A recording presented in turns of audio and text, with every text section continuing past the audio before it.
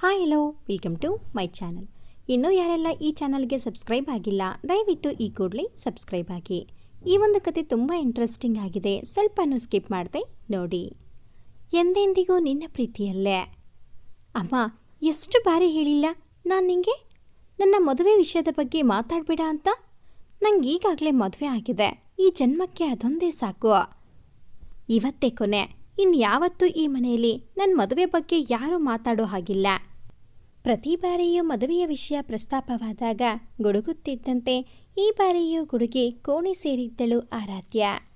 ದಡೆಂದು ಮುಚ್ಚಿಕೊಂಡ ಕದ ಅಂದಿನ ಚರ್ಚೆಗೆ ಪೂರ್ಣ ವಿರಾಮ ಘೋಷಿಸಿತ್ತು. ರೀ, ಇವಳಿಗೆ ಹೇಗ್ರಿ ತಿಳಿಸಿ ಹೇಳೋದು? ಹೆತ್ತವರ ಸಂಕಟ ಇವಳಿಗ್ಯಾಕ್ರಿ ಅರ್ಥ ಆಗಲ್ಲ? ಅದು ಒಂದು ಮದುವೆ ಏನ್ರಿ? ಮದುವೆ ವಯಸ್ಸು ಮೀರಿದ ಮಗಳು ಇನ್ನೂ ಮದುವೆಯಾಗದೆ ಒಂಟಿಯಾಗೇ ಇದ್ದಾಳೆ ಅಂದರೆ ನಮಗೆ ಚಿಂತೆ ಕಾಡದೆ ಇರುತ್ತಾ ಹೇಳಿ?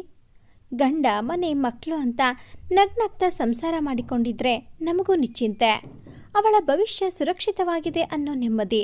ಆದರೆ ಈಗ ನಮ್ಮ ನಂತರ ಇವಳಿಗೆ ಯಾರು ದಿಕ್ಕು? ಈ ಸಮಾಜದಲ್ಲಿ ಹಿಂದೆ ಮುಂದೆ ಇಲ್ದಿರೋ ಒಂಟಿ ಹೆಣ್ಣು ಬದುಕೋದು ಸುಲಭ ಏನ್ರಿ? ಯಾಕ್ರಿ ಇವಳಿಗೆ ಇದೆಲ್ಲ ಅರ್ಥ ಆಗಲ್ಲ? ಕೊನೆಗಾಲನ ಚಿಂತೆಯಲ್ಲೇ ಕಳೀಬೇಕು ಅಂತ ಆ ದೇವರು ನಮ್ಮ ಹಣೆಯಲ್ಲಿ ಬರ್ತಿದ್ದಾನೋ ಏನೋ. ಒದ್ದೆಯಾದ ಕಣ್ಣಂಚನ್ನು ಸೆರಗಿನ ತುದಿಯಿಂದ ಒರೆಸಿಕೊಳ್ಳುತ್ತಾ ತಮ್ಮ ದುಃಖವನ್ನು ಪತಿಯ ಬಳಿ ತೋಡಿಕೊಂಡರು ನಂದಿನಿ. ಎದೆಗೊರಗಿದ ಪತ್ನಿಯ ಭುಜವನ್ನು ಬಳಸಿ ಅವರನ್ನು ಸಮಾಧಾನ ಮಾಡಲೆತ್ನಿಸಿದ ವಿಶ್ವನಾಥ್ರವರು ತುಂಬಿದ ತಮ್ಮ ಕಣ್ಣುಗಳನ್ನು ಒರೆಸಿಕೊಂಡರು. ಎರಡು ಮನಸ್ಸುಗಳು ಬೇಗುದಿಯಲ್ಲಿ ಬೇಯುತ್ತಿರುವಾಗ ಸಮಾಧಾನದ ಸಿಂಚನವಾಗುವುದಾದರೂ ಎಲ್ಲಿಂದ? ಆರಾಧ್ಯ 30ರ ಹರೆಯದಲ್ಲಿರುವ ಚೆಲುವಾದ ಹೆಣ್ಣು, ಅಪ್ಪ ಅಮ್ಮನ ಏಕೈಕ ಸಂತಾನ. ನಗರದ ಪ್ರತಿಷ್ಠಿತ ಕಂಪನಿಯೊಂದರಲ್ಲಿ ತನ್ನ ವಿದ್ಯೆಯಿಂದ ಉದ್ಯೋಗ ಗಿಟ್ಟಿಸಿದವಳು ಕಡಿಮೆ ಸಮಯದಲ್ಲಿ ತನ್ನ ಪ್ರತಿಭೆಯಿಂದ ಉನ್ನತ ಹುದ್ದೆಯನ್ನು ಅಲಂಕರಿಸಿದ್ದಳು. ಗುಣದಲ್ಲಿ ಅಪರಂಜಿ, ಸರಳ ಸಜ್ಜನಳು. ಇದ್ದರೆ ಇಂತಹ ಕುಡಿಯಿರಬೇಕು ಎನ್ನುವಂತೆ ಮಾದರಿಯಾಗಿದ್ದಳವಳು. ಮಕ್ಕಳಿಂದ ತಾವು ಗುರುತಿಸಲ್ಪಟ್ಟರೆ ಹೆತ್ತೊಡಲಿಗೆ ಅದಕ್ಕಿಂತ ಹೆಚ್ಚಿನ ಸಾರ್ಥಕತೆ ಇನ್ನೇನು ಬೇಕು? ಆ ವಿಷಯದಲ್ಲಿ ವಿಶ್ವನಾಥ್ ದಂಪತಿಗಳು ಪುಣ್ಯವಂತರೆ. ಆದರೆ ಅವರಿಗೆ ಕಾಡುತ್ತಿದ್ದದ್ದು ಒಂದೇ ಚಿಂತೆ, ಅದೇ ಮಗಳ ಕನ್ಯಾದಾನ ಮಾಡಿ ಅವಳು ತನ್ನ ಸಂಸಾರ ಹೂಡುವುದನ್ನು ಕಣ್ತುಂಬಿಕೊಳ್ಳಬೇಕೆಂದು. ಆರಾಧ್ಯ ಕೂಡ ಮದುವೆ, ಪ್ರೀತಿ, ಸಂಸಾರ ಎನ್ನುವ ಬಂಧನಗಳಲ್ಲಿ ಪ್ರೀತಿಯಿಂದ ಬೆಸೆಯಲು ಬಯಸುವವಳೆ. ಆದರೆ ಅವಳ ಪಾಲಿಗೆ ಆ ಬಂಧನ ಅವಳನ್ನು ಅದಾಗಲೇ ತನ್ನ ತೆಕ್ಕೆಯಲ್ಲಿ ಬಂಧಿಸಿಯಾಗಿತ್ತು. ಆ ಬಂಧನದಲ್ಲೇ ಅವಳು ತನ್ನ ಉಳಿದ ಜೀವನವನ್ನು ಕಳೆಯಲು ಬಯಸಿದ್ದಳು. ಮಗಳ ಯಾವ ನಿರ್ಧಾರವನ್ನು ಪ್ರಶ್ನಿಸದ ಅಥವಾ ತಿರಸ್ಕರಿಸದ ವಿಶ್ವನಾಥ್ ದಂಪತಿಗಳು ಈ ವಿಷಯದಲ್ಲಿ ಮಾತ್ರ ಅವಳ ಪರವಾಗಿ ನಿಲ್ಲಲು ಸಿದ್ಧರಿರಲಿಲ್ಲ. ಕಾರಣ, ಅವರ ದೃಷ್ಟಿಯಲ್ಲಿ ಅದು ಮದುವೆಯೇ ಅಲ್ಲ. ಅವರಷ್ಟೇ ಅಲ್ಲ, ಸಮಾಜದ ಪಾಲಿಗೂ ಅದು ಮದುವೆ ಎಂದೆನಿಸಿಕೊಳ್ಳದು. ಆದರೆ ಆರಾಧ್ಯ ಮಾತ್ರ ಅದನ್ನೇ ತನ್ನ ಜೀವನದ ಸೌಭಾಗ್ಯವೆಂದು ತಿಳಿದುಕೊಂಡಿದ್ದಳು. ಮದುವೆಯ ಬಗ್ಗೆ ಯಾಕೆ ಗೊಂದಲ ಹುಟ್ಟಿಕೊಂಡಿತು? ಎಲ್ಲ ವಿಷಯದಲ್ಲೂ ಯೋಚಿಸಿ ನಿರ್ಧಾರ ತೆಗೆದುಕೊಳ್ಳುತ್ತಿದ್ದ ಆರಾಧ್ಯ ಮದುವೆಯ ವಿಷಯದಲ್ಲಿ ತಪ್ಪು ನಿರ್ಧಾರ ತೆಗೆದುಕೊಂಡಳೆ? ಅಥವಾ ತಮ್ಮ ಇಷ್ಟದ ವಿರುದ್ಧ ನಡೆಯುತ್ತಿರುವ ಮಗಳ ನಡೆಯನ್ನು ಒಪ್ಪಿಕೊಳ್ಳದ ವಿಶ್ವನಾಥ್ ದಂಪತಿಗಳ ವಾದದಲ್ಲಿ ಹುರುಳಿದೆಯೇ? ಕೋಣೆಯ ಕದ ಮುಚ್ಚಿದ ಆರಾಧ್ಯ ತನ್ನ ಗತನೆನಪುಗಳ ಮೂಟೆಯನ್ನು ತೆರೆದು ಕೂಳ್ತಿದ್ದಳು. ನೆನಪುಗಳೇ ಸದ್ಯಕ್ಕೆ ಅವಳಿಗೆ ಜೀವಾಳ. ಅವುಗಳನ್ನು ಮೆಲುಕು ಹಾಕುವುದು ಮತ್ತೆ ಮೂಟೆ ಕಟ್ಟಿಡುವುದು ಅವಳ ನಿತ್ಯದ ದಿನಚರಿಯಲ್ಲಿ ಬೆರೆತು ಹೋಗಿತ್ತು. ಆದರೆ ಅಂದು ಮತ್ತೆ ಅವಳಿಗಿಷ್ಟವಿಲ್ಲದ ಮದುವೆಯ ವಿಷಯ ಪ್ರಸ್ತಾಪವಾಗಿದ್ದಕ್ಕೆ ಬೇಸರದಿಂದಲೇ ತನ್ನ ನೆನಪಿನ ಸರವನ್ನು ಬಿಚ್ಚತೊಡಗಿದ್ದಳು. ನೆನಪಿನ ಒಂದೊಂದೇ ಮನೆಗಳು ಕಳಚಲು ಹಳೆ ನೆನಪುಗಳು ಅವಳನ್ನು ತಮ್ಮ ಸೂರ್ಪತೆಗೆ ತೆಗೆದುಕೊಂಡವು. ಆರಾಧ್ಯಾಳ ಜೀವನದ ಹಿನ್ನೋಟ, ಅವಳ ನೆನಪಿನ ಸರ ಶುರುವಾಗುವುದೇ ಈ ಮಣೆಯಿಂದ. ನಂದು, ನಂದಿನಿ! ಮುಂದೆ ಮಾಡಿದ್ದ ಬಾಗಿಲನ್ನು ಒಳಗಡೆ ತಳ್ಳುತ್ತಾ ಒಳನಡೆದರು ಗೋವಿಂದರವರು. ಕೆಲಸದಲ್ಲಿ ತಲ್ಲೀನರಾಗಿದ್ದ ನಂದಿನಿ ಸೆರಗ ತುದಿಯಿಂದ ಹಣೆಯ ಬೆವರನ್ನು ಹೊರಿಸಿಕೊಳ್ಳುತ್ತಾ ಹೊರಬಂದು ನೋಡಿದಾಗ ಕಂಡಿದ್ದು ಅಣ್ಣ ಗೋವಿಂದ. ಓ ಗೋವಿಂದಣ್ಣ, ಬನ್ನಿ ಬನ್ನಿ, ಕೂತ್ಕೊಳ್ಳಿ. ಬಿರುಬಿಸಿರಿನಲ್ಲಿ ನಡೆದು ಬಂದ ಅಣ್ಣನ ದನಿವಾರಿಸಲು ಫ್ಯಾನ್ ಸ್ವಿಚ್ ಹಾಕಿದ ನಂದಿನಿರವರು ಅಣ್ಣನನ್ನು ಪ್ರೀತಿಯಿಂದ ಬರಮಾಡಿಕೊಂಡರು. ಏನ್ ಬಿಸಿಲಮ್ಮ ಹೊರಗಡೆ! ಹಬ್ಬಬ್ಬ! ಕರವಸ್ತ್ರದಿಂದ ಬೆವರನ್ನು ಒರೆಸಿಕೊಳ್ಳುತ್ತಾ ಹೆಗಲ ಮೇಲೆ ಹಾಯಾಗಿ ಮಲಗಿದ್ದ ಕೈಚೀಲವನ್ನು ಎದುರಿನ ಟೇಬಲ್ ಮೇಲಿರಿಸಿ ಕುರ್ಚಿಯಲ್ಲಿ ಆಸೀನರಾದರು ಗೋವಿಂದಣ್ಣ. ಹೌದು ಗೋವಿಂದಣ್ಣ, ಈ ಬಾರಿಯಂತೂ ಕಳೆದ ಬಾರಿಗಿಂತ ಹೆಚ್ಚಿನ ಬಿಸಿಲು. ಇರಿ, ತಂಪಾಗಿ ಕುಡಿಯಲು ತರ್ತೀನಿ ಎಂದ ನಂದಿನಿ ಅವರು ಒಂದೆರಡು ನಿಮಿಷದಲ್ಲಿಯೇ ತಣ್ಣನೆಯ ಮಜ್ಜಿಗೆಯ ಲೋಟವನ್ನು ಹಿಡಿದು ಗೋವಿಂದಣ್ಣನೆದುರು ನಿಂತಿದ್ದರು. ದಣಿದ ದೇಹವನ್ನು ತಣ್ಣನೆಯ ಮಜ್ಜಿಗೆ ತಂಪಾಗಿಸಿದ್ದು. ಅಣ್ಣ ತಂಗಿ ಹಾಯಾಗಿ ಕುಳಿತು ಕಷ್ಟ ಸುಖ ಮಾತಾಡಿಕೊಳ್ಳುತ್ತಿದ್ದರು. ಅಣ್ಣ ಎಂದರೆ ಸ್ವಂತ ಅಣ್ಣ ಅಲ್ಲ, ಗೋವಿಂದಣ್ಣ. ವಿಶ್ವನಾಥ್ರವರ ಚಿಕ್ಕಪ್ಪನ ಮಗಳು ಕವಿತಾರ ಪತಿ ಗೋವಿಂದರಾಜು. ವರಸೆಯಲ್ಲಿ ಅಣ್ಣನಾದರೂ ನಂದಿನಿಯವರೆಂದರೆ ಸ್ವಂತ ತಂಗಿಯಂತೆಯೇ ಕಾಳಜಿ ವಹಿಸುತ್ತಿದ್ದರು. ನಂದಿನಿಯವರು ಅಷ್ಟೇ, ಬಾಯಿ ಮಾತಿಗಷ್ಟೇ ಅಲ್ಲ ಅಣ್ಣ ಎನ್ನುತ್ತಿದ್ದದ್ದು, ಮನಸಾರೆ ಅಣ್ಣ ಎಂದು ಭಾವಿಸಿ ಗೌರವಿಸುತ್ತಿದ್ದರು. ಹಾಗಾಗಿಯೇ ಸಂಬಂಧ ಸ್ವಲ್ಪ ದೂರವಾದರೂ ಬಳಕೆ ಹೆಚ್ಚಾಗಿತ್ತು ಅವರಿಬ್ಬರ ಕುಟುಂಬದ ನಡುವೆ. ಹೆಂಡತಿಯ ಅಣ್ಣನ ಮನೆ ಎನ್ನುವುದಕ್ಕಿಂತ ತನ್ನ ತಂಗಿಯ ಮನೆ ಎಂದೇ ಆಗಾಗ್ಗೆ ಬರುತ್ತಿದ್ದರು ಗೋವಿಂದಣ್ಣ. ಗೋವಿಂದರಾಜು ಕವಿತಾರಿಗೆ ಇಬ್ಬರು ಮಕ್ಕಳು. ಮಗಳು ಮಾನ್ಯ ಹಿರಿಯಳಾದರೆ ಮಗ ಪೃಥ್ವಿ ಕಿರಿಯವನು. ಮಕ್ಕಳೆಂದರೆ ಸಿಕ್ಕಾಪಟ್ಟೆ ಪ್ರೀತಿ, ಅಭಿಮಾನ ಗೋವಿಂದಣ್ಣನಿಗೆ. ಎಲ್ಲರೊಡನೆ ಅವರ ಗುಣಗಾನ ಮಾಡುವುದು ಮಾತ್ರ ಮರೆಯುತ್ತಿರಲಿಲ್ಲ ಅವರು. ಮಕ್ಕಳಿಬ್ಬರೂ ಕೂಡ ಅವರ ಹೊಗಳಿಕೆಗೆ ಯೋಗ್ಯರಾಗಿದ್ದರು ಎನ್ನಿ. ಮೊದಲಿನಿಂದಲೂ ರೆಸಿಡೆನ್ಷಿಯಲ್ ಶಾಲೆಯಲ್ಲಿ ಉಳಿದು ಓದುತ್ತಿದ್ದ ಪೃಥ್ವಿ ಮನೆಗೆ ಬರುತ್ತಿದ್ದದ್ದು ರಜೆಯಲ್ಲಿ ಮಾತ್ರ. ಬರುವುದೇ ಅಪರೂಪ. ಆಗಲೂ ಅವರ ಮನೆ ಇವರ ಮನೆ ಎಂದು ನೆಂಟರಿಷ್ಟರ ಮನೆಗೆ ಕರೆದುಕೊಂಡು ಹೋಗುತ್ತಿದ್ದರೆ ಮನೆಯಲ್ಲಿ ಉಳಿದಂತೆಯೇ ಆಗುವುದಿಲ್ಲ. ರಜೆಯ ಅಷ್ಟೂ ದಿನಗಳು ಮಗ ಮನೆಯಲ್ಲಿಯೇ ಇರಲಿ ಎನ್ನುವುದು ಕವಿತಾರವರ ಆಂಬೋಣವಾಗಿತ್ತು. ತಾಯಿ ಹೃದಯ ಅಪರೂಪಕ್ಕೆ ಸಿಗುತ್ತಿದ್ದ ಮಗನ ಸಾಂಗತ್ಯವನ್ನು ಬಯಸುತ್ತಿದ್ದದ್ದು ಸಹಜವೇ ಬಿಡಿ. ಹಾಗಾಗಿಯೇ ಪೃಥ್ವಿಗೆ ತನ್ನ ನೆಂಟರಿಷ್ಟರ ಬಗ್ಗೆ ಕೇಳಿ ಗೊತ್ತೇ ಹೊರತು ಅವರನ್ನು ಖುದ್ದು ಕಂಡವನಲ್ಲ. ಆದರೆ ಮಾನ್ಯ ಹಾಗಲ್ಲ, ಅಪ್ಪ ಅಮ್ಮನೊಟ್ಟಿಗೆ ಇದ್ದು ಬೆಳೆದವಳು. ಆದರೆ ಪೃಥ್ವಿ ಬಗ್ಗೆ, ಅವನ ಜೀವನದ ಆಗು ಹೋಗುಗಳ ಬಗ್ಗೆ ಅವರ ಕುಟುಂಬದವರಿಗೆಲ್ಲ ತುಂಬ ಚೆನ್ನಾಗಿಯೇ ಗೊತ್ತಿರುತ್ತಿತ್ತು. ಹೇಗೆ ಅಂದರೆ, ನಮ್ಮ ಗೋವಿಂದಣ್ಣ ಇದ್ದಾರಲ್ಲ, ನಮ್ಮವರು ತಮ್ಮವರು ಎಂಬ ಪ್ರಪಂಚ ಜಾಸ್ತಿ ಅವರಿಗೆ. ಯಾರು ಏನೇ ಅಂದುಕೊಳ್ಳಲಿ, ಯಾರು ತಮ್ಮ ಮನೆಗೆ ಬರಲಿ ಬಿಡಲಿ, ಹಿರಿಯ ಸ್ಥಾನದಲ್ಲಿರುವ ತಾನು ಸಂಬಂಧಗಳ ಕೊಂಡಿಯನ್ನು ಭದ್ರವಾಗಿ ಇರಿಸಬೇಕೆನ್ನುವ ಉದ್ದೇಶದಿಂದ ಆಗಾಗ್ಗೆ ಬಂಧು ಬಾಂಧವರ ಮನೆಗೆ ಹೋಗಿ ಬಂದು ಮಾಡುತ್ತಲಿರುತ್ತಿದ್ದರು. ಹಾಗೆ ಹೋದಲ್ಲೆಲ್ಲ ಮಗನ ಬಗ್ಗೆ ಹೇಳದೆ ಹೋದರೆ ಅವರಿಗೆ ತೃಪ್ತಿಯೇ ಇಲ್ಲ. ಹಾಗಂತ ಕೊಚ್ಚಿಕೊಳ್ಳುವ ಸ್ವಭಾವವಲ್ಲ. ಮಗನ ಬಗ್ಗೆ ಹೆಮ್ಮೆಯಿಂದ ಎಲ್ಲರೊಟ್ಟಿಗೆ ಹೇಳಿಕೊಳ್ಳುವ ಕಯಾಲಿ. ಅಂದೂ ಹಾಗೆ ತಂಗಿಯೊಡನೆ ಏನೋ ಮಾತನಾಡುತ್ತಿರುವಾಗ ಆರಾಧ್ಯಾಳ ಆಗಮನವಾಗಿತ್ತು. ಕಾಲೇಜ್ ಮುಗಿಸಿ ಬಾಗಿಲೊಡನೆ ಹೆಜ್ಜೆ ಇಡುತ್ತಲೇ ಒಳಗಿನಿಂದ ಕೇಳಿಬಂದ ಸ್ವರದಿಂದ ಮಾವ ಬಂದಿದ್ದಾರೆಂದು ಗ್ರಹಿಸಿದಳು ಆರಾಧ್ಯ. ಆರಾಧ್ಯ, ಆರು ಪುಟ್ಟ, ಬಾರೋ. ಕಾಲೇಜೆಲ್ಲ ಹೀಗೆ ನಡೀತಾ ಇದೆ? PUC ಮೊದಲನೇ ವರ್ಷ ಅಲ್ವೇನಮ್ಮ? ಆರಾಧ್ಯಾಳ ಕಂಡ ಕೂಡಲೇ ಪ್ರೀತಿಯಿಂದ ಅವಳನ್ನು ವಿಚಾರಿಸಿದರು ಗೋವಿಂದಣ್ಣ.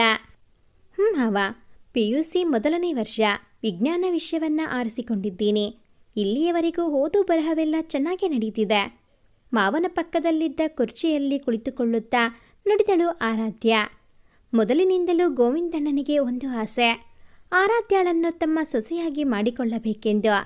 ವರಸೆಯಲ್ಲಿ ಸೊಸೆಯೇ ನಿಜ, ಆದರೆ ಅವರಿಗೆ ತಂಗಿಯ ಮಗಳ ಹಾಗಲ್ಲದೆ ತಮ್ಮ ಮಗನ ಕೈ ಹಿಡಿದು ಮನೆಯ ಬೆಳಗುವ ಸೊಸೆಯ ರೂಪದಲ್ಲಿ ಅವಳನ್ನು ನೋಡುವಾಸೆ. ತಂಗಿಯ ಮನೆಗೆ ಬಂದಾಗಲೆಲ್ಲ ಆ ಆಸೆಯನ್ನು ಮನದಲ್ಲಿರಿಸಿಕೊಂಡೇ ತಮ್ಮ ಮಗನ ಬಗ್ಗೆ ಹಾಡಿ ಹೊಗಳುತ್ತಿದ್ದರು ಗೋವಿಂದಣ್ಣ. ನೀವು ಮಾವ ಸೊಸೆ ಮಾತಾಡ್ತಾ ಇರಿ, ನಾನು ಬೇಗ ಊಟಕ್ಕೆ ಸಿದ್ಧಪಡಿಸಿಬಿಡ್ತೀನಿ ಎನ್ನುತ್ತಾ ಕಣ್ಸನ್ನೆಯಲ್ಲಿಯೇ ಮಾವನನ್ನು ಚೆನ್ನಾಗಿ ನೋಡ್ಕೋ ಎಂದು ಮಗಳಿಗೆ ಸೂಚಿಸಿ ಎದ್ದು ಒಳನಡೆದರು ನಂದಿನಿ. ಹೀಗೆ ಹರಡುತ್ತಾ ಗೋವಿಂದಣ್ಣ ತಮ್ಮ ಮಗನ ವಿಷಯವನ್ನು ತೆರೆದರು. ಪೃಥ್ವಿ ಆರಾಧ್ಯಾಳಿಗಿಂತ 2 ವರ್ಷಕ್ಕೆ ಹಿರಿಯ. ಮೆಕ್ಯಾನಿಕಲ್ ಇಂಜಿನಿಯರಿಂಗ್ನ 2ನೇ ವರ್ಷಕ್ಕೆ ಆಗಷ್ಟೇ ಕಾಲಿರಿಸಿದ್ದ. ಮಂಗಳೂರಿನ ಒಳ್ಳೆಯ ಕಾಲೇಜಿನಲ್ಲಿ ಅವನಿಗೆ ಬೇಕಾದ ವಿಷಯದಲ್ಲಿ ಸೀಟ್ ಸಿಕ್ಕಿತ್ತು. ಕಾಲೇಜಿನ ಹಾಸ್ಟೆಲ್ನಲ್ಲಿ ಉಳಿದುಕೊಂಡಿದ್ದ. ಪಠ್ಯ ಪಕ್ಷೇತರ ಎಲ್ಲದರಲ್ಲಿಯೂ ಮುಂದು.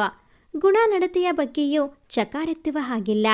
ಇವೆಲ್ಲ ಮಾವನಿಂದ ತಿಳಿದ ವಿಷಯಗಳು. ಹಾಗಾಗಿ ಅವನ ಬಗ್ಗೆ ಕೇಳುತ್ತಲೇ ಇದ್ದವಳಾದ್ದರಿಂದ ಅವನ ಬಗ್ಗೆ ಮನಸ್ಸಲ್ಲಿ ಒಳ್ಳೆಯವ ಎನ್ನುವ ಭಾವನೆ ಮೂಡಿದ್ದವಳಿಗೆ. ಮಾತನಾಡುತ್ತಾ ಗೋವಿಂದಣ್ಣ ತಮ್ಮ ಕೈಚೀಲದಿಂದ ಕೆಲವು ಫೋಟೋಗಳನ್ನು ಹೊರತೆಗೆದು, ನೋಡಮ್ಮ ಆರಾಧ್ಯ, ಕಳೆದ ಬಾರಿ ರಜೆಯಲ್ಲಿ ಸ್ನೇಹಿತರೆಲ್ಲ ಟ್ರಿಪ್ ಹೋಗಿದ್ರಂತೆ, ಆಗ ತೆಗೆದ ಫೋಟೋಗಳನ್ನು ಕಳಿಸಿದ್ದಾನೆ. ಎನ್ನುತ್ತಾ ಆರಾಧ್ಯಾಳ ಕೈಯಲ್ಲಿರಿಸಿದರು. ಚಿಕ್ಕವಳಿರುವಾಗ ಪೃಥ್ವಿನನ್ನು ನೋಡಿದ್ದಳೆ ಹೊರತು ಅವನು ರೆಸಿಡೆನ್ಷಿಯಲ್ ಶಾಲೆಗೆ ಸೇರಿದ ಮೇಲೆ ಅವನ ಬಗ್ಗೆ ಹೆಚ್ಚಾಗಿ ಕೇಳಿಯೇ ಗೊತ್ತಿದ್ದ. ಆರಾಧ್ಯ ಮೊದಲ ಬಾರಿಗೆ ಅವನ ಇತ್ತೀಚಿನ ಫೋಟೋವನ್ನು ನೋಡಿದಳು. ಸ್ಪರತೃಪಿ ಮಾವ ತಮ್ಮ ಮಗ ಎನ್ನುವ ಹಮ್ಮಿನಿಂದ ಅವನ ಬಗ್ಗೆ ಇದ್ದುದರ ಜೊತೆ ಮತ್ತಷ್ಟು ಸೇರಿಸಿ ಹೇಳುತ್ತಾರೇನೋ ಅಂದ್ಕೊಂಡಿದ್ದೆ. ಆದರೆ ಮಾವ ಹೇಳ್ತಾ ಇದ್ದ ಇದ್ಯಾವುದೂ ಸುಳ್ಳಲ್ಲ ಎಂದು ಮೊದಲ ಬಾರಿ ಅನಿಸಿದ್ದವಳಿಗೆ. ಯಾಕೋ ಮೊದಲ ನೋಟದಲ್ಲೇ ಮನಸ್ಸಲ್ಲಿ ನೆಲೆ ಕಂಡುಕೊಂಡು ಬಿಟ್ಟನವ.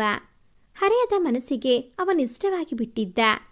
ಅರಿವಿಲ್ಲದೆ ರಂಗೇರಿದ ಆರಾಧ್ಯಾಳ ಕೆನ್ನೆಗಳು ಗೋವಿಂದಣ್ಣನಿಗೆ ತಮ್ಮ ಆಸೆ ಈಡೇರಬಹುದು ಎನ್ನುವ ಸಣ್ಣ ಭರವಸೆ ಮೂಡಿಸಿದವು.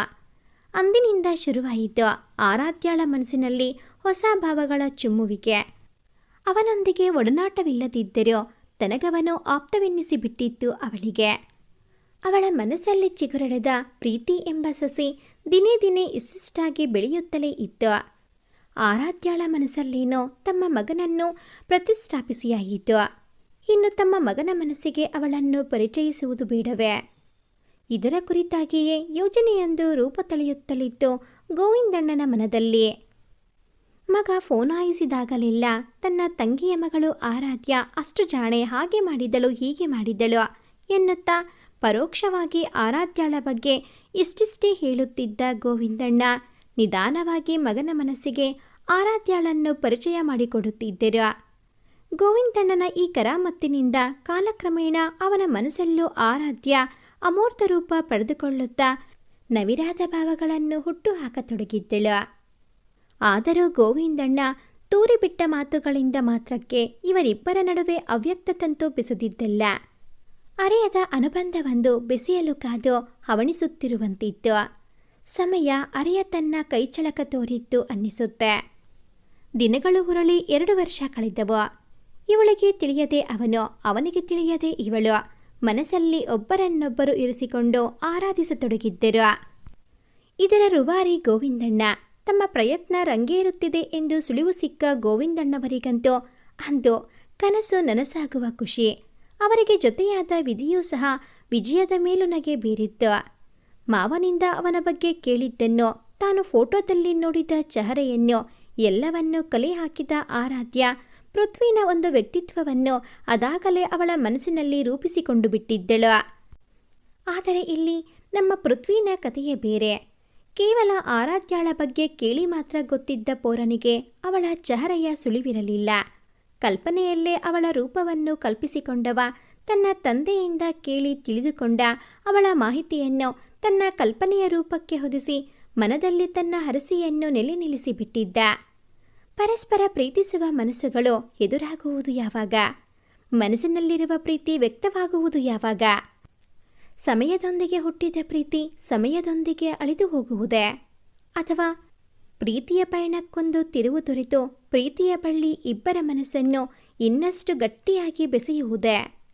ಎಲ್ಲ ಪ್ರಶ್ನೆಗಳಿಗೂ ಉತ್ತರ ನೀಡಲು ಸಮಯ ಸಜ್ಜಾಗಿ ಕುಳಿತಿತ್ತು. ಹೌದು, ಅತಿ ಶೀಘ್ರದಲ್ಲಿ ಆರಾಧ್ಯ ಮತ್ತು ಪೃಥ್ವಿ ಎದುರು ಬದುರಾಗುವವರಿದ್ದರು. ಗೋವಿಂದಣ್ಣನಂತೆಯೇ ಕಾಲವು ಇಬ್ಬರ ಭೇಟಿಗೆ ಕಾದು ಕುಳಿತಿತ್ತು. ನೋಡಮ್ಮ ನಂದಿನಿ, ನಾನು ಯಾವ ಸಬೂಬನ್ನು ಕೇಳಲು ತಯಾರಿಲ್ಲ. ನಿನ್ನ ಅಣ್ಣ ಮಾಡ್ತಾ ಇರೋ ಮೊದಲ ಶುಭ ಕಾರ್ಯ ಕಣಮ್ಮ ಇದು. ಅಣ್ಣನ ಮಗಳ ಮದುವೆಗೆ ನೀನು ವಾರದ ಮುಂಚೆಯೇ ಬಂದು ಮದುವೆ ಮುಗಿದ 1 ವಾರದ ನಂತರವಷ್ಟೇ ಹೊರಡ್ತೀಯ, ತಿಳಿತಾ? ಗೋವಿಂದಣ್ಣ ಪ್ರೀತಿಭರಿತ ಅಧಿಕಾರದಿಂದಲೇ ತಂಗಿಯನ್ನು ಮಗಳ ಮದುವೆಗೆ ಆಹ್ವಾನಿಸಿದ್ದರು. ಅಣ್ಣ ಹೇಳಿದ ಹಾಗೆ 15 ದಿನಗಳ ಕಾಲ ಉಳಿಯಲಾಗದಿದ್ದರೂ ಕನಿಷ್ಠ 1 ವಾರವಾದರೂ ಹೋಗಿದ್ದು ಬರಬೇಕು ಎಂದು ನಿಶ್ಚಯಿಸಿದರು ನಂದಿನಿ.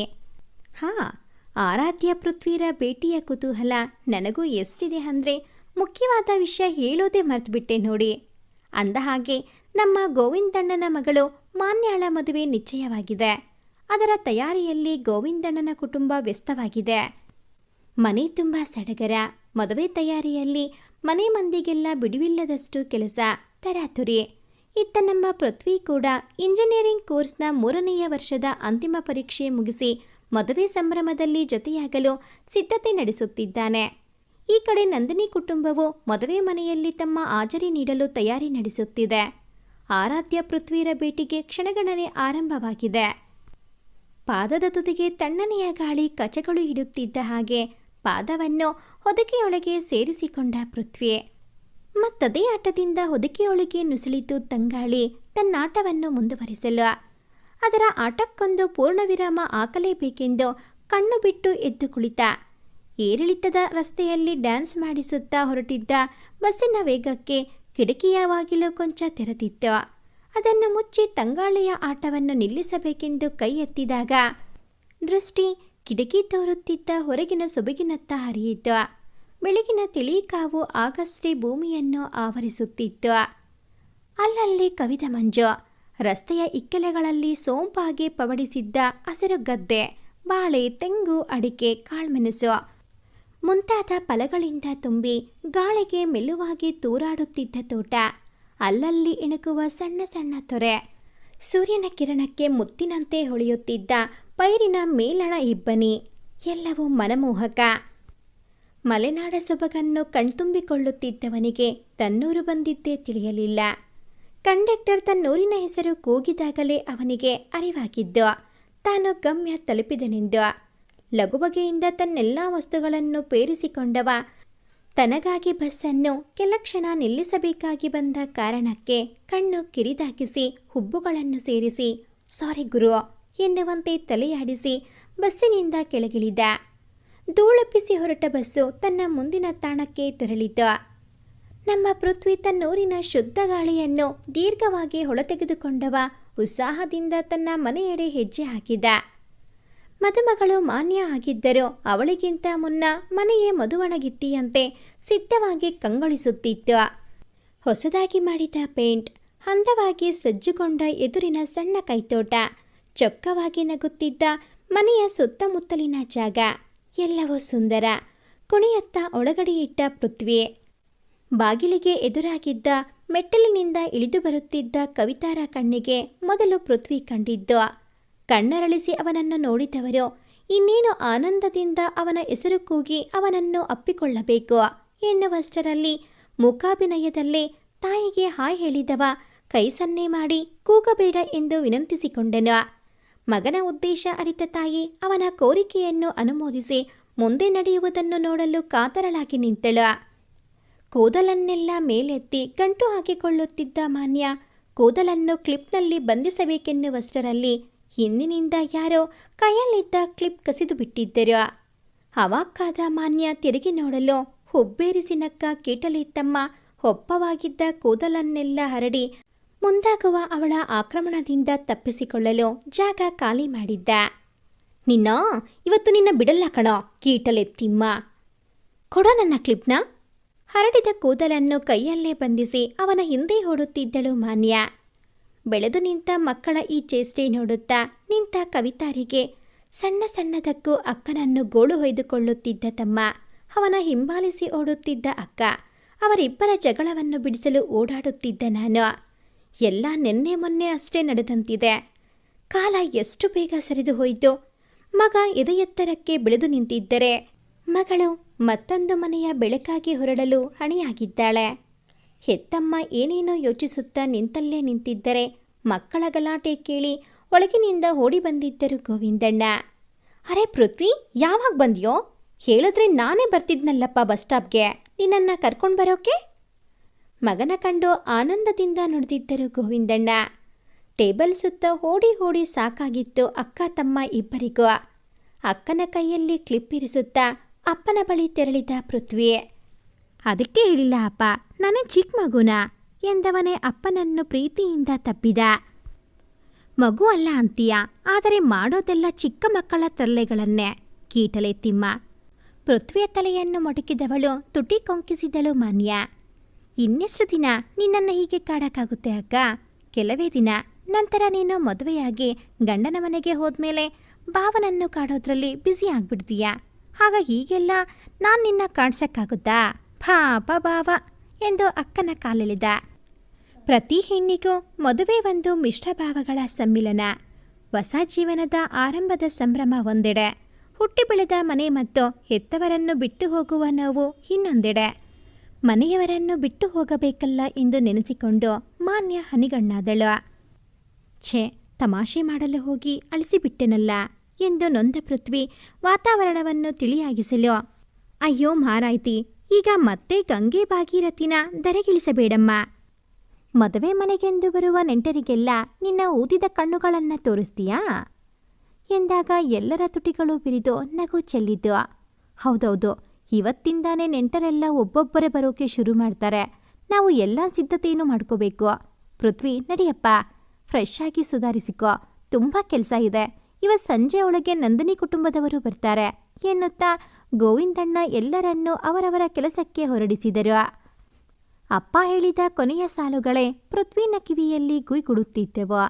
ಹಾಗಾದರೆ ಇವತ್ತು ನನ್ನ ಮನತರಿಸಿ ನಮ್ಮ ಮನೆಗೆ ಬರ್ತಾಳೆ ಅಂತಾಯ್ತು. ಅವಳನ್ನು ಇವತ್ತು ಕಣ್ಣಾರೆ ನೋಡಬಹುದು. ಇನ್ನೊಂದು ವಾರ ಇಲ್ಲೇ ಇರ್ತಾಳೆ ಅಂತಾಯ್ತು. ಏನೋ ಹೊಸ ಪುಳಕ ಪೋರನ ಮೈಯಲ್ಲಿ. ಹಾಡೊಂದನ್ನು ಗುಣಗುತ್ತಾ ಹೊಸ ಉರುಪಿನಲ್ಲಿ ತನ್ನ ಕೋಣೆಗೆ ತೆರಳಿದ ಪೃಥ್ವಿ. ಇತ್ತ ಆರಾಧ್ಯ ಕೂಡ ಮೊದಲ ಬಾರಿಗೆ ಪ್ರತ್ಯಕ್ಷವಾಗಿ ತನ್ನ ಇನಿಯನನ್ನು ಕಾಣುವ ತವಕದಲ್ಲಿದ್ದಳು. ಮದುವೆ ಸಂಭ್ರಮಕ್ಕಿಂತ ತನ್ನವನನ್ನು ನೋಡುವ ಉತ್ಸಾಹವೇ ಒಂದು ಕೈ ಹೆಚ್ಚಿತ್ತು ಅವಳಿಗೆ. ಕಾರ್ ಚಲಿಸುತ್ತಿದ್ದರೆ ಆರಾಧ್ಯ ತನ್ನ ಕಲ್ಪನಾ ಲೋಕದಲ್ಲಿ ವಿಹರಿಸುತ್ತಿದ್ದಳು. ನಿರಂತರವಾಗಿ ಚಲಿಸುತ್ತಿದ್ದ ಕಾರ್ ಏಕಾಏಕಿ ನಿಂತಾಗ ಆರಾಧ್ಯ ಕೂಡ ತನ್ನ ಕನಸಿನೂರಿನಿಂದ ಮರಳಿ ವಾಸ್ತವಕ್ಕೆ ಬಂದಳು. ಕಾರ್ ಬಾಗಿಲು ತೆರೆದು ಹೊರಬಂದಾಗ ಮೊದಲು ಕಣ್ಣ ಸೆರೆ ಹಿಡಿದಿದ್ದೆ ಒಚ್ಚ ಹೊಸತರಂತೆ ಕಂಗೊಳಿಸುತ್ತಿದ್ದ ಮದುವೆ ಮನೆಯನ್ನು. ಕೈತೋಟ ಅಂಗಳಗಳನ್ನೆಲ್ಲ ಹಳಿದ ಅವಳ ನೋಟ ನಿಧಾನವಾಗಿ ಮೇಲೇರಿದಾಗ ಗಕ್ಕನೆ ಒಮ್ಮೆಲೆ ಅಲ್ಲಿಯೇ ನಿಂತಿತು. ಮಹಡಿಯ ಬಾಲ್ಕನಿಯಲ್ಲಿ ಪೃಥ್ವಿ ತನ್ನ ಇನ್ನಿತರ ಸೋದರರ ಜೊತೆ ನಿಂತು ಹರಟುತ್ತಿದ್ದ. ಪಟದಲ್ಲಿ ನೋಡುತ್ತಿದ್ದ ಹುಡುಗ ಎಣಿಸಿದ್ದಕ್ಕಿಂತ ಮೊದಲೇ ಕಣ್ಣೆದುರು ಕಂಡಾಗ ಹೇಗಾಗಿರಬೇಡ ನಮ್ಮ ಹುಡುಗಿಗೆ. ನಖಶಿಕಾಂತ ಅರೆಯದ ತಳಮಳ ಆವರಿಸಿದ ನಾಚಿಕೆಯಿಂದಲೇ ಒಳಗಡೆ ಇಟ್ಟಳು ಆರಾಧ್ಯ. ಕಾರ್ ಸದ್ದಾಗುತ್ತಲೇ ಬಾಲ್ಕನಿಯಲ್ಲಿ ನಿಂತು ಹರಟುತ್ತಿದ್ದ ಪೃಥ್ವಿನ ನೋಟ ನೇರವಾಗಿ ಕೆಳಗಿಳಿದಿತ್ತು. ಮುಂಬದಿಯಿಂದ ಇಳಿದವರನ್ನು ಕಂಡು ಇವರು ವಿಶುಮಾವ ಅಲ್ವಾ ಎಂದುಕೊಳ್ಳುವಷ್ಟರಲ್ಲಿ ಪಕ್ಕದ ಬದಿಯಿಂದ ಇಳಿದ ನಂದಿನಿಯವರು ಕಂಡರು. ಹೌದು, ಇವರು ವಿಶುಮಾವ ಮತ್ತು ನಂದು ಅತ್ತೆ. ಅಂದರೆ ಇವರ ಜೊತೆಗೆ ಮನಸ್ಸು ಲೆಕ್ಕ ಹಾಕುತ್ತಿದ್ದರೆ ಕಣ್ಣು ಅದಾಗಲೇ ನೋಡಬೇಕಾದ ರೂಪವನ್ನು ಅರಸಲಾರಂಭಿಸಿತ್ತು. ಲಜ್ಜೆಯಿಂದ ಹೆಜ್ಜೆ ನೋಡುತ್ತಾ ಹೆಜ್ಜೆ ಹಾಕುತ್ತಿದ್ದವಳು ಕಡೆಗೂ ಪೃಥ್ವಿನ ಕಣ್ತೆರೆಗೆ ಬಿದ್ದೇ ಬಿಟ್ಟಳು. ಮನದಲ್ಲಿದ್ದ ಅಮೂರ್ತ ರೂಪ ವಾಸ್ತವದಲ್ಲಿ ಇಷ್ಟು ಅಂದವಾಗಿದೆ ಎಂದು ಅರಿತವ ನಿಂತಲ್ಲೇ ಕಳೆದು ಹೋಗಿದ್ದ. ಮದುವೆ ಮನೆ ಅಷ್ಟು ಹೊತ್ತಿಗಾಗಲೇ ನೆಂಟರಿಂದ ಕಳೆ ಕಟ್ಟುತ್ತಿತ್ತು. ಎಲ್ಲೆಲ್ಲೂ ನಗು, ಹರಟೆ, ಮಾತಿನ ಭರಾಟೆ.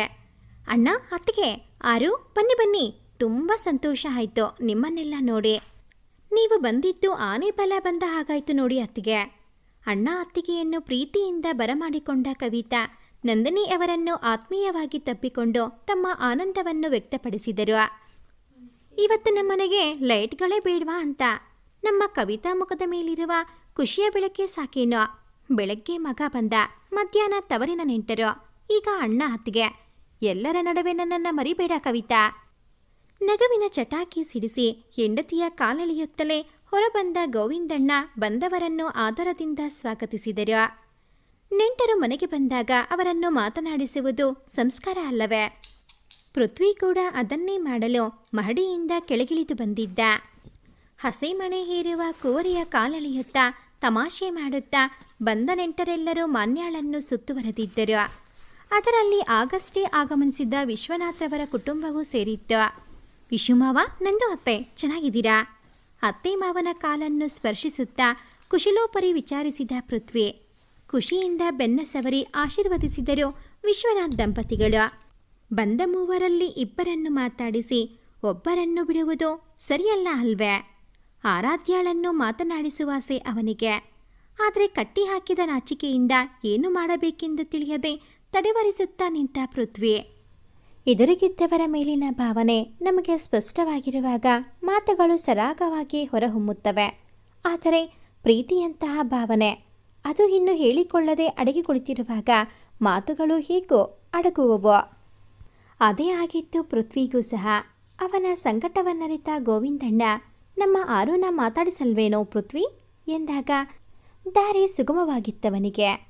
ಅವಳೆಡೆ ತಿರುಗಿದವ ಹಾಯ್ ಎಂದಷ್ಟೇ ನುಡಿದ. ಹಾಯ್ ಎನ್ನುವ ಚುಟುಕಾದ ಉತ್ತರ ಅವಳಿಂದ. ಮೊದಲ ಬಾರಿ ಕಣ್ಣೋಟ ಬೆರೆತಿದ್ದವು.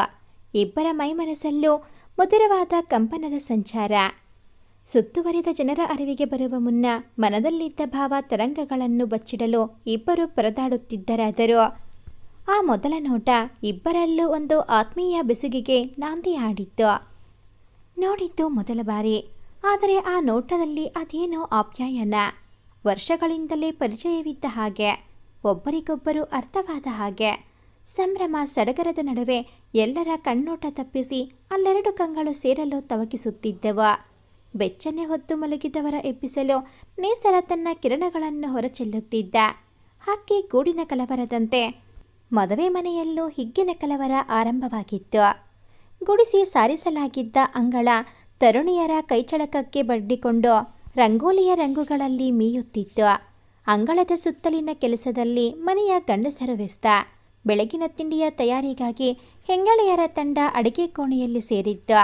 ಮನೆಯ ಹುಡುಗರೆಲ್ಲ ಮನೆಯ ಕೆಲಸಗಳಿಂದ ತಪ್ಪಿಸಿಕೊಳ್ಳಲು ಹಾಲು ತರುವ ನೆಪದಲ್ಲಿ ಹಾಲಿನ ಡೈರಿ ಕಡೆ ದೌಡಾಯಿಸಿದ್ದರು. ತಿಂಡಿ ತಯಾರಾಗಿದೆ ಎನ್ನುವ ಕೂಗು ಒಳಗಿನಿಂದ ಕೇಳಿದ್ದೇ ತಡ. ಚುರುಗುಡುತ್ತಿದ್ದ ಹೊಟ್ಟೆಯನ್ನು ಶಾಂತವಾಗಿಸಲು ಅಂಗಳದಲ್ಲಿದ್ದವರೆಲ್ಲ ಅಡುಗೆ ಕೋಣೆ ಸೇರಿಯಾಗಿತ್ತು. ಆರಾಧ್ಯ ಮಾತ್ರ ಇನ್ನೂ ಅಂಗಳದಲ್ಲೇ ಉಳಿದಿದ್ದಳು, ರಂಗೋಲಿಯ ಕೊನೆಯ ಕೆಲವು ಎಳೆಗಳನ್ನು ಮುಗಿಸಲು. ಡೇರಿಗೆ ಹೋಗಿದ್ದ ಹುಡುಗರು ಅದಾಗಲೇ ಮನೆಗೆ ಮರಳಿ ತಿಂಡಿ ಸಾಲಿನಲ್ಲಿ ಮನೆಯ ಗಂಡಸರೊಂದಿಗೆ ಕುಳಿತು ತಿಂಡಿಗಾಗಿ ಕಾಯುತ್ತಿದ್ದರು. ನಮ್ಮ ಪೃಥ್ವಿ ಮಾತ್ರ ಡೇರಿಯಲ್ಲಿ ಸಿಕ್ಕ ಸ್ನೇಹಿತರೊಂದಿಗೆ ಮಾತನಾಡುತ್ತಾ ನಿಂತಿದ್ದನಾದ್ದರಿಂದ ಮರಳುವಾಗ ಒಂಟಿಯಾಗಿದ್ದ. ಕೊನೆಯ ಎಳೆಗಳನ್ನು ಮುಗಿಸಿ ರಂಗೋಲಿ ಸಂಪೂರ್ಣವಾದಾಗ ಸಮಾಧಾನದ ನಿಟ್ಟುಸಿರು ಬಿಟ್ಟ ಆರಾಧ್ಯ ಎಲ್ಲ ಸರಿ ಇದೆಯೇ ಎಂದು ಪರೀಕ್ಷಿಸಲು ಸ್ವಲ್ಪ ದೂರದಿಂದೊಮ್ಮೆ ನೋಡಬಯಸಿ ಹಿಮ್ಮುಖವಾಗಿ ಹೆಜ್ಜೆ ಇಡುತ್ತಿದ್ದಳು. ಕೆಲವು ಹೆಜ್ಜೆ ಹಿಂದೆ ಸರಿದಿರಬೇಕಷ್ಟೆ. ಬೆನ್ನಿಗೇನು ಕಣ್ಣಿರುವುದೇ? ಹಿಂದಿದ್ದ ಕಲ್ಲು ಕಾಣಲೇ ಇಲ್ಲ. ಕಾಲೆಡವಿತು. ಹಿಮ್ಮುಖವಾಗಿ ಬಿದ್ದೇ ಬಿಟ್ಟೆ ಎಂದು ಕಣ್ಣು ಮುಚ್ಚಿದಳಷ್ಟೆ. ಗಾಳಿಯಲ್ಲಿ ಅತಂತ್ರವಾಗಿದ್ದ ದೇಹಕ್ಕೆ ಇದ್ದಕ್ಕಿದ್ದಂತೆ ಯಾವುದೋ ಆಸರೆ ದೊರೆತ ಅನುಭವ. ಕಣ್ತೆರೆದು ನೋಡಿದಾಗ ತನ್ನತ್ತಲೇ ನೋಡುತ್ತಿದ್ದ ಆ ಎರಡು ಕಂಗಳು ಎದುರಾದವು. ಪ್ರೇಮಭರಿತ ಆ ನೋಟದಲ್ಲಿ ಕಳೆದು ಹೋಗಲು ಅದೆಷ್ಟು ದಿನಗಳಿಂದ ಹಂಬಲಿಸಿದ್ದಳವಳು. ಆಸೆ ಪಟ್ಟಿದ್ದು ಅನಿರೀಕ್ಷಿತವಾಗಿ ಈಡೇರುತ್ತಿರುವಾಗ ಸತ್ಯವೋ ಭ್ರಮೆಯೋ ಎಂಬ ತರ್ಕ ಬೇಡವಾಗಿದ್ದವಳಿಗೆ. ಆ ಕ್ಷಣವನ್ನು ಸಂಪೂರ್ಣವಾಗಿ ಸವಿಯಲು ಮಾತ್ರ ಬಯಸುತ್ತಿದ್ದವು ಆ ಎರಡು ಒಲವಿನ ಹೃದಯಗಳು. ಮದುವೆಯ ತಯಾರಿಯಲ್ಲಿ ಸಮಯ ಓಡುತ್ತಿದ್ದದ್ದೇ ತಿಳಿಯುತ್ತಿಲ್ಲ ಮನೆಯ ಜನರಿಗೆ. ಅಂದು ಬೆಳಗ್ಗೆಯಿಂದ ಒಂದಾದ ನಂತರ ಒಂದರಂತೆ ಕೆಲಸದಲ್ಲೇ ವ್ಯಸ್ತನಾಗಿದ್ದ ಪೃಥ್ವಿ. ಒಮ್ಮೆ ಪೇಟೆಗೆ ಹೋಗುವ ಕೆಲಸವಾದರೆ ಮತ್ತೊಮ್ಮೆ ಮತ್ತೇನೋ ಕೆಲಸ. ಹೊಟ್ಟಿನಲ್ಲಿ ಪಾಪ ದಿನವಿಡೀ ಓಡಾಟದಲ್ಲೇ ಕಳೆದು ಹೋಗಿತ್ತು. ಕಣ್ಣು ಮಾತ್ರ ಕಾಣಬಯಸುವ ಚಹರೆಗಾಗಿ ಬೆಳಗ್ಗೆಯಿಂದ ಪರಿತಪಿಸುತ್ತಲೇ ಇತ್ತು.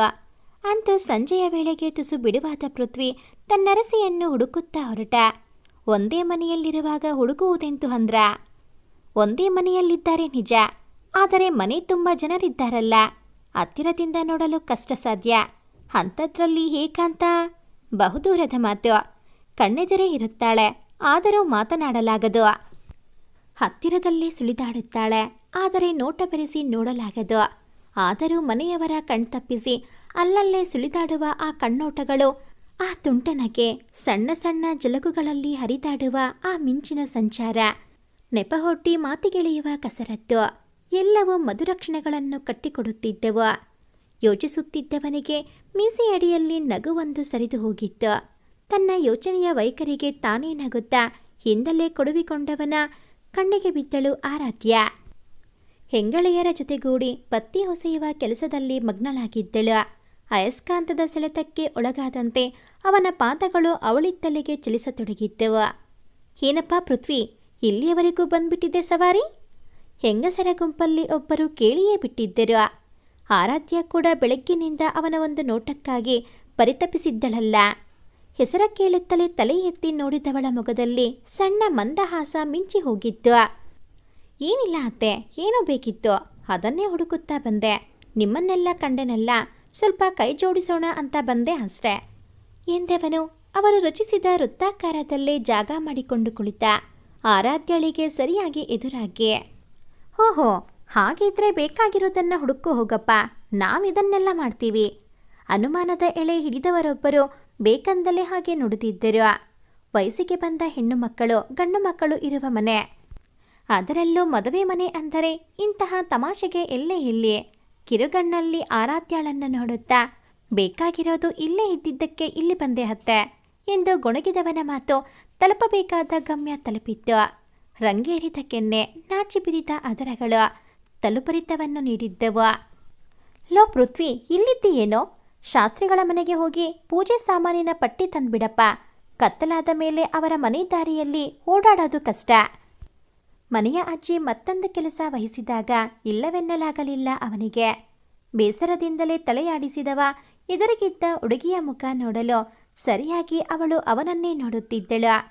ಕಣ್ಸನ್ನೆಯಲ್ಲೇ ಬೇಗ ಹೋಗಿ ಬರ್ತೀನಿ ಎಂದವನಿಗೆ ಮೆಲ್ಲವಾಗಿ ತಲೆಯಲ್ಲಾಡಿಸಿ ಒಪ್ಪಿಗೆ ಸೂಚಿಸಿದ್ದಳು ಆರಾಧ್ಯ. ಇದೆಂತಹ ಸಂಬಂಧ ನಮ್ಮದು? ಮೊದಲ ಭೇಟಿ ಇದು, ಆದರೆ ಹಾಗೆನ್ನಿಸುತ್ತಲೇ ಇಲ್ಲ. ಪರಸ್ಪರ ಒಡನಾಟವಿಲ್ಲದಿದ್ದರೂ ಎಷ್ಟೋ ವರ್ಷಗಳಿಂದ ಒಟ್ಟಿಗೆ ಇದ್ದವೇನೋ ಎನ್ನುವಷ್ಟು ಆಪ್ತಭಾವ. ಇಬ್ಬರ ಮನಸ್ಸಲ್ಲೂ ಹುಟ್ಟಿದ ಪ್ರೀತಿ. ಮಾತುಗಳು ಹೇಳದಿದ್ದರೂ ಕಣ್ಣುಗಳು ಸ್ಪಷ್ಟವಾಗಿ ಹೇಳುತ್ತಿವೆ. ಭಾವನೆಗಳು ಪದಗಳ ಮೊರೆಯೇ ಹೋಗುತ್ತಿಲ್ಲ. ಕಣ್ಣೋಟವೇ ಎಲ್ಲವನ್ನೂ ಅರ್ಥೈಸುತ್ತಿವೆಯಲ್ಲ. ಆವರಿಸಿದ ಸಿಹಿಯಾದ ಭಾವಕ್ಕೆ ನಸುನಾಚಿದಳು. ಆರಾಧ್ಯ, ನೀನು ತುಂಬ ಚೆನ್ನಾಗಿ ಆಡ್ತೀಯ ಅಂತ ಕೇಳಿದ್ದೀನಿ. ಎಲ್ಲಿ? ಯಾವುದಾದ್ರೂ ಒಂದು ಹಾಡು ಹೇಳಮ್ಮ. ವೃತ್ತದಲ್ಲಿದ್ದ ಒಬ್ಬರು ಮಾತಿಗಿಳಿದಾಗ ತನ್ನ ಯೋಚನೆಗಳಿಗೆ ಕಡಿವಾಣ ಹಾಕಿ ವಾಸ್ತವಕ್ಕೆ ಬಂದಳು ಆರಾಧ್ಯ. ಹಾಡುವುದೆಂದರೆ ಅವಳಿಗೆ ತುಂಬ ಇಷ್ಟ. ಎಂದಿಗೂ ಇಲ್ಲವೆನ್ನಲಾರಳು. ಗಂಟಲನ್ನೊಮ್ಮೆ ಸರಿಪಡಿಸಿಕೊಂಡವಳು ತನ್ನ ಗಾನಸುದೆಯನ್ನು ಹರಿಸಲು ಸಜ್ಜಾದಳು. ನಿನಗಾಗಿ ಕಾದು ಕಾದು ಪರಿತಪಿಸನೊಂದೇ ನಾನು. ನಿನಗಿಲ್ಲದೆ ನನಗೇನಿದೆ? ಮನಸ್ಸೆಲ್ಲ ನಿನ್ನಲ್ಲೇ ನೆಲೆಯಾಗಿದೆ. ಕನಸೆಲ್ಲ ಕಣ್ಣಲ್ಲೇ ಸೆರೆಯಾಗಿದೆ. ಕಣ್ಣು ಮುಚ್ಚಿಕೊಂಡು ಹಾಡಲ್ಲೇ ಮಗ್ನಳಾಗಿ ಆಡುತ್ತಿದ್ದವಳು ಕಣ್ಣನ್ನು ತೆರೆದಾಗ ಕಂಡಿದ್ದು ದೂರದಿಂದ ತನ್ನನ್ನೇ ದಿಟ್ಟಿಸುತ್ತಾ ಭಾವಪೂರ್ಣವಾಗಿ ನೋಡುತ್ತಿದ್ದ ಪೃಥ್ವಿ. ಅವನು ಮರಳಿ ಬಂದದ್ದನ್ನು ತಿಳಿಯದ ಅವಳು ಅಚಾನಕ್ಕಾಗಿ ಅವನನ್ನು ಕಂಡಾಗ ಕೊಂಚ ತಡಬಡಾಯಿಸಿದಳಾದರೂ ಸವರಿಸಿಕೊಂಡು ಮತ್ತಷ್ಟು ಭಾವ ತುಂಬಿ ಆಡಿದಳು. ಆ ಹಾಡಿನ ಭಾವ ಅವನನ್ನು ಕಾಡದೇ ಇರಲಿಲ್ಲ. ಅವಳ ತನಿಗೆ ಮತ್ತೆ ಸೋತ ಹುಡುಗ ಹುಬ್ಬೇರಿಸಿ ಅದ್ಭುತ ಎನ್ನುವಂತೆ ಕೈ ಸನ್ನೆ ಮಾಡಿ ಮೆಚ್ಚುಗೆ ಸೂಸಿದ. ಕಪ್ಪೆ ಬಡಿತದಿಂದಲೇ ಅದನ್ನು ಸ್ವೀಕರಿಸಿದವಳ ಕಣ್ಣು ಮಾತ್ರವಲ್ಲ, ಮನಸ್ಸು ಸಹ ಲಜ್ಜೆಯಿಂದ ಮುದ್ದೆಯಾಗಿತ್ತು. ಸಮಯ ಯಾರಿಗೂ ಕಾಯದೆ ಓಡುತ್ತಿತ್ತು. ಮದುವೆ ದಿನ ಹತ್ತಿರ ಬರುತ್ತಿತ್ತು. ಬಂದು ಸೇರಿದ ನೆಂಟರಿಂದ ಮನೆಯ ಕಳೆ ಇನ್ನಷ್ಟು ರಂಗೇರಿದ್ದು ಸುಳ್ಳಲ್ಲ. ನಮ್ಮ ಗೋವಿಂದಣ್ಣನ ಬಳಗ ಎಂದರೆ ಕೇಳಬೇಕೆ? ಇಲ್ಲಿಂದ ದಿಲ್ಲಿಯವರೆಗೂ ನೆಂಟರು ಅವರಿಗೆ. ಎಲ್ಲರನ್ನೂ ಪ್ರೀತಿಯಿಂದ ಆಹ್ವಾನಿಸಿದ್ದರು. ಅವರ ಪ್ರೀತಿಯ ಕರೆಗೆ ಹೂಗುಟ್ಟು ಗೌರವಿಸಿ ಬಂಧು ಬಾಂಧವರು ಸಹ ಬಂದು ಸೇರಿದ್ದರು. ಕಾರ್ಯ ಸಮಾರಂಭ ಆದಾಗ ಬೇಕಾಗುವುದೆಂದು ವರ್ಷಗಳ ಹಿಂದೆಯೇ ಮನೆಯ ಪಕ್ಕದಲ್ಲಿ ಕಟ್ಟಿಸಿದ್ದ ದೊಡ್ಡ ಹಾಲ್ ಮಗಳ ಮದುವೆಯ ಸಮಯದಲ್ಲಿ ಉಪಯೋಗಕ್ಕೆ ಬಂದಿತ್ತು. ಅಂದು ಮೆಹಂದಿ ಕಾರ್ಯಕ್ರಮ. ಬೇಗ ಬೇಗ ಊಟದ ಕಾರ್ಯವನ್ನೆಲ್ಲ ಮುಗಿಸಿ ಕೈಯಲ್ಲಿ ಚಿತ್ತಾರ ಬಿಡಿಸಿಕೊಳ್ಳುವ ಆಸೆ. ಮದುವಣಗಿತ್ತಿ ಅದಾಗಲೇ ಕೈಯೊಡ್ಡಿ ಕುಳಿತಾಗಿತ್ತು. ಅವಳ ಸುತ್ತ ನೆರೆದ ಯುವ ಸಮೂಹ ಅವಳನ್ನು ಛೇಡಿಸುವುದರಲ್ಲಿ ತಲ್ಲೀನರು. ನಗು, ನಾಚಿಕೆ, ತಮಾಷೆಯಲ್ಲಿ ಸಂತಸ ಎಲ್ಲೆಡೆ ಹರಡಿಕೊಂಡಿತ್ತು. ನಮ್ಮ ನವಪ್ರೇಮಿಗಳು ಸಹ ಅಲ್ಲಿ ಇದ್ದರಲ್ಲವೇ. ಅಲ್ಲಲ್ಲೇ ನೋಟಗಳು ಬೆರೆತು ಪುಳಕಗಳನ್ನೆಬ್ಬಿಸುತ್ತಿದ್ದೆವು. ಅಂದಿನ ಸಂಜೆ ಗಾಳಿಯಲ್ಲೇ ಪ್ರೀತಿ ಬೆರೆತು ಹರಿದಾಡುತ್ತಿತ್ತೇನೋ. ಹೋ ಹುಡುಗ್ರ, ಸ್ವಲ್ಪ ಬಂದು ಬಡಿಸಬಾರದಾ? ಬೇಗ ಬೇಗ ಕೆಲಸ ಆಗುತ್ತೆ. ನಮಗೂ ಮೆಹಂದಿ ಹಾಕಿಸಿಕೊಳ್ಳಬೇಕು. ಬನ್ರೋ, ಸ್ವಲ್ಪ ಸಹಾಯ ಮಾಡಿ. ಹೆಂಗಸರ ಕೂಗು. ಸ್ವಲ್ಪ ಜನ ಕಿವಿಗೆ ಹಾಕಿಕೊಂಡರೆ ಇನ್ನೂ ಸ್ವಲ್ಪ ಜನ ತಮಗಲ್ಲವೇನೋ ಎನ್ನುವಂತೆ ತಮ್ಮ ವರಸೆ ಮುಂದುವರೆಸಿದ್ದರು. ಕರೆಗೆ ಹೂಗುಟ್ಟು ಸಹಾಯ ಮಾಡಲು ಹೋದವರ ಪೈಕಿ ನಮ್ಮ ನವಪ್ರೇಮಿಗಳು ಇದ್ದರು. ಹೆಂಗಸರೆಲ್ಲ ಊಟಕ್ಕೆ ಕುಳಿತಾಯಿತು. ಸಹಾಯಕ್ಕಾಗಿ ಬಂದ ಹುಡುಗರು ಬಡಿಸಲು ಸಿದ್ಧರಾದರು. ಒಂದೊಂದೇ ಪದಾರ್ಥಗಳು ಬಾಳೆ ತಲುಪಿ ಹೊಟ್ಟೆ ಸೇರುತ್ತಿದ್ದವು. ಇನ್ನೇನು ಕೊನೆಯ ಬಾರಿ ಅನ್ನ ಕೇಳುವ ಸಮಯ. ಊಟವಾಗುತ್ತಾ ಬಂತು ಎಂದು ಕೆಲವರು ಬಡಿಸುವ ಕೆಲಸದಿಂದ ಕಳಚಿಕೊಂಡಿದ್ದರು. ಉಳಿದ ಕೆಲವರಲ್ಲಿ ಪೃಥ್ವಿ ಆರಾಧ್ಯ ಜೋಡಿಯೂ ಇತ್ತು. ಅನ್ನ ಬಡಿಸಬೇಕಿತ್ತು. ಆದರೆ ಅನ್ನದ ಪಾತ್ರೆ ತುಂಬ ದೊಡ್ಡದು. ಒಬ್ಬರಿಂದ ಬಡಿಸಲು ಆಗದು. ಇಬ್ಬರೂ ಸೇರಿ ಪಾತ್ರೆಯ ಎದುರು ಬದಲಿನ ಹಿಡಿಕೆಗಳನ್ನು ಹಿಡಿದುಕೊಂಡು ಬಡಿಸುವುದು ಕ್ರಮ. ಪೃಥ್ವಿನ ಬಿಟ್ಟು ಬೇರೆಲ್ಲರೂ ಬೇರೆ ಬೇರೆ ಪದಾರ್ಥಗಳನ್ನು ಬಡಿಸುವುದರಲ್ಲಿ ವ್ಯಸ್ತರು. ಅವನೊಬ್ಬನೇ ನಿಂತು ಆಚೀಚೆ ನೋಡುತ್ತಿರುವುದು ಆರಾಧ್ಯಾಳಿಗೆ ಕಂಡಿತು. ತನ್ನ ಹುಡುಗ ಗೊಂದಲದಲ್ಲಿದ್ದರೆ ನೋಡಿಕೊಂಡು ಸುಮ್ಮನಿರಲಾರಿತೆ ಹುಡುಗಿಗೆ. ಅವನಡೆ ನಡೆದವಳು ಅನ್ನ ಬಡಿಸಲು ಹೋದಳು. ಮದುವೆಯಾಗದ ಹುಡುಗ ಹುಡುಗಿ ಹೀಗೆ ಒಟ್ಟಿಗೆ ಅನ್ನ ಬಡಿಸಿದರೆ ಜೀವನ ಪೂರ್ತಿ ಒಟ್ಟಿಗೆ ಇರಬೇಕಾಗುತ್ತಂತೆ. ಅನ್ನ ಬಡಿಸಲು ಪಾತ್ರೆಗೆ ಕೈ ಹಾಕುವ ಮುನ್ನ ಒಮ್ಮೆ ಯೋಚಿಸಿ. ತಾನೇ ಸೃಷ್ಟಿಸಿದ ಕಟ್ಟುನಂಬಿಕೆಯನ್ನು ಪಿಸುನುಡಿದವ ಹುಬ್ಬೇರಿಸಿ ಅವಳ ಉತ್ತರಕ್ಕಾಗಿ ಕಾದು ನಿಂತ. ಮೊದಲ ಬಾರಿ ಅಷ್ಟು ಹತ್ತಿರದಿಂದ ಅವನ ದನಿಯನ್ನು ಕೇಳಿದವಳ ಮೈಮನಸ್ಸೆಲ್ಲ ರೋಮಾಂಚನ. ನುಡಿಗಳು ಹೊರಬಾರದೆ ಗಂಟಲೊಳಗೆ ಉಳಿದು ಬಿಟ್ಟವು. ನೇರವಾಗಿ ಬಗ್ಗಿ ಪಾತ್ರೆಯ ಹಿಡಿಕೆಯನ್ನು ಹಿಡಿದವಳು ಬಡಿಸೋಣ್ವಾ ಎಂದು ಅವನ ಕಣ್ಣಲ್ಲಿಳುಕಿ ಪ್ರಶ್ನಿಸಿದಳು. ಉತ್ತರಿಸಿದ ಅವಳ ರೀತಿಗೆ ಕಿರುನಗೆ ಸೂಸುತ್ತಾ ಸರಿ ಎಂದು ತಲೆ ಅಲ್ಲಾಡಿಸಿ ಬಡಿಸಲು ಜೊತೆಯಾದ. ಊಟದ ಕಾರ್ಯಗಳನ್ನು ಮುಗಿಸಿದ ಹೆಂಗಸರು ದಿನದ ಕೆಲಸಗಳಿಗೆ ಅಂತ್ಯ ಹಾಡಿ ಮೆಹಂದಿ ಹಾಕಿಸಿಕೊಳ್ಳಲು ಮೆಹಂದಿ ಹಾಕುವವಳನ್ನು ಸುತ್ತುವರೆದರು. ಕೆಲವರು ಒಂದು ಕೈಗೆ ಮಾತ್ರ ಸಾಕೆಂದು ಇದ್ದರೆ ಇನ್ನು ಕೆಲವರು 2 ಕೈಗಳಿಗೆ ಬೇಕೆಂದು ಕಾದು ಹಾಕಿಸಿಕೊಂಡರು. ನಮ್ಮ ಹುಡುಗಿಗೆ 2 ಕೈಗಳ ತುಂಬ ಹಾಕಿಸಿಕೊಳ್ಳುವ ಆಸೆ.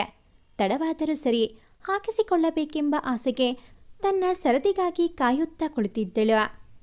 ನೀನೆಲ್ಲೋ ನಾನಲ್ಲೇ, ಈ ಜೀವ ನಿನ್ನಲ್ಲೇ. ಏನೇ ಹಾಡು ಅಂದ್ಕೊಂಡ್ರಾ? ಇದು ನಾನು ಹಾಡ್ತಾ ಇರೋ ಹಾಡಲ್ಲ. ತನ್ನ ಸರದಿಗಾಗಿ ಕಾಯುತ್ತಾ ಕುಳಿತಿದ್ದ ತನ್ನ ಹುಡುಗಿಯ ನೋಡುವ ನೆಪದಲ್ಲಿ ಅವಳ ಸುತ್ತಲೇ ಸುಳಿದಾಡುತ್ತಿದ್ದ ನಮ್ಮ ಹುಡುಗನ ಮನಸ್ಸಿನಲ್ಲಿ ಗುಡುಗುತ್ತಿದ್ದ ಹಾಡು. ವಿಶಾಲವಾದ ಅಂಗಳದಲ್ಲಿ ಚದುರಿದ್ದ ಗುಂಪುಗಳು ತಮ್ಮ ತಮ್ಮಲ್ಲೇ ಲೋಕದ ಎಲ್ಲ ಸುದ್ದಿಗಳನ್ನು ಚರ್ಚಿಸುತ್ತಿದ್ದರು. ಆಗಾಗ ಒಂದೊಂದು ಗುಂಪಲ್ಲಿ ಸೇರಿಕೊಳ್ಳುತ್ತಾ ಸಮಯ ಕಳೆಯುತ್ತಿದ್ದ ನಮ್ಮ ಹುಡುಗನ ಕಣ್ಣು ಮಾತ್ರ ಅವನ ಹುಡುಗಿಯತ್ತಲೇ ನೆಟ್ಟಿತ್ತು. ತಡರಾತ್ರಿಗೂ ಕೊಂಚ ಮುನ್ನವಷ್ಟೇ ಅವಳ ಸರದಿ ಬಂದಿದ್ದು. ಉತ್ಸಾಹದಿಂದಲೇ ಕೈ ನೀಡಿ ಕುಳಿತಿದ್ದಳು ಆರಾಧ್ಯ. ಒಂದು ಕೈಯಲ್ಲಿ ಆ ಅಕ್ಷರವನ್ನು ಬರೆಸಿಕೊಂಡು ಅದರ ಸುತ್ತಲೂ ಚಿತ್ತಾರ ಬಿಡಿಸಿಕೊಂಡರೆ ಮತ್ತೊಂದು ಕೈಯಲ್ಲಿ ತ್ವಿ ಅಕ್ಷರದ ಸುತ್ತ ಚಿತ್ತಾರ ಬಿಡಿಸಿಕೊಂಡಿದ್ದಳು. 2 ಕೈಯನ್ನು ಸೇರಿಸಿದಾಗ ಸಂಪೂರ್ಣಗೊಳ್ಳುವಂತಹ ಚಿತ್ತಾರ ಮೆಹಂದಿ ಹಾಕುವವಳ ಕೈಯಿಂದ ಅದ್ಭುತವಾಗಿ ಮೂಡಿಬಂದಿತ್ತು. ನೋಡಿದಷ್ಟು ಮನ ತಣಿಯದವಳಿಗೆ ಆ ವಿನ್ಯಾಸವೇ ಅಷ್ಟು ಚಂದವಿದ್ದದ್ದು ಒಂದು ಕಾರಣವಾದರೆ 2 ಕೈಗಳನ್ನು ಸೇರಿಸಿದಾಗ ಕೂಡುವ ಅತ್ವಿ ಎನ್ನುವುದನ್ನು ಓದುವಾಗ ಮನದಲ್ಲಿ ಉಗುಮಿಸುವ ಆ ಖುಷಿ ಇನ್ನೊಂದು ಕಾರಣ. ತನ್ನ ಹೆಸರಲ್ಲೇ ಬೆರೆತವನನ್ನು ನೆನೆದು ನಾಚಿ ರಂಗೇರುತ್ತಿದ್ದಳವಳು. ತಡರಾತ್ರಿಯಾಗಿದ್ದರಿಂದ ಅಂಗಳದಲ್ಲಿ ನೆರೆದಿದ್ದವರೆಲ್ಲರೂ ಮನೆ ಸೇರಲು ಹೊರಟರು. ಬೇಕೆಂದಲೇ ಕಾಲೆಳೆಯುತ್ತಾ ಆರಾಧ್ಯ ಒಂಟಿಯಾಗುವುದನ್ನೇ ಕಾಯುತ್ತಿದ್ದ ಪೃಥ್ವಿ 2 ಕೈಗಳನ್ನು ಸೇರಿಸಿ ಮತ್ತೊಂದು ಬಾರಿ ಪೃಥ್ವಿ ಎಂದು ಮೆಲ್ಲನುಸಿರಿದಳವಳು. ಹಾ, ಬೆನ್ನ ಹಿಂದಿನಿಂದ ದನಿಯೊಂದು ಬಂದಿತಾದರೂ ತನ್ನ ಕಲ್ಪನಾ ಲೋಕದಿಂದ ಹೊರಬರಲಿಲ್ಲ ಆರಾಧ್ಯ. ಅಕ್ಷರಗಳೇನೋ ಹೊಂದಾಯ್ತು. ಸ್ವಲ್ಪ ಹೊತ್ತಿನ ಹಿಂದೆ ಕೇಳಿದ್ದು ತನ್ನ ಭ್ರಮೆಯಲ್ಲ, ನಿಜವೆಂದು ಅರಿವಾಗಿದ್ದೇ ತಡ. ತಟ್ಟನೆ ತಿರುಗಿ ನೋಡಿದಳು. ಆಶ್ಚರ್ಯ ತುಂಬಿದ ಚಿಗುರೆಯ ಕಂಗಳು ಅವಳಂದವನ್ನು ಹಿಮ್ಮಡಿಯಾಗಿಸಿತ್ತು. ಅವಳ ಚೆಲುವನ್ನು ಹೀರುವಲ್ಲಿ ಅವನಿಗೆ ಪೈಪೋಟಿ ಹೊಟ್ಟುವಂತೆ ಅವಳ ಮುಂಗುರುಳು ಅವಳ ಕೆನ್ನೆಗೆ ಮುತ್ತಿಡುತ್ತಿದ್ದರೆ ಅವನ ಗರಿವಿಲ್ಲದೆ ಅವನ ಬಾಯಿಯಿಂದ ಉದ್ಧಾರವೊಂದು ತಾನಾಗಿಯೇ ಹೊರಬಂದಿತ್ತು. ಬ್ಯೂಟಿಫುಲ್. ಪ್ರತ್ಯುತ್ತರವಾಗಿ ಎದುರಿಗಿದ್ದ ಚಿಗರೆಯ ಕಣ್ಣು ಇನ್ನಷ್ಟು ಹರಳಿದವು. ಮುಗ್ಧರೂಪ ತುಂಟಾಟಕ್ಕೆ ಪ್ರೇರಣೆ ನೀಡಿದ್ದೇನೋ. ಕಣ್ರಪ್ಪೆ ಬಗ್ಗಿಸಿದವ ಬ್ಯೂಟಿಫುಲ್ ಮೆಹಂದಿ ಎನ್ನುತ್ತಾ ಕಣ್ಣು ಮಿಟುಕಿಸಿ ಅವಳ ಹಾದು ಹೋಗುತ್ತಿದ್ದವ ತಟ್ಟನೆ ನಿಂತು, ಹಾ, ನಾಚಿ ನಗುವ ಬರದಲ್ಲಿ ಕೈಗಳಿಂದ ಮುಖ ಮುಚ್ಕೋಬೇಡಿ, ಮೆಹಂದಿ ಇನ್ನೂ ಹಸಿಯಾಗೇ ಇದೆ. ಛೇಡಿಸಿದವ ನಗುತ್ತಾ ಮರೆಯಾಗಿದ್ದ. ಅವನ ಪಿಸುನುಡಿಗಳೇ ಹೃದಯದಲ್ಲಿ ತಿರುತಿರುಗಿ ಮರಳೇಳುತ್ತಿರಲು ನಿಜಕ್ಕೂ ನಾಚಿ ನೀರಾಗುತ್ತಿದ್ದಳು ನಮ್ಮ ಹುಡುಗಿ. ರಂಗೇರಿದ ಮಗವನ್ನು ಮುಚ್ಚಲು ಕೈಗಳು ಸಹಜವಾಗಿ ಮೇಲೇರಿದಾಗ ಮತ್ತವನ ಮಾತುಗಳೇ ನೆನಪಾಗಿ ನಗು ಉಕ್ಕಿ ಬಂದಿತ್ತವಳಿಗೆ. ಅವನ ನೆನೆಯುತ್ತಾ ಮನೆಯೊಳಗೆ ಹೆಜ್ಜೆ ಇಟ್ಟವಳು ಕನಸಿನ ಲೋಕದಲ್ಲಿ ತನ್ನೆನಿಯನ ಸಂಧಿಸುವ ತವಕದಿಂದಲೇ ಹಸೆ ಸೇರಿದಳು. ಅಂದು ಮದುವೆಯ ಹಿಂದಿನ ದಿನ. ಹೆಣ್ಣಿನ ಮನೆಯಲ್ಲಿ ನಾಂದಿಯ ಸಂಭ್ರಮವಾದರೆ ಗಂಡಿನ ಮನೆಯಲ್ಲಿ ಸಮಾವರ್ತನೆಯ ಸಡಗರ. ಪ್ರಭಾಕರ ತನ್ನ ಪ್ರಭೆಯಿಂದ ಜಗವನ್ನು ಬೆಳಗಿ ಅಂದಿನ ದಿನದಾರಂಭಕ್ಕೆ ಹಸಿರು ನಿಶಾಣೆ ತೋರಿದ್ದ. ಮದುವೆಯ ಮನೆಯಲ್ಲಿ ಕಾರ್ಯಕ್ರಮದ ಗಡಿಬಿಡಿಯ ನಡೆ ಎಲ್ಲೆಡೆ ಹರಡಿತ್ತು. ಮಂತ್ರಘೋಷದೊಂದಿಗೆ ಕಾರ್ಯಕ್ರಮವು ಸಂಘವಾಗಿ ನೆರವೇರುತ್ತಲಿತ್ತು. ಸ್ತ್ರೀ ಸಂಸ್ಕಾರದ ಎಲ್ಲ ವಿಧಿವಿಧಾನಗಳನ್ನು ಶಾಸ್ತ್ರೋಕ್ತವಾಗಿ ಮಾಡಲಾಗುತ್ತಿತ್ತು. ತವರಿನಿಂದ ತೊಡಿಸಿದ ಕರಿಮಣಿ ಕೊರಳೇರಿ, ಕಾಲುಂಗರ ಬೆರಳ ಸೇರಿ, ಅರಿಶಿಣ ಕೆನ್ನೆಯನ್ನು ಅಲಂಕರಿಸಿ, ಹಸಿರು ಬಳೆಗಳು ಕೈಯನ್ನು ತುಂಬಿದಾಗ ಮದುಮಗಳ ಕಳೆ ತುಂಬಿಕೊಂಡ ಮಾನ್ಯಾಳನ್ನು ನೋಡಲು ಕಣ್ಣೆರಡು ಸಾಲದಾಗಿದ್ದೆವು. ಮಗಳ ದಿವ್ಯ ರೂಪವನ್ನು ಕಣ್ತುಂಬಿಕೊಂಡ ಹೆತ್ತವರ ಕಂಗಳಲ್ಲಿ ಧನ್ಯತೆ ಮನೆ ಮಾಡಿತ್ತು. ಇತ್ತ ಕಾಶಿಗೆ ಹೊರಡುವ ಭಾವಿ ಭಾವನನ್ನು ತಡೆಯಲು ಪೃಥ್ವಿ ಅದಾಗಲೇ ಬೆಳ್ಳಂಬೆಳಕೆಯೇ ಮದುಮಗನ ಮನೆ ಕಡೆ ಪಯಣ ಬೆಳೆಸಿದ್ದ. ತಳಿರ ತೋರಣಗಳಿಂದ, ತಂಪಾದ ಚಪ್ಪರದ ಹಾಸುಗಳಿಂದ ಅಂದವಾಗಿ ಕಂಗೊಳಿಸುತ್ತಿತ್ತು ಗಂಡಿನ ಮನೆ. ನೆಂಟರ ಓಡಾಟ, ಮಕ್ಕಳ ಆಟೋಟಗಳೆಲ್ಲವೂ ಕಾರ್ಯಕ್ರಮಕ್ಕೆ ಮೆರುಗು ನೀಡುತ್ತಿದ್ದವು. ಪ್ರೀತಿಯಿಂದ ಪೃಥ್ವಿನನ್ನು ಬರಮಾಡಿಕೊಂಡ ಗಂಡಿನ ಕಡೆಯವರು ಆದರಾತಿಥ್ಯವನ್ನು ಲೋಪವಿಲ್ಲದಂತೆ ಎಸಗಿದ್ದರು. ಕಾಶಿಗೆ ಹೊರಡುವೆ ಎಂದು ಹೊರಟು ನಿಂತ ಮದುಮಗನನ್ನು ನಿಲ್ಲಿಸಿ, ಕಾಶಿಗೆ ಹೋಗೋಕೆ ಇನ್ನೂ ಸಮಯವಿದೆ ಭಾವ. ನನ್ನ ಅಕ್ಕನನ್ನು ಮದುವೆಯಾಗಿ ಗೃಹಸ್ಥಾಶ್ರಮ ಪ್ರವೇಶಿಸಿ ಜೀವನವನ್ನು ಯಶಸ್ವಿಯಾಗಿ ಸವೆಸಿ ಮಕ್ಕಳು ಮೊಮ್ಮಕ್ಕಳನ್ನೆಲ್ಲ ಆಡಿಸಿ ಆದ್ಮೇಲೆ ಬೇಕಾದರೆ ಇಬ್ಬರೂ ಒಟ್ಟಿಗೆ ಕಾಶಿಗೆ ಹೋಗುವಿರಂತೆ. ಹಾಸದ ಲೇಪದೊಂದಿಗೆ ಭಾವನನ್ನು ತಡೆದ ಪೃಥ್ವಿ. ಅವನ ಮಾತುಗಳನ್ನು ಕೇಳಿ ನೆರೆದವರೆಲ್ಲರೂ ನಕ್ಕು ಹಗುರಾಗಲು ಗಂಟಿಳಿಸಿ ಭಾವನನ್ನು ಹಗುರಾಗಿಸಿದ್ದ ನಮ್ಮ ಹುಡುಗ. ಸುತ್ತಲೂ ಸುತ್ತುವರೆದ ಸಂಭ್ರಮ ಸಡಗರದ ನಡುವೆಯೋ ಯುವ ಪ್ರೇಮಿಗಳಿಬ್ಬರನ್ನು ಕಾಡುತ್ತಿತ್ತು ಏಕಾಂಗಿತನ. ಅಂದು ಇಬ್ಬರೂ ಬೇರೆ ಬೇರೆ ಊರಲ್ಲಿದ್ದರಲ್ಲ. ಮನಸ್ಸಿನಲ್ಲಿದ್ದ ರೂಪವನ್ನು ಕಣ್ತುಂಬಿಕೊಂಡಾಗಿನಿಂದ ಒಲವ ಜೋಡು ಇನ್ನಷ್ಟು ಬಿಗಿಯಾಗುತ್ತಲೇ ಇತ್ತು. ಹೇಳದೆಯೂ ಎಲ್ಲವನ್ನೂ ನಿವೇದಿಸಿಕೊಳ್ಳುವವರೆಗೆ ಇಬ್ಬರೂ ಮತ್ತೆ ಮತ್ತೆ ಒಲವಸುದೆಯಲ್ಲಿ ಆಳಕ್ಕಿಳಿಯುತ್ತಲೇ ಇದ್ದರು. ಅಂದಿನ ವಿರಹವೇ ಅವರಿಬ್ಬರ ಒಲವನ್ನು ಇನ್ನಷ್ಟು ಬಲವಾಗಿಸಿತ್ತು ಎಂದರೆ ತಪ್ಪಿಲ್ಲ. ದೂರವಿದ್ದಷ್ಟು ಪರಸ್ಪರ ಸೆಳೆತ ಹೆಚ್ಚಾಗಿತ್ತು. ಅಂದಿನ ಆ ಬೇರ್ಪಡಿಕೆ ಅವರಿಬ್ಬರೂ ಒಬ್ಬರಿಗೊಬ್ಬರು ಎಷ್ಟು ಹಚ್ಚಿಕೊಂಡಿದ್ದರು ಎನ್ನುವುದನ್ನು ಸ್ಪಷ್ಟಪಡಿಸಿತ್ತು. ಅವರಿಬ್ಬರ ನಡುವೆ ಬೆಸೆಯುತ್ತಲಿದ್ದ ಅವಿನಾಭಾವ ಸಂಬಂಧದ ಗಾಢತೆಯ ಹರಿವು ಆಗಷ್ಟೇ ಮೊಳಕೆಯೊಡೆಯುತ್ತಿತ್ತು. ಸುಡುವ ವಿರಹಾಗ್ನಿ ಸಮಯದ ಮೇಲೆ ಪ್ರೇಮಿಗಳ ಕೆಂಗಣ್ಣು ಬೀರುವಂತೆ ಮಾಡಿದ್ದ. ಶಾಸ್ತ್ರಗಳನ್ನೆಲ್ಲ ಮುಗಿಸಿ ನಮ್ಮ ಹುಡುಗ ಮನೆ ಸೇರಿದಾಗ ಮದುವೆ ಮನೆಯ ಜನರೆಲ್ಲರೂ ದಿನವನ್ನು ಮುಗಿಸಿ ಹಸೆ ಸೇರಿಯಾಗಿತ್ತು. ಕಾಣಬಯಸಿದ ನೋಟ ಕಾಣದಿದ್ದಾಗ ಸಪ್ಪೆ ಮೊರೆಯಲ್ಲಿ ಹಾಸಿಗೆ ಮೇಲುರಳಿದ ಬಡಪಾಯಿ ಪೃಥ್ವಿ. ಎಲ್ಲರೂ ಕಾತರದಿಂದ ಕಾಯುತ್ತಿದ್ದ ಸಡಗರದ ದಿನ ಬಂದೇ ಬಿಟ್ಟಿತ್ತು. ಆರ್ಕನ ಹೊಂಗಿರಣಗಳು ಅವನಿಯನ್ನು ಬೆಳಗುವ ಮುನ್ನವೇ ವಿದ್ಯುತ್ಕಾಂತಿಯ ಬೆಳಕಲ್ಲಿ ಮದುವೆಯ ಮನೆ ಶೋಭಿಸುತ್ತಿತ್ತು. ಹಕ್ಕಿಗಳ ಚಿಲಿಪಿಲಿಗೂ ಮುನ್ನವೇ ಮನೆ ಮಂದಿಯ ಮಾತಿನ ಕಲವರ ಶುರುವಾಗಿತ್ತು. ಕನಸುಗಳನ್ನು ಬೊಗಸೆಯಲ್ಲಿ ತುಂಬಿಕೊಂಡ ಮಾನ್ಯ ತನ್ನ ಹೊಸ ಬಾಳಿನ ಆರಂಭದ ಕ್ಷಣಗಳಿಗಾಗಿ ಎದುರು ನೋಡುತ್ತಿದ್ದರೆ ದಿಬ್ಬಣವನ್ನು ಎದುರುಗೊಳ್ಳಲು ಎಲ್ಲರೂ ಲಘುಬಗೆಯಿಂದ ತಯಾರಿ ನಡೆಸುತ್ತಿದ್ದರು.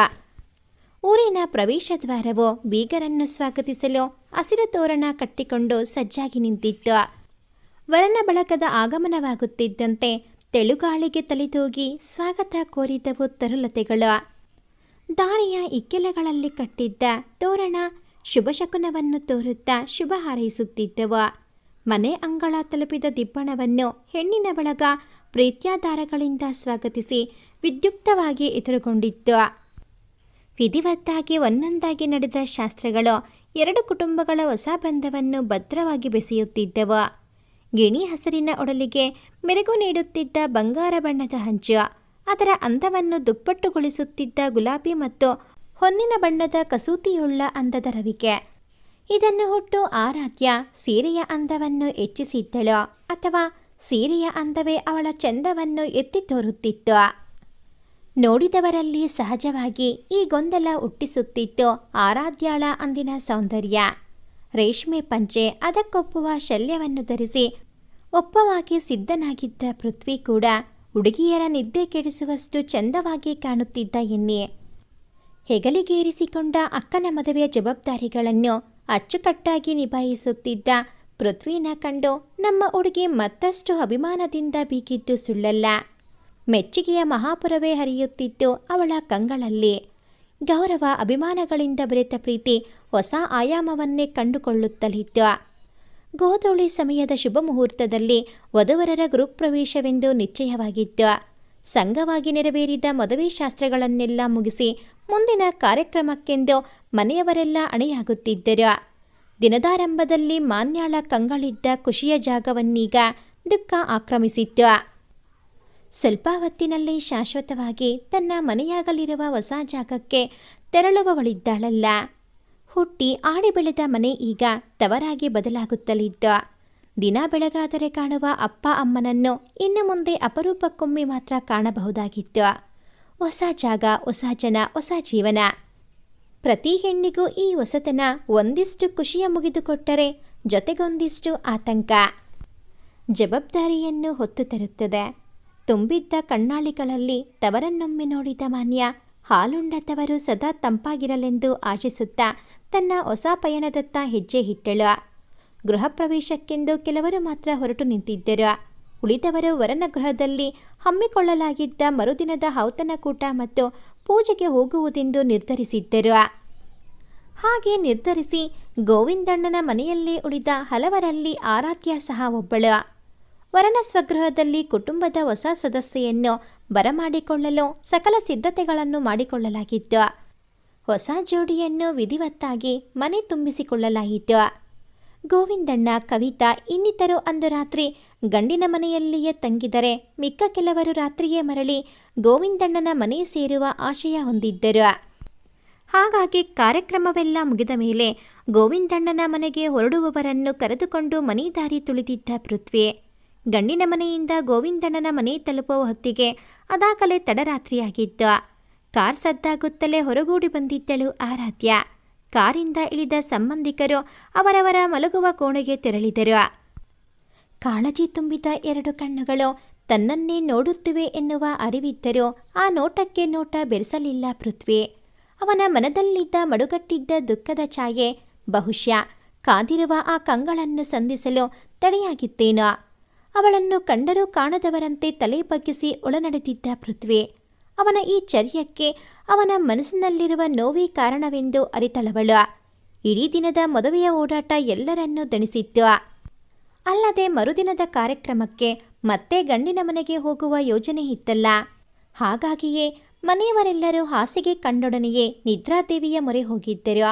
ಆದರೆ ಆರಾಧ್ಯಾಳಿಗಾಕೋ ನಿದ್ರೆ ಹತ್ತಿರವೂ ಸುಳಿಯಲಿಲ್ಲ.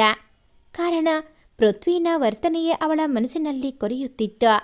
ಹಾಗೆಂದು ಅವಳೇನು ಅವನ ಮೇಲೆ ಮುನಿಸಿಕೊಂಡಿರಲಿಲ್ಲ. ಅಕ್ಕನನ್ನು ಕಳಿಸಿಕೊಟ್ಟ ನೋವು ಅವನಿಂದ ಹೀಗೆಲ್ಲ ಮಾಡಿಸಿದೆ ಎನ್ನುವ ಅರಿವಿತ್ತು ಅವಳಿಗೆ. ಅವಳ ಮನಸ್ಸಲ್ಲಿ ಕೊರೆಯುತ್ತಿದ್ದದ್ದು ಅವನ ನೋವನ್ನು ಕಡಿಮೆ ಮಾಡಲು ತಾನೇನು ಮಾಡಬಲ್ಲೆ ಎಂಬ ವಿಷಯ. ಮನೆಯ ಎಲ್ಲ ದೀಪಗಳು ಶಾಂತವಾಗಿದ್ದವು.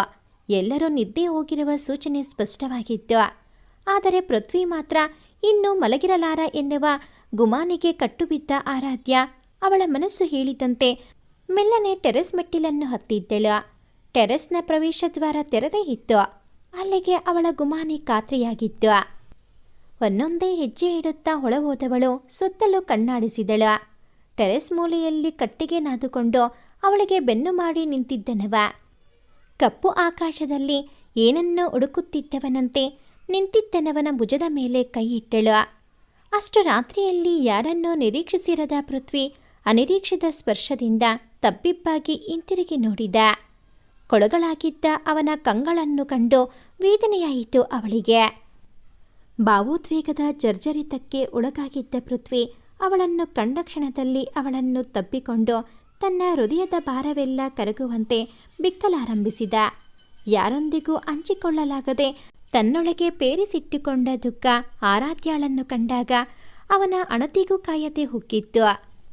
ಅವನ ಈ ಹಠಾತ್ತಾದ ನಡೆ ಅವಳನ್ನು ಚಕಿತಳನ್ನಾಗಿಸಿದ್ದಾದರೂ ಆ ಸಂದರ್ಭದಲ್ಲಿ ಅವನಿಗೆ ಹೆಗಲಾಗುವುದು ಹೆಚ್ಚು ಅವಶ್ಯವೆಂದು ತಿಳಿದಿದ್ದಳು. ಅದಕ್ಕಾಗಿಯೇ ಅವನನ್ನರಸಿ ಅಲ್ಲಿಯವರೆಗೂ ಬಂದಿದ್ದಳಲ್ಲ. ದುಃಖ ತುಂಬಿದ ಮನ ಹಗುರಾಗಲಿ ಎಂದು ಸಂತೈಸುತ್ತಿದ್ದವಳ ಕಪೋಲಗಳು ಅವನ ದುಃಖದ ತೀವ್ರತೆಗೆ ಕಂಬನಿಯಿಂದ ತೊಯ್ಯುತ್ತಿದ್ದವು. ಕೆಲವು ನಿಮಿಷಗಳ ನಂತರವಷ್ಟೇ ನಿರ್ಮಾಣವಾಗಿದ್ದ ಭಾವುಕ ವಾತಾವರಣ ನಿಧಾನವಾಗಿ ತಿಳಿಯಾಗಿದ್ದು. ಬೇಸರವೆಲ್ಲ ಕರಗಿ ಹಗುರಾದವನಿಗೆ ತಾನಿದ್ದ ಸ್ಥಿತಿಯ ಬಗ್ಗೆ ಆಗಲೇ ಗಮನ ಹರಿದಿದ್ದ.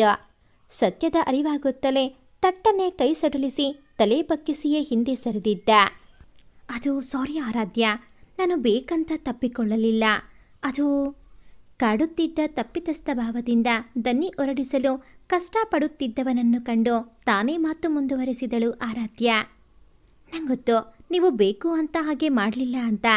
ನಿಜ ಹೇಳಬೇಕು ಅಂದರೆ ನಿಮ್ಮ ನೋವನ್ನು ಕಡಿಮೆ ಮಾಡೋಕ್ಕೆ ನನ್ನಿಂದಾಗುವ ಪ್ರಯತ್ನ ಮಾಡೋಣ ಅಂತಾನೆ ಬಂದೆ. ಕಂಗಳು ಸಾಕಷ್ಟು ಬಾರಿ ಮಾತಾಡಿದ್ದರೂ ಇಬ್ಬರ ನಡುವೆ ಮಾತಿನ ಸಂವಹನ ಇದೇ ಮೊದಲು. ಹಾಗಾಗಿ ಒಬ್ಬರಿಗೊಬ್ಬರು ಏನೆಂದು ಸಂಬೋಧಿಸಬೇಕೆನ್ನುವ ತೊಳಲಾಟದಲ್ಲೇ ಮಾತು ಮುಂದುವರೆದಿತ್ತು. ನಾನು ಮೊದಲಿನಿಂದಲೂ ರೆಸಿಡೆನ್ಷಿಯಲ್ ಶಾಲೆಯಲ್ಲಿ ಓದಿದ್ದು. ಅಕ್ಕನ ಜೊತೆ ಹೆಚ್ಚು ಸಮಯ ಕಳೆಯಲಾಗಲಿಲ್ಲ ನಿಜ. ಆದರೆ ಕಳೆದ ಅಷ್ಟು ಸಮಯವು ನೆನಪಿನಲ್ಲಿ ಅಚ್ಚಳಿಯದೆ ಉಳಿಯುವಂಥದ್ದು. ಎರಡನೇ ತಾಯಿಯೇ ನನ್ನಕ್ಕ. ನನ್ನೆಲ್ಲ ಕೀಟಲೆಗಳನ್ನು ಸಹಿಸಿಕೊಂಡು ಎಂದಿಗೂ ನನ್ನ ಬೆನ್ನುಗಾವಲಾಗಿ ಇರುತ್ತಿದ್ದಳು. ಅವಳಿದ್ದರೆ ಮನೆಯಲ್ಲಿ ಸದಾ ನಗು, ಲವಲವಿಕೆ, ಏನಾದರೊಂದು ಹಾಡು ಗೊಣಗುತ್ತಾ ಅಪ್ಪ ಅಮ್ಮನಿಗೆ ಸಹಕರಿಸುತ್ತಾ ಮನೆಗೆ ಜೀವ ತುಂಬ್ತಾ ಇದ್ಲು. ಆದರೆ ಈಗ ಅವಳಿಲ್ಲದೆ ಮನೆ ಖಾಲಿ ಖಾಲಿ ಅನಿಸುತ್ತೆ. ಅದರಲ್ಲೂ ಹೆಣ್ಣೊಪ್ಪಿಸುವ ಶಾಸ್ತ್ರದಲ್ಲಿ ಪುರೋಹಿತರು ಆಡಿದ ಮಾತುಗಳು, ಎತ್ತಿ ಆಡಿ ಬೆಳೆಸಿದ ಮಗಳ ಜವಾಬ್ದಾರಿಯನ್ನು ಅಳಿಯನ ಕೈಗಿಟ್ಟು ಅವಳ ತಪ್ಪುಗಳನ್ನು ಮನ್ನಿಸಿ ಅವಳನ್ನು ಚೆನ್ನಾಗಿ ನೋಡಿಕೊಳ್ಳಿ ಎಂದು ಗದ್ಗದಿದ ಧ್ವನಿಯಲ್ಲಿ ಅಪ್ಪ ಆಡಿದ ಮಾತುಗಳು ಎಲ್ಲವನ್ನೂ ನೆನೆದರೆ ಮುಂದೆ ಮಾತನಾಡಲಾಗದಂತೆ ಉಮ್ಮಳಿಸಿ ಬಂದ ದುಃಖ ಅವನ ಗಂಟಲನ್ನು ಕಟ್ಟಿ ಹಾಕಿತ್ತು. ನೋಡಿ, ನಿಮ್ಮ ದುಃಖ ನನಗೆ ಅರ್ಥ ಆಗುತ್ತೆ. ಪ್ರತಿ ಹೆಣ್ಣು ಒಂದಲ್ಲ ಒಂದು ದಿನ ಹುಟ್ಟಿದ ಮನೆಯಿಂದ ಹೊರನಡೆದು ಮತ್ತೊಂದು ಮನೆಯನ್ನು ಸೇರಲೇಬೇಕು. ಇನ್ನು ಮುಂದೆ ಆ ಮನೆಯ ಬೆಳಕಾಗಿ ಆ ಮನೆಯನ್ನು ಬೆಳಗುವ ಪ್ರಕಾಶ ಮಾನ್ಯ ಅತ್ತಿಗೆ. ಮದುವೆಯಾಗಿ ಹೋದ ಮಾತ್ರಕ್ಕೆ ತವರ ಸಂಬಂಧ ಎಂದೂ ಕಡಿದು ಹೋಗಲ್ಲ. ಅವಳೆಂದಿದ್ದರೂ ಈ ಮನೆಯ ಮುದ್ದಿನ ಮಗಳೇ. ಅವಳಿಗೀಗ ಎರಡೆರಡು ಮನೆ. ಇದು ಅವಳ ಮನೆಯೇ, ಅದು ಅವಳ ಮನೆಯೇ. ಈಗ ಅವಳಿಗೆ ಇಬ್ಬರಿಬ್ಬರು ಅಪ್ಪ ಅಮ್ಮಂದಿಯರು. ನೀವೇ ನೋಡಿ ಎಷ್ಟು ಬೇಗ ಮಾನ್ಯ ಅತ್ತಿಗೆ ಆ ಮನೆಗೆ ಹೊಂದಿಕೊಂಡು ಬಿಡ್ತಾರೆ ಅಂತ. ಹೆಣ್ಣಿಗೆ ಎಲ್ಲವನ್ನೂ ಸಹಿಸಿಕೊಳ್ಳುವ ಶಕ್ತಿ, ಎಂತಹ ಸ್ಥಿತಿಯಲ್ಲೂ ಹೊಂದಿಕೊಳ್ಳುವ ಜಾಣ್ಮೆ ಇದೆ ಎಂದೇ ಬಹುಶಃ ಇಂತಹ ಕಷ್ಟದ ಕೆಲಸನ ಹೆಣ್ಣಿನ ಪಾಲಿಗೆ ವಹಿಸಿದ್ದಾರೇನೋ. ಅದು ಅಲ್ಲದೆ ಅವಳ ಎಲ್ಲ ಕಷ್ಟಗಳಿಗೂ ಸ್ಪಂದಿಸೋ ನಿಮ್ಮಂತಹ ಒಡ ಹುಟ್ಟಿದವರಿರುವಾಗ ಅವಳಿಗೆ ಯಾವ ತೊಂದರೆಯೂ ಆಗಲ್ಲ. ಪ್ಲೀಸ್, ನೀವು ಇಷ್ಟೆಲ್ಲ ಬೇಜಾರು ಮಾಡ್ಕೋಬೇಡಿ. ತನ್ನಿನಿಯನ ಬೇಸರವನ್ನು ತಗ್ಗಿಸಲು ತನ್ನಿಂದ ಎಷ್ಟು ಸಾಧ್ಯವೋ ಅಷ್ಟು ಮಾಡುವ ಪ್ರಯತ್ನದಲ್ಲಿ ತನಗೆ ತಿಳಿದಿದ್ದನ್ನು ಹೇಳಿದ್ದಳು ಆರಾಧ್ಯ. ನೀವು ಹೇಳ್ತಾ ಇರೋದು ನಿಜ. Thank you. ನಿಮ್ಮ ಮಾತಿಂದ ನನಗೂ ಸ್ವಲ್ಪ ಸಮಾಧಾನ ಆಯಿತು. ಸರಿ, ತುಂಬ ರಾತ್ರಿ ಆಗಿದೆ. ನೀವಿನ್ನು ಹೋಗಿ ಮಲಗಿ. ನಾನು ಒಂದು 5 ನಿಮಿಷ ಇಲ್ಲಿದ್ದು ಬರ್ತೀನಿ. ಕಣ್ಣೊರೆಸಿಕೊಂಡವ ನೋಟ ಬೆಸೆಯಲು ಯತ್ನಿಸುತ್ತಾ ಹೊದಗಿದ್ದ ನಗುವ ತಂದು ತುಟಿಯ ಮೇಲಿಟ್ಟಿದ್ದ. ಎಂದಷ್ಟೇ ಹೇಳಿ ತಲೆಯಲ್ಲಾಡಿಸಿದವಳು ಮೆಲ್ಲನೆ ಕೆಳಗಿಳಿದು ಕೋಣೆ ಸೇರಿದಳು. ದಿವಾಕರ ತನ್ನ ಕಾರ್ಯಸ್ಥಾನಕ್ಕೆ ಹಾಜರಿ ಕೊಟ್ಟು ದಿನವನ್ನು ಆರಂಭಿಸಲು ಅನುಮತಿ ಕೊಟ್ಟಾಗಿತ್ತು. ಇತ್ತ ಗೋವಿಂದಣ್ಣನ ಮನೆಯಲ್ಲಿ ಉಳಿದಿದ್ದ ನೆಂಟರೆಲ್ಲರನ್ನೂ ಗಂಡಿನ ಮನೆಯಲ್ಲಿ ಹಮ್ಮಿಕೊಳ್ಳಲಾಗಿದ್ದ ಅಂದಿನ ಪೂಜೆಗೆ ಕರೆದೊಯ್ಯಲು ಟೆಂಪೋ ಒಂದರ ವ್ಯವಸ್ಥೆ ಮಾಡಿದ್ದ ಪೃಥ್ವಿ. ಎಲ್ಲರನ್ನೂ ಹೊರಡಿಸುವಲ್ಲಿ ಅವನು ವ್ಯಸ್ತ. ಅತ್ತ ಮಾನ್ಯಾಳ ಗಂಡನ ಮನೆಯಲ್ಲೂ ಪೂಜೆ ಮತ್ತು ಬೀಗಳವತಾಣದ ತಯಾರಿ ಜೋರಾಗಿಯೇ ನಡೆದಿತ್ತು. ಬೆಳಗ್ಗೆಯೇ ಗೋವಿಂದಣ್ಣ ಪೃಥ್ವಿನಿಗೆ ಫೋನ್ ಹಾಯಿಸಿ ವ್ಯವಸ್ಥೆಯ ಬಗ್ಗೆ ವಿಚಾರಿಸಿದವರು ಸಾಧ್ಯವಾದಷ್ಟು ಬೇಗನೆ ತಲುಪುವ ಹಾಗೆ ಹೊರಡಲು ಆದೇಶಿಸಿದ್ದರು. ನಿಗದಿಯಾಗಿದ್ದ ಟೆಂಪೋ ಗೋವಿಂದಣ್ಣನ ಮನೆ ಎದುರು ಬಂದು ನಿಲ್ಲಲು ನೆಂಟರೆಲ್ಲ ಒಬ್ಬೊಬ್ಬರಾಗಿಯೇ ಬಂದು ಕುಳಿತರು. ಹರ್ಷೋಲ್ಲಾಸದಿಂದ ಟೆಂಪೋ ಸಾಗಿತ್ತು ಗಂಡಿನ ಮನೆ ಕಡೆಗೆ. ಮುಂಜಾವಿನ ತಿಳಿ ಬಿಸಿಲು, ಹದವಾಗಿ ಬೀಸುತ್ತಿದ್ದ ತಣ್ಣನೆಯ ಗಾಳಿ, ಹಸಿರು ಬಣ್ಣದಿಂದಲೇ ಕಣ್ಮನ ಸೆಳೆಯುವಂತಹ ಮಲೆನಾಡಿನ ಸೌಂದರ್ಯ, ಬೆಟ್ಟಗುಡ್ಡಗಳ ಮೇಲಿನ ಚಲನೆಯನ್ನು ನೆನಪಿಸುತ್ತಿದ್ದ ತಿರುವುಗಳು, ಜೊತೆಗೂಡಿದ ಹಾಡು, ಹರಟೆ, ಹಾಸ್ಯ, ನಗೆ ಚಟಾಕಿಗಳು. ಪ್ರಯಾಣದ ಪ್ರತಿ ನಿಮಿಷವೂ ಹೀಗೆ ರಸವತ್ತಾಗಿ ಕಳೆಯುತ್ತಿರುವಾಗ ದಾರಿ ಕ್ರಮಿಸಿದ್ದೇ ಅರಿವಾಗಲಿಲ್ಲ ಯಾರಿಗೂ. ಇನ್ನೇನು ಗಂಡಿನ ಮನೆ ತಲುಪುವ ಕೆಲವೇ ನಿಮಿಷಗಳು ಬಾಕಿ ಇದ್ದವು. ಎಲ್ಲರೂ ತಮ್ಮ ತಮ್ಮ ಬ್ಯಾಗ್ಗಳನ್ನು ಹೆಗಲಿಗೇರಿಸಿ ಇಳಿಯುವ ತಯಾರಿಯಲ್ಲಿದ್ದರು. ಹೀಗೆ ಎಲ್ಲೆಡೆ ನೋಟ ಹರಿಸುತ್ತಾ ವ್ಯವಸ್ಥೆ ಕಡೆ ಗಮನ ಹರಿಸುತ್ತಿದ್ದ ಪೃಥ್ವಿನಿಗೆ ತೆರೆದ ಕಿಟಕಿಯನ್ನು ಹಾಕಲು ಅರಸಾಹಸ ಪಡುತ್ತಿದ್ದ ಆರಾಧ್ಯ ಕಂಡಳು. ಅವಳ ಪಡಿಪಾಟು ನೋಡಲಾಗದ ಹುಡುಗ ಅವಳಿಗೆ ಸಹಾಯ ಮಾಡುವ ಉದ್ದೇಶದಿಂದ ತಾನೇ ಅವಳ ಸೀಟ್ ಬಳಿ ತೆರಳಿದ.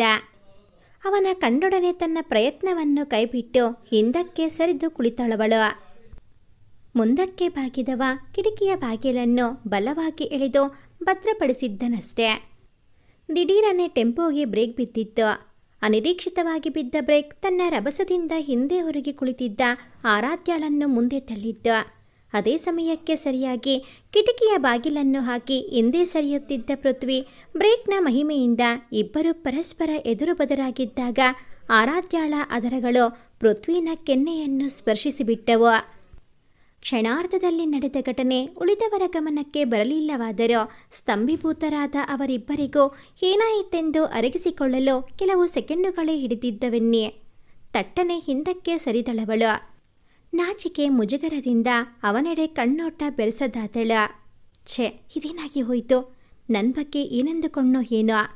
ಮನಸ್ಸಿನ್ನು ಅದೇ ಕ್ಷಣದಲ್ಲೇ ಇದ್ದು ಬರಲೊಲ್ಲೆನೆಂದು ಕಟ್ಟು ಬಿದ್ದ ದನಿಯನ್ನು ಅಂತೂ ಹಿಡಿದೆಳೆದು ತಂದು ಕಷ್ಟದಿಂದಲೇ ತಲೆ ಬಗ್ಗಿಸಿ ಸಾರಿ ಅದು ಎಂದಳಷ್ಟೆ.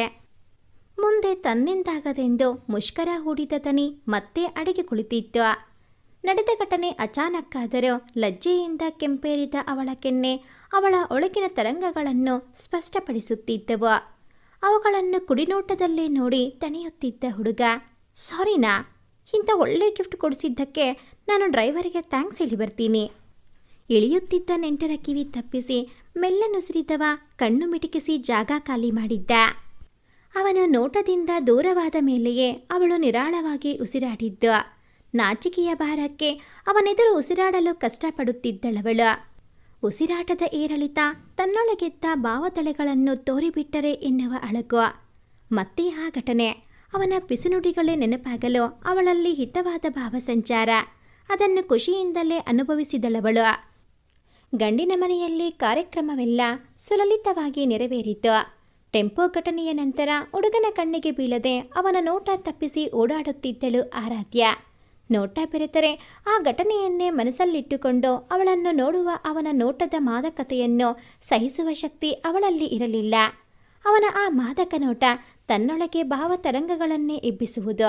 ಅವುಗಳನ್ನು ತಾನು ಎಲ್ಲರಿಂದ ಬಚ್ಚಿಡಲಾರೆ ಎನ್ನುವ ಅವಳ ಅಳುಕು ಅವನಿಂದ ದೂರ ಉಳಿಯುವಂತೆ ಮಾಡಿತ್ತು.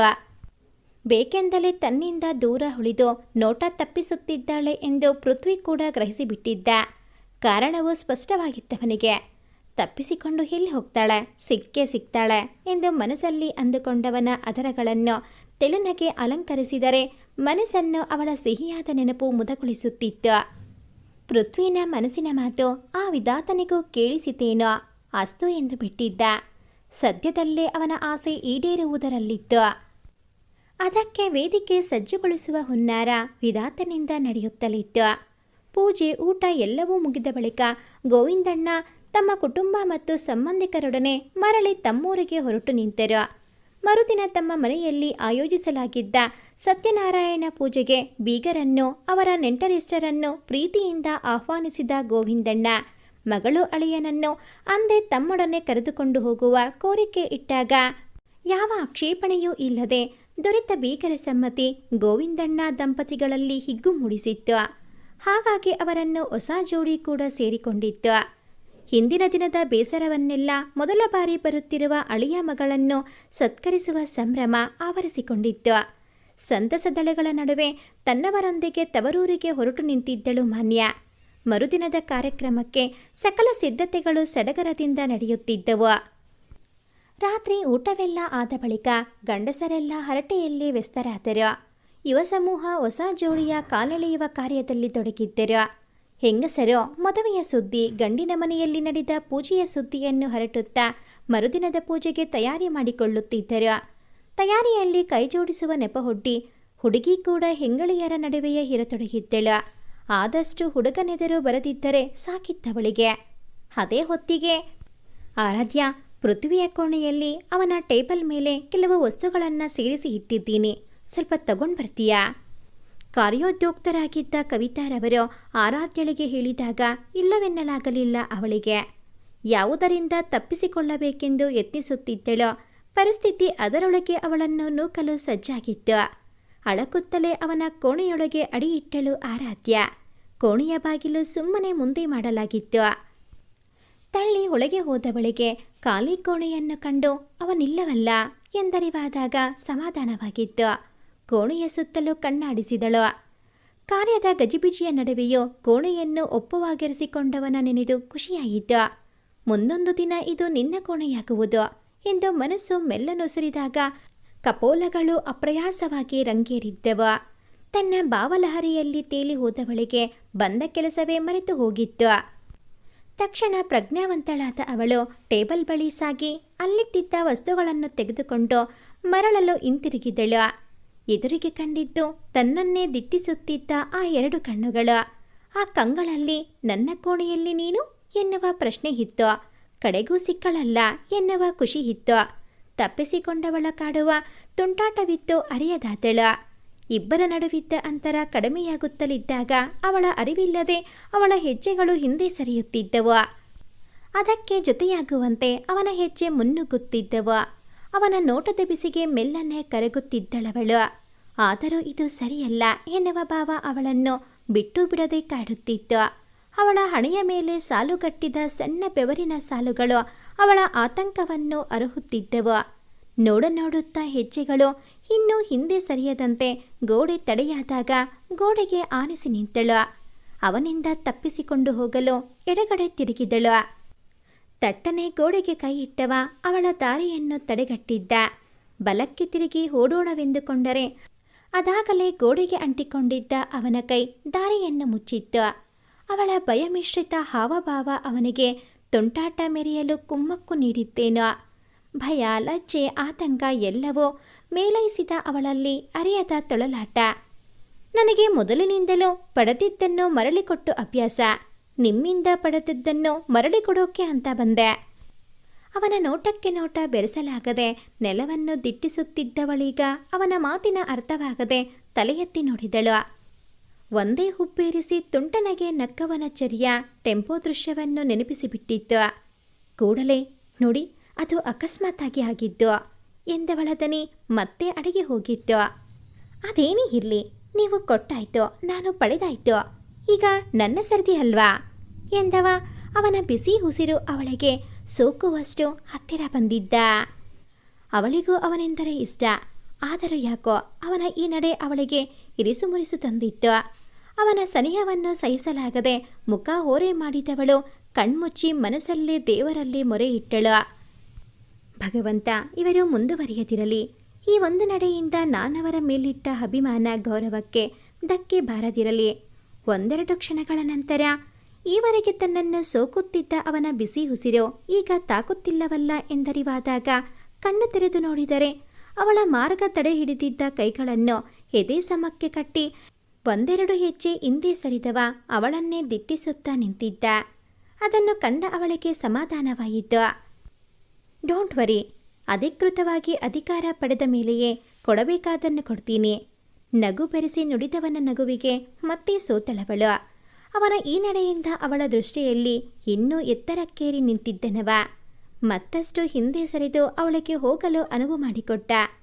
ತಾನು ಎಣಿಸಿದ್ದಕ್ಕಿಂತ ಉತ್ತಮ ಗುಣವುಳ್ಳವ ತನ್ನವ ಎಂಬ ಹಿಗ್ಗಿನಿಂದ ಅವನ ಹಾದು ಮುಂದೆ ಸಾಗಿದಳು. ಇನ್ನೇನು ಬಾಗಿಲ ದಾಟಬೇಕೆನ್ನುವಷ್ಟರಲ್ಲಿ 6 ಎನ್ನುವ ಕರೆ ಅವಳ ಹೆಜ್ಜೆಯನ್ನು ಅಲ್ಲಿಯೇ ನಿಲ್ಲಿಸಿಬಿಟ್ಟಿತು.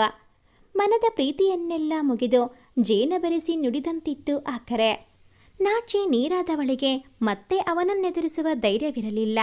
ಅವನಿಗೆ ಬೆನ್ನು ಮಾಡಿಯೇ ಬಾಗಿಲ ಹಿಡಿದು ನಿಂತವಳ ಬೆರಳುಗಳು ಬಾಗಿಲ ಮೇಲೆ ಲಜ್ಜೆಯ ರಂಗೋಲಿ ಬಿಡಿಸುತ್ತಿದ್ದವು. ನಾನೇನು ಹಿರಿಯರ ಜೊತೆ ನಮ್ಮಿಬ್ಬರ ವಿಷಯವನ್ನು ಮಾತನಾಡುವವರೆಗೆ ಮುಂದುವರೆದಿದ್ದೀನಿ. ಆದರೆ ನಿಮ್ಮ ಅಭಿಪ್ರಾಯವನ್ನೇ ಕೇಳಲಿಲ್ಲ. ಅನುರಾಗ ತುಂಬಿದ ದನಿ ತಪ್ಪೆನಿಸಿಕೆಯಲ್ಲಿ ಕೊನೆಗೊಂಡಾಗ, ನೀವವತ್ತು ಅನ್ನ ಬಡಿಸಲು ಕರೆದಾಗ ಆಡಿದ ಮಾತುಗಳು ನೀವೇ ಸೃಷ್ಟಿಸಿ ನುಡಿದ ಮಿತ್ತಂತ ನನಗೆ ಗೊತ್ತಿತ್ತು. ಆದರೆ ಅಂದಿನಿಂದ ನೀವು ಹೇಳಿದ ಆ ಮಾತು ಎಂದೆಂದಿಗೂ ನಿಜವಾಗಲಿ ಅಂತಲೇ ನಾನು ದೇವರನ್ನು ಪ್ರಾರ್ಥಿಸುತ್ತಾ ಇದ್ದೀನಿ. ಅವಳ ಸಮ್ಮತಿ ಅವನ ಮನದ ಅಳುಕವನ್ನೆಲ್ಲ ಒಂದೇ ಕ್ಷಣಕ್ಕೆ ಕರಗಿಸಿಬಿಟ್ಟಿತ್ತು. ಪ್ರೀತಿಯ ಗೆಲುವಿನ ಸಂಭ್ರಮದಲ್ಲಿದ್ದವ ನನ್ನ ಓದು ಮುಗಿದು ಕೆಲಸ ಗಿಟ್ಟಿಸಿಕೊಂಡು ನನ್ನ ಕಾಲ ಮೇಲೆ ನಾನು ನಿಂತ ಮೇಲೆ ನಮ್ಮಿಬ್ಬರ ವಿಷಯವನ್ನ ಹಿರಿಯರ ಜೊತೆ ಮಾತಾಡೋಣ. ಅವನಿಗೆ ಬೆನ್ನು ಮಾಡಿ ನಿಂತಂತೆಯೇ ಅವನ ನುಡಿಗಳನ್ನು ಕೇಳಿದವಳು ತಲೆಯಾಡಿಸಿ ಸಮ್ಮತಿ ಸೂಚಿಸಿದ್ದಳು. ಮತ್ತೊಂದು ಹೆಜ್ಜೆ ಇಟ್ಟಿದ್ದಳಷ್ಟೆ. 1 ನಿಮಿಷ, ಅಧಿಕೃತ ಅಧಿಕಾರ ಸಿಗೋದು ತಡ ಆಗುತ್ತೆ ಅಂದ ಮಾತ್ರಕ್ಕೆ ಕೊಡಬೇಕಾದನ್ನು ಮರ್ತು ಬಿಡ್ತೀನಿ ಅಂದ್ಕೋಬೇಡಿ. ಬಡ್ಡಿ ಸಮೇತ ತೀರಿಸ್ತೀನಿ. ಕಾತರ ತುಂಬಿದ ಕಣ್ಣುಗಳನ್ನು ಹೊತ್ತವನು ಕುತ್ತಿಗೆ ಹುದ್ದ ಮಾಡಿ ಅವಳ ಉತ್ತರವನ್ನೇ ನಿರೀಕ್ಷಿಸುತ್ತಿದ್ದ. ಹೋರೆಗಣ್ಣಲ್ಲಿ ಅವನ ನೋಡುತ್ತಾ ಆ ದಿನಕ್ಕಾಗಿ ಕಾಯ್ತಾ ಇರ್ತೀನಿ ಎಂದವಳ ಮಗ ನಾಚಿಕೆಯಿಂದ ಕೆಂಪಾಗಿ ತುಟಿಯಲ್ಲಿ ಲಜ್ಜೆಯ ನಗು ಹೊಳೆದಿತ್ತು. ತನ್ನವಳ ಒಪ್ಪಿಗೆ ರಂಗೇರಿದ ವದನ, ಲಜ್ಜೆಯ ನಡೆ ಕಂಡವನ ಸಂತಸಕ್ಕೆ ಪಾರವೇ ಇರಲಿಲ್ಲ. ಹುಚ್ಚೆದ್ದು ಕುಣಿಯುತ್ತಿದ್ದವನ ಮನಸ್ಸು. ಅಲ್ಲಿ ಹೆಚ್ಚು ಹೊತ್ತು ನಿಲ್ಲಲಾಗದೆ ಹೊರಗೂಡಿದ್ದಳು ಹುಡುಗಿ.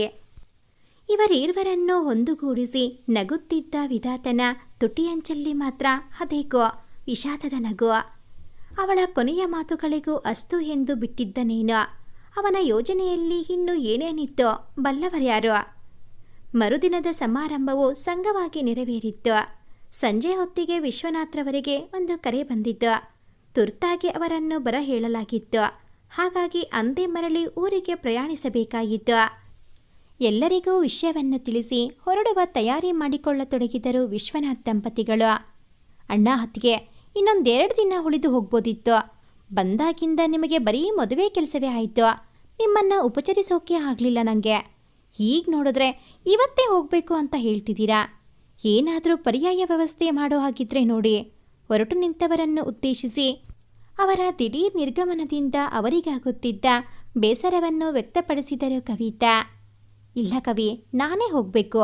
ಸ್ವಲ್ಪ ಮುಖ್ಯವಾದ ಕೆಲಸವಮ್ಮ. ಮತ್ತೊಂದು ಬಾರಿ ಬಂದಾಗ ತಿಂಗಳುಗಟ್ಟಲೆ ಉಳಿದು ಉಪಚಾರ ಮಾಡಿಸ್ಕೋತೀವಿ, ಆಯ್ತಾ?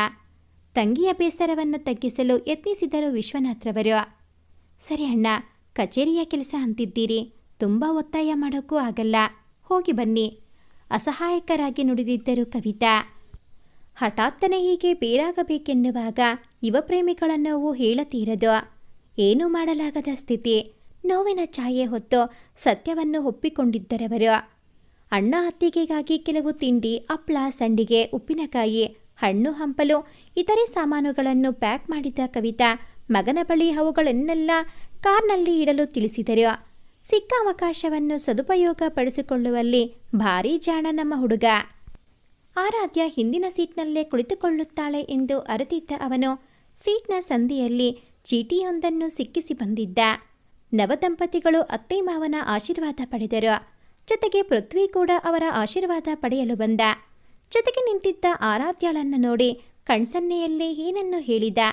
ಅದವಳಿಗೆ ಅರ್ಥವಾಗಿತ್ತು. ಎಲ್ಲರೂ ಕಾರ್ವರೆಗೂ ಬಂದಿದ್ದರು, ವಿಶ್ವನಾಥ್ರವರ ಕುಟುಂಬವನ್ನು ಬೀಳ್ಕೊಡಲು.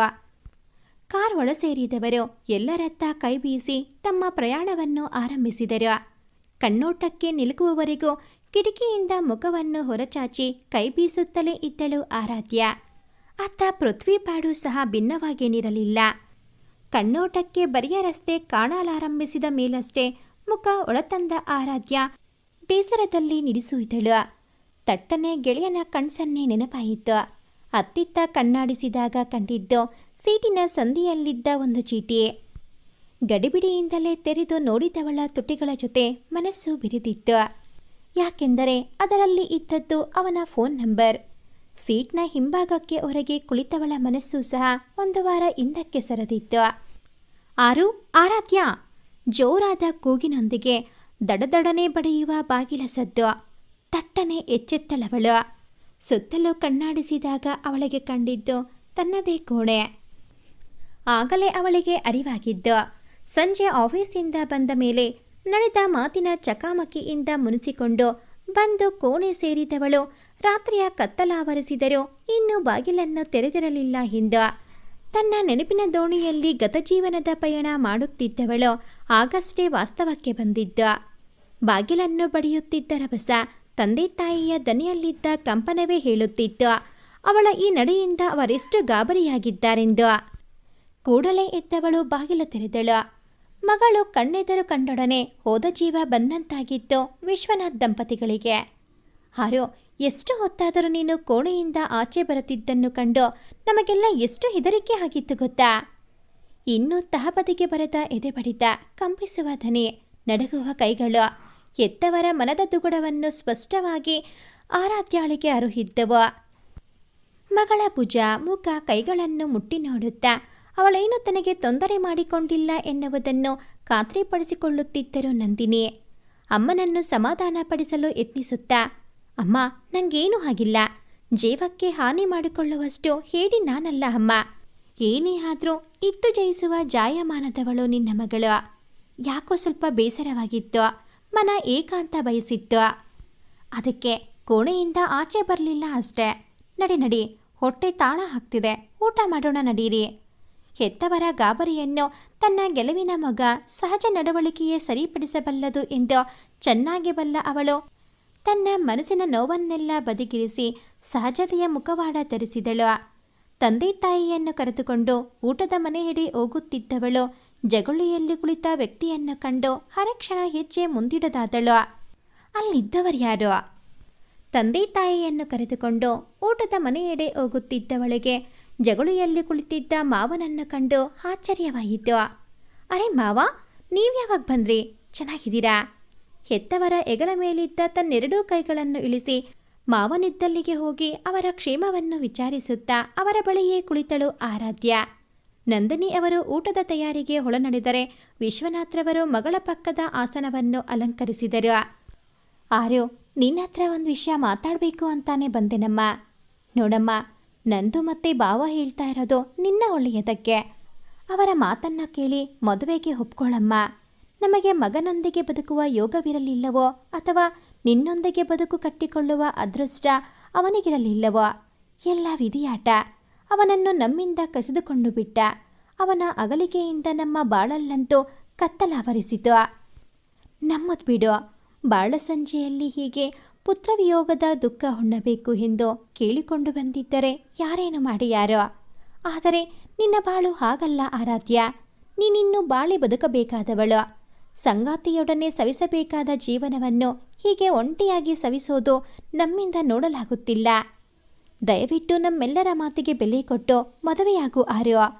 ಜೀವಂತಿಕೆಯ ಪ್ರತೀಕದಂತಿದ್ದ ಮಾವನಲ್ಲೀಗ ಚೈತನ್ಯವೇ ಇಲ್ಲ. ಯಾರ ಬಗ್ಗೆ ಮಾತನಾಡುವಾಗ ಅವರ ಕಣ್ಣಲ್ಲಿ 1000 ದೀಪಗಳ ಕಾಂತಿ ಮಿನುಗುತ್ತಿತ್ತೋ ಅವರ ಬಗ್ಗೆ ಮಾತನಾಡುವುದೆಂದರೆ ಅವರಿಗೀಗ ಅತೀವ ನೋವಿನ ವಿಷಯ. ಕಣ್ಣುಗುಡ್ಡೆಯ ಒಳ ಸೇರಿದ್ದ ಸೊರಗಿದ ಕಂಗಳನ್ನೇ ನಿರುಗಿಸಿದಳು ಆರಾಧ್ಯ. ಕರಳು ಕಿವಿಚಿದಂತಾಯ್ತು ಅವಳಿಗೆ. ಸವರಿಸಿಕೊಂಡವಳು, ಮಾವ, ನನಗೀಗಾಗಲೇ ಮದುವೆ ಆಗಿದೆ ಮಾವ. ನನ್ನವರು ಇನ್ನು ನನ್ನ ಹೃದಯದಲ್ಲಿ ಜೀವಂತವಾಗಿರುವಾಗ ನಾನು ಹೇಗೆ ಒಂಟಿಯಾಗ್ತೀನಿ? ಗೋವಿಂದಣ್ಣನ ಭುಜದ ಮೇಲೆ ಕೈಯಿಟ್ಟು ತನ್ನ ನಿರ್ಧಾರವನ್ನು ಸಮರ್ಥಿಸಿಕೊಂಡಳು ಆರಾಧ್ಯ. ಆರು, ತಿಳುವಳಿಕೆ ಇರೋಳು ನೀನು. ನೀನೇ ಹೀಗೆ ಮಾತಾಡಿದರೆ ಹೇಗಮ್ಮ? ಅವಳ ನಿರ್ಧಾರವನ್ನು ಆಕ್ಷೇಪಿಸಿದರು ಗೋವಿಂದಣ್ಣ. ಮಾವ, ನಿಮ್ಮೆಲ್ಲರ ದೃಷ್ಟಿಯಲ್ಲಿ ಮದುವೆ ಎಂದರೇನು? ಬಂಧು ಬಳಗವನ್ನು ಕರೆದು ಗಟ್ಟಿ ಮೇಳ ಮೊಳಗಿಸಿ ತಾಳಿ ಕಟ್ಟಿಸಿ 4 ಜನರಿಗೆ ಊಟ ಹಾಕಿದರೇನೆ ಮದುವೆ ಆದ ಹಾಗ್ಲಾ? ನನ್ನ ಪ್ರಕಾರ ಅದು ಕೇವಲ ಬೆಸದ ಸಂಬಂಧವನ್ನು ಸಮಾಜಕ್ಕೆ ತೋರುವ ಸೂಚ್ಯಾರ್ಥವಷ್ಟೇ.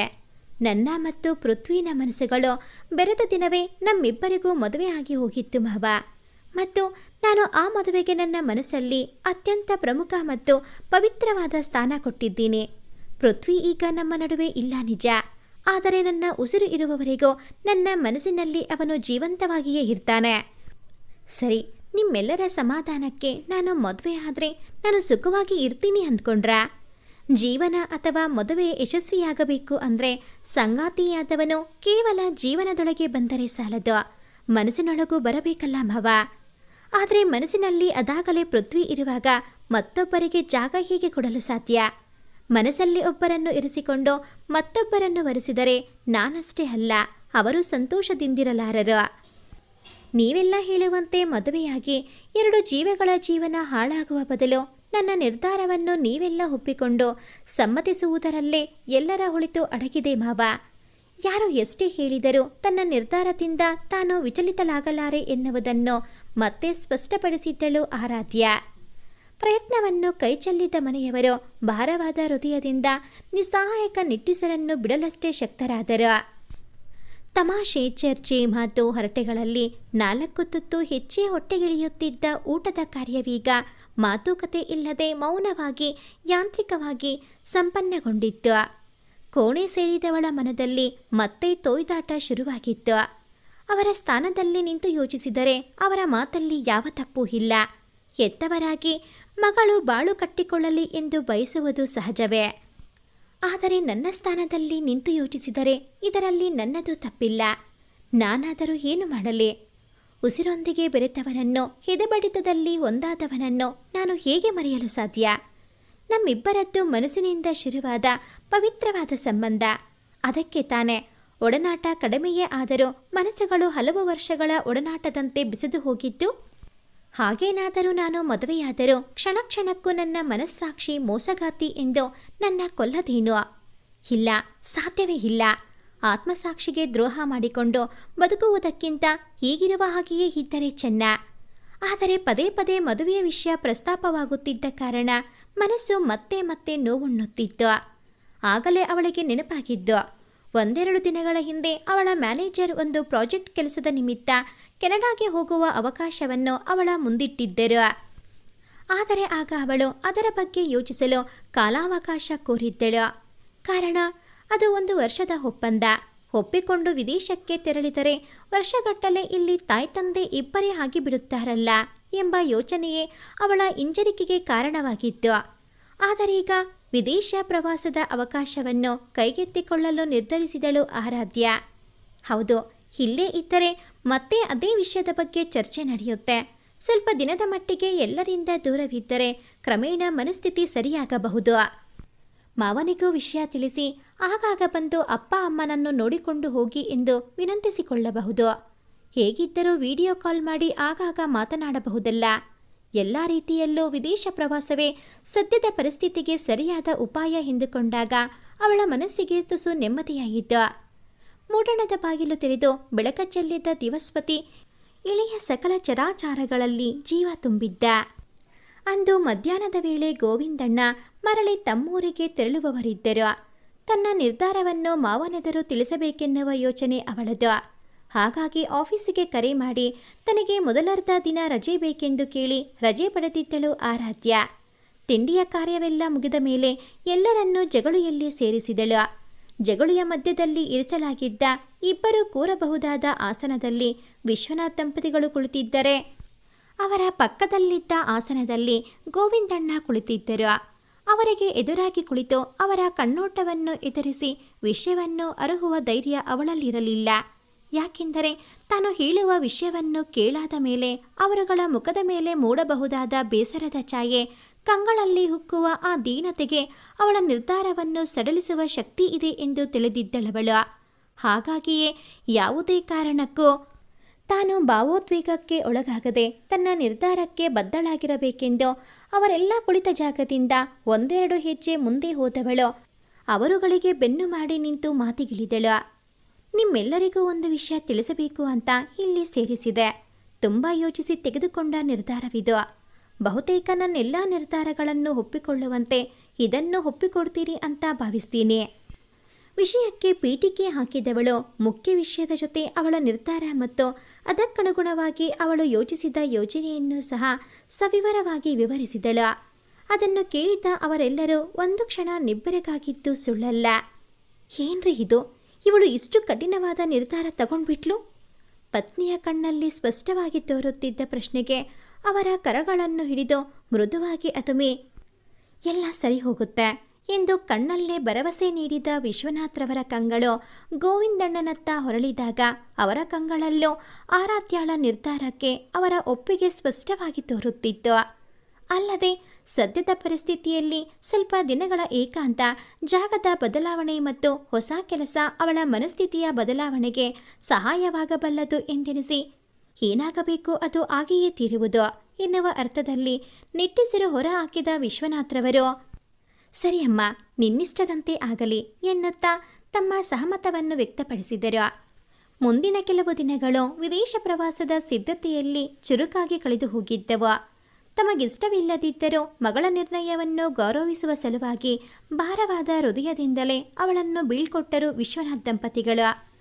ಹೊಸ ದೇಶ, ಹೊಸ ಜಾಗ, ಹೊಸ ಪರಿಸರ, ಹೊಸ ಕೆಲಸ, ಹೊಸ ಜನ, ಎಲ್ಲ ಹೊಸತನಗಳ ನಡುವೆ ಹೊಸ ತಿರುವಿನೊಡನೆ ಆರಂಭವಾಗಿತ್ತು ಆರಾಧ್ಯಾಳ ಜೀವನ. ತೆರೆದ ತೋಳುಗಳಿಂದ ಅವಳನ್ನು ಸ್ವಾಗತಿಸಿದ ಕೆನಡಾ ಅವಳನ್ನು ಚೆನ್ನಾಗಿಯೇ ಉಪಚರಿಸುತ್ತಿತ್ತು. ಬಾಹ್ಯ ಪ್ರಪಂಚದಲ್ಲಿ ಎಷ್ಟೇ ನವೀನತೆ ಇದ್ದರೂ ಆಂತರ್ಯದಲ್ಲಿ ಅದನ್ನು ಅನುಭವಿಸುವ ಒಲವಿಲ್ಲದಿದ್ದರೆ ಹೊಸತನ ಹೇಗೆ ತಾನೇ ಬದಲಾವಣೆಗೆ ನಾಂದಿ ಹಾಡಿತು.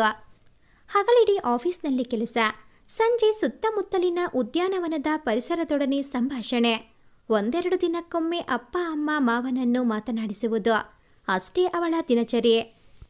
ಈ ನಡುವೆ ಓದಿನ ಗೀಳು ಅವಳನ್ನು ಆವರಿಸಿಕೊಂಡಿತ್ತು. ಅದರಲ್ಲೂ ಆಧ್ಯಾತ್ಮ ಅವಳನ್ನು ಹೆಚ್ಚಾಗಿ ಆಕರ್ಷಿಸತೊಡಗಿತ್ತು. ಸಮಯ ಕೊಳ್ಳಲೆಂದು ಆರಂಭಿಸಿದ ಹವ್ಯಾಸ ಕ್ರಮೇಣ ಅವಳೆಲ್ಲ ಸಮಯವನ್ನು ಬೇಡತೊಡಗಿತ್ತು. ಹೀಗೆ ಕಳೆದು ಹೋಗಿದ್ದವು ವರ್ಷದ ಮೊದಲ ಕೆಲವು ತಿಂಗಳುಗಳು. ಏಕತಾನತೆಯ ಜೀವಕ್ಕೊಂದು ತಿರುವು ಕಾದು ಕುಳಿತಿತ್ತು. ಅಂದು ರಜಾ ದಿನ. ಎಂದಿನ ಪರಿಪಾಠದಂತೆ ಹತ್ತಿರದ ಗ್ರಂಥಾಲಯಕ್ಕೆ ಹೋಗಿದ್ದಳು ಆರಾಧ್ಯ. ಪುಸ್ತಕದ ಶೆಲ್ಫಿನಿಂದ ತನಗೆ ಬೇಕಾದ ಪುಸ್ತಕವನ್ನು ಹಾರಿಸಿಕೊಳ್ಳುತ್ತಿದ್ದಳು. ಅದೊಂದು ಪುಸ್ತಕವನ್ನು ಶೆಲ್ಫಿನಿಂದ ತೆರೆದಾಗ ತೆರವುಗೊಂಡ ಜಾಗದ ಮೂಲಕ ಶೆಲ್ಫಿನ ಮತ್ತೊಂದು ಬದಿಯಲ್ಲಿದ್ದವರ ಚೆಹರೆ ಅವಳ ಕಣ್ಣಿಗೆ ಬಿತ್ತು. ಮಾಸ್ಕ್ ಧರಿಸಿದ್ದರಾದ್ದರಿಂದ ಕೇವಲ ಕಣ್ಣುಗಳು ಮಾತ್ರ ಕಾಣುತ್ತಿದ್ದವು. ಆ ಕಣ್ಣುಗಳನ್ನು ನೋಡಿ ಅರೆಕ್ಷಣ ನಿಂತಲ್ಲೇ ಕಲ್ಲಾದಳವಳು. ಹೌದು, ಅವೇ ಕಣ್ಣುಗಳವು ಎಂದು ಮನ ಎಚ್ಚರಿಸಿದಾಗ ತಾನಿರುವ ಸ್ಥಳ, ನಡೆದುಕೊಳ್ಳುತ್ತಿದ್ದ ರೀತಿಯ ಪರಿವೆಯೇ ಇಲ್ಲದೆ ಅವನನ್ನೇ ಹಿಂಬಾಲಿಸಿದಳು. ತಾನು ಕಂಡಿದ್ದು ಸತ್ಯವೋ ಭ್ರಮೆಯೋ ಎನ್ನುವುದನ್ನು ಖಚಿತಪಡಿಸಿಕೊಳ್ಳಬೇಕಾಗಿದ್ದವಳಿಗೆ ತುಸು ಗಡಿಬಿಡಿಯಲ್ಲಿದ್ದಂತೆ ಕಂಡವ ಪುಸ್ತಕವನ್ನು ಎರವಲು ಪಡೆದುಕೊಳ್ಳುವ ಪ್ರಕ್ರಿಯೆ ಮುಗಿಸಿ ಲಘುಬಗೆಯ ಹೆಜ್ಜೆ ಇಡುತ್ತಾ ಅವಳ ದೃಷ್ಟಿಯಿಂದ ಮರೆಯಾಗಿಬಿಟ್ಟ. ಅವನಿದ್ದ ಗಡಿಬಿಡಿಯಲ್ಲಿ ಅವನ ಗ್ರಂಥಾಲಯದ ಸದಸ್ಯತ್ವದ ಕಾರ್ಡ್ ಕೆಳಗೆ ಬಿದ್ದುದನ್ನು ಗಮನಿಸದೆ ಹೊರಟು ಹೋಗಿದ್ದ. ಅವನನ್ನೇ ಹಿಂಬಾಲಿಸಿ ಬಂದವಳಿಗೆ ಅದು ಸಿಕ್ಕಿತ್ತು. ಅದು ಅವನದೇ ಎಂದು ತಿಳಿದ ಅವಳು ಅವನ ಹೆಸರು ನೋಡುವ ಗೋಜಿಗೂ ಹೋಗಲಿಲ್ಲ. ಅವಳ ಕಣ್ಣು ಮೊದಲು ಕಂಡಿದ್ದೆ ಅದರಲ್ಲಿದ್ದ ಫೋನ್ ನಂಬರನ್ನು. ತಟ್ಟನೆ ಅದನ್ನು ಮನಸ್ಸಲ್ಲಿರಿಸಿದಳು. ಅದೇ ಹೊತ್ತಿಗೆ ಗ್ರಂಥಾಲಯದ ಸಿಬ್ಬಂದಿಯೊಬ್ಬರು ಬಂದು ಆ ಕಾರ್ಡನ್ನು ಪಡೆದು ತಮ್ಮ ಸೂರ್ಪದಿಯಲ್ಲಿರಿಸಿಕೊಂಡರು. ಮನಸ್ಸಿನಲ್ಲಿದ್ದ ಫೋನ್ ನಂಬರ್ ಮೊಬೈಲ್ ಸೇರಲು ತುಂಬ ಸಮಯವೇನೂ ಹಿಡಿಯಲಿಲ್ಲ. ಮನದಲ್ಲಿದ್ದ ಪ್ರಶ್ನೆಗಳ ಮಹಾಪುರ ಓದುವ ಆಸೆಯನ್ನು ನುಂಗಿ ಹಾಕಿತ್ತು. ಕೂಡಲೇ ಅಲ್ಲಿಂದ ಹೊರಟಿದ್ದಳು. ಮನೆಗೆ ಮರಳುವ ದಾರಿ ಪೂರ್ತಿ ಹಬೆಯ ಅಲೆಯಂತೆ ಅವಳ ಮನಸ್ಸಿನಲ್ಲಿ ಗೊಂದಲಗಳು ಒಂದರ ಇನ್ನೊಂದು ಹುಟ್ಟುತ್ತಲೇ ಇದ್ದವು. ಮನೆ ತಲುಪಿ ಸೋಫಾದ ಹಿಂಭಾಗಕ್ಕೆ ಆನಿಸಿ ಕಣ್ಮುಚ್ಚಿ ಕುಳಿತವಳ ಮನಸ್ಸು ಗೊಂದಲಗಳ ಗೂಡಾಗಿತ್ತು. ಇದು ಹೀಗೆ ಸಾಧ್ಯ? ನಾನಿವತ್ತು ಕಂಡಿದ್ದು ಸತ್ಯವೋ ಅಥವಾ ಮನಸ್ಸಿನಲ್ಲಿದ್ದದ್ದು ಭ್ರಮೆಯಾಗಿ ಕಣ್ಣೆದುರು ಕಂಡಿದ್ದು? ಇಲ್ಲ, ಅದು ಭ್ರಮೆಯಾಗಲು ಸಾಧ್ಯವೇ ಇಲ್ಲ. ನಾನು ಕಂಡಿದ್ದು ಸತ್ಯವೇ. ಆ ಕಣ್ಣುಗಳನ್ನು ಗುರುತಿಸುವಲ್ಲಿ ನಾನು ಎಡವಲು ಖಂಡಿತ ಸಾಧ್ಯವಿಲ್ಲ. ಅವು ನನ್ನ ಪೃಥ್ವಿನ ಕಣ್ಣುಗಳೇ. ಅಂದರೆ ನನ್ನ ಪೃಥ್ವಿ ಇನ್ನೂ ಬದುಕಿದ್ದಾನಾ? ಹಾಗಾದರೆ ಈ ಸತ್ಯ ಮಾವನಿಗೂ ತಿಳಿದಿಲ್ಲವೇ? ಯಾವುದೋ ಅಪಾರ್ಥದಲ್ಲಿ ಅಸತ್ಯವನ್ನು ಸತ್ಯವೆಂದು ನಂಬಿಬಿಟ್ಟರೆ? ಏನೇನೋ ಅನುಮಾನಗಳು. ಅವನು ಬದುಕಿದ್ದರೂ ಇಷ್ಟು ವರ್ಷ ಯಾಕೆ ನಮ್ಮಿಂದ ದೂರವಿದ್ದ? ನನಗೂ ತಿಳಿಯದಂತೆ ಇದ್ದದ್ದು ಹೇಗೆ? ಅಥವಾ ಅಪಘಾತವೇನಾದರೂ ಆಗಿ ನೆನಪಿನ ಶಕ್ತಿ ಅಳಿಸಿ ಹೋಗಿದೆಯೇ? ಅಥವಾ ಎಲ್ಲವೂ ಸರಿಯಿದ್ದು ಬೇಕಂತಲೇ ನನ್ನಿಂದ ದೂರ ಉಳಿದನೆ? ಒಂದರ ಹಿಂದೊಂದು ಚಿಗುರುಡಿಯುತ್ತಿದ್ದ ಪ್ರಶ್ನೆಗಳು. ಯಾವುದೊಂದು ಸರಿಯಾಗಿ ಸ್ಪಷ್ಟವಾಗುತ್ತಿಲ್ಲ. ಎಲ್ಲವನ್ನು ಎಳೆಯಾಗಿ ಬಿಡಿಸಲು ಮತ್ತೆ ತನ್ನ ಗತದಡೆ ಸರಿದ ಮನಸ್ಸು ಅವಳೊಡನೆ ಮಾತಿಗಿಳಿಯಿತು. ಮಾನ್ಯ ಅತ್ತಿಗೆಯ ಮದುವೆಯ ನಂತರ ನಾವಿಬ್ಬರೂ ಮುಖತಃ ಭೇಟಿಯಾಗಿದ್ದು ಬೆರಳೆಣಿಕೆಯಷ್ಟು ಬಾರಿ ಮಾತ್ರ. ಆದರೂ ಫೋನ್ ಮೂಲಕ ನಾವಿಬ್ಬರೂ ನಿರಂತರ ಸಂಪರ್ಕದಲ್ಲಿದ್ದೆವು. ನನ್ನ ಕರೆಯೊಂದಿಗೆ ಅವನ ಬೆಳಕು ಶುರುವಾದರೆ ಅವನ ಕರೆಯಿಂದ ನನ್ನ ರಾತ್ರಿ ಕೊನೆಗೊಳ್ಳುತ್ತಿತ್ತು. ಯಾವ ಹೊತ್ತಿನಲ್ಲಿ ಯಾರು ಏನು ಮಾಡುತ್ತಿರಬಹುದೆಂದು ಇಬ್ಬರೂ ಊಹಿಸಿ ಇಳುವಷ್ಟು ಬೆಸೆದು ಹೋಗಿತ್ತು ನಮ್ಮಿಬ್ಬರ ದಿನಚರಿ. ದನಿಯ ಹಾವಭಾವ, ಉಸಿರಿನ ಏರಿಳಿತವೇ ಸಾಕಿತ್ತು ವಿಷಯದ ಆಳವನ್ನು ಗ್ರಹಿಸಲು. ಇಬ್ಬರು 100 ಕಿಲೋಮೀಟರ್ ದೂರವಿದ್ದೆವು ನಿಜ, ಆದರೆ ಮನಸ್ಸುಗಳು ಮಾತ್ರ ಸದಾ ಜೊತೆಗೆ ಇರುತ್ತಿದ್ದವು. ಡಿಗ್ರಿಯ ಕಡೆಯ ವರ್ಷದಲ್ಲಿಯೇ ಒಳ್ಳೆಯ ಕಂಪನಿಯಲ್ಲಿ ಕೆಲಸ ಗಿಟ್ಟಿಸಿಕೊಂಡಿದ್ದ. ಆಗವನ ಸಂಭ್ರಮ ಹೇಳತೀರದು. ಓದು ಮುಗಿಯುವಷ್ಟರಲ್ಲೇ ಅವನನ್ನು ಅವನ ಕಂಪನಿ ಯಾವುದೋ ಟ್ರೈನಿಂಗ್ ಎಂದು ಪರರಾಜ್ಯಕ್ಕೆ ಕಳಿಸಿತ್ತು. ಇವೆಲ್ಲದರಲ್ಲಿ 1-2 ವರ್ಷ ಕಳೆದೇ ಹೋಗಿತ್ತು. ಮಾವಾನೇ ಮೊದಲಾಗಿ ನಮ್ಮಿಬ್ಬರ ಸಂಬಂಧವನ್ನು ಬೆಸೆಯುವ ಮಾತುಕತೆಗಿಳಿದಿದ್ದರು. ನಮ್ಮಿಬ್ಬರನ್ನು ಒಟ್ಟಾಗಿ ನೋಡಲು ಮನೆಯವರೆಲ್ಲರೂ ಒಪ್ಪಿಗೆ ಕೊಟ್ಟಾಗಿತ್ತು. ಇನ್ನೇನು 1-6 ತಿಂಗಳಲ್ಲಿ ಅವನ ಟ್ರೈನಿಂಗ್ ಮುಗಿಸಿ ಮರಳುವವನಿದ್ದ. ನಂತರ ನಮ್ಮಿಬ್ಬರ ನಿಶ್ಚಿತಾರ್ಥ ಎಂದು ನಿಶ್ಚಯವಾಗಿತ್ತು. ಎಲ್ಲರೂ ಎದುರು ನೋಡುತ್ತಿದ್ದ ಆ ಸಮಯ ವಿಧಿಗೇಕೋ ಸಹಿಸಲಾಗಲಿಲ್ಲವೇನೋ. ನಗುವನ್ನು ಕಸಿಯುವ ಎಲ್ಲ ಸಿದ್ಧತೆಯನ್ನು ಮಾಡಿಕೊಂಡಿತ್ತು. ಇನ್ನೊಂದೆರಡು ದಿನ ಬಹುಶಃ ಕಾಲ್ ಮಾಡೋಕೆ ಆಗಲ್ಲ. ಆರೋ ಸ್ನೇಹಿತರೆಲ್ಲ ಟ್ರಿಪ್ ಹೋಗ್ತಾ ಇದ್ದೀವಿ. ಮೋಸ್ಟ್ ಅಡ್ವೆಂಚರಸ್ ಜಾಗ ಅದು. ನಾನಂತೂ ತುಂಬ ಎಕ್ಸೈಟ್ ಆಗಿದ್ದೀನಿ. ಅಲ್ಲಿ ನೆಟ್ವರ್ಕ್ ಸರಿಯಾಗಿ ಸಿಗದೇ ಇರಬಹುದು. ಬಂದ ಮೇಲೆ ಕಾಲ್ ಮಾಡ್ತೀನಿ ಆಯ್ತಾ ಎಂದವನಿಗೆ. ಹುಷಾರು ಕಣೋ, ಪ್ಲೀಸ್ ತುಂಬ ರಿಸ್ಕ್ ಎಲ್ಲ ತಗೋಬೇಡ, ಎಚ್ಚರಿಕೆಯಿಂದಿರು ಎಂದು ಹೇಳಿದ್ದು ಇನ್ನೂ ಕಿವಿಯಲ್ಲಿ ಸ್ಪಷ್ಟವಾಗಿದೆ.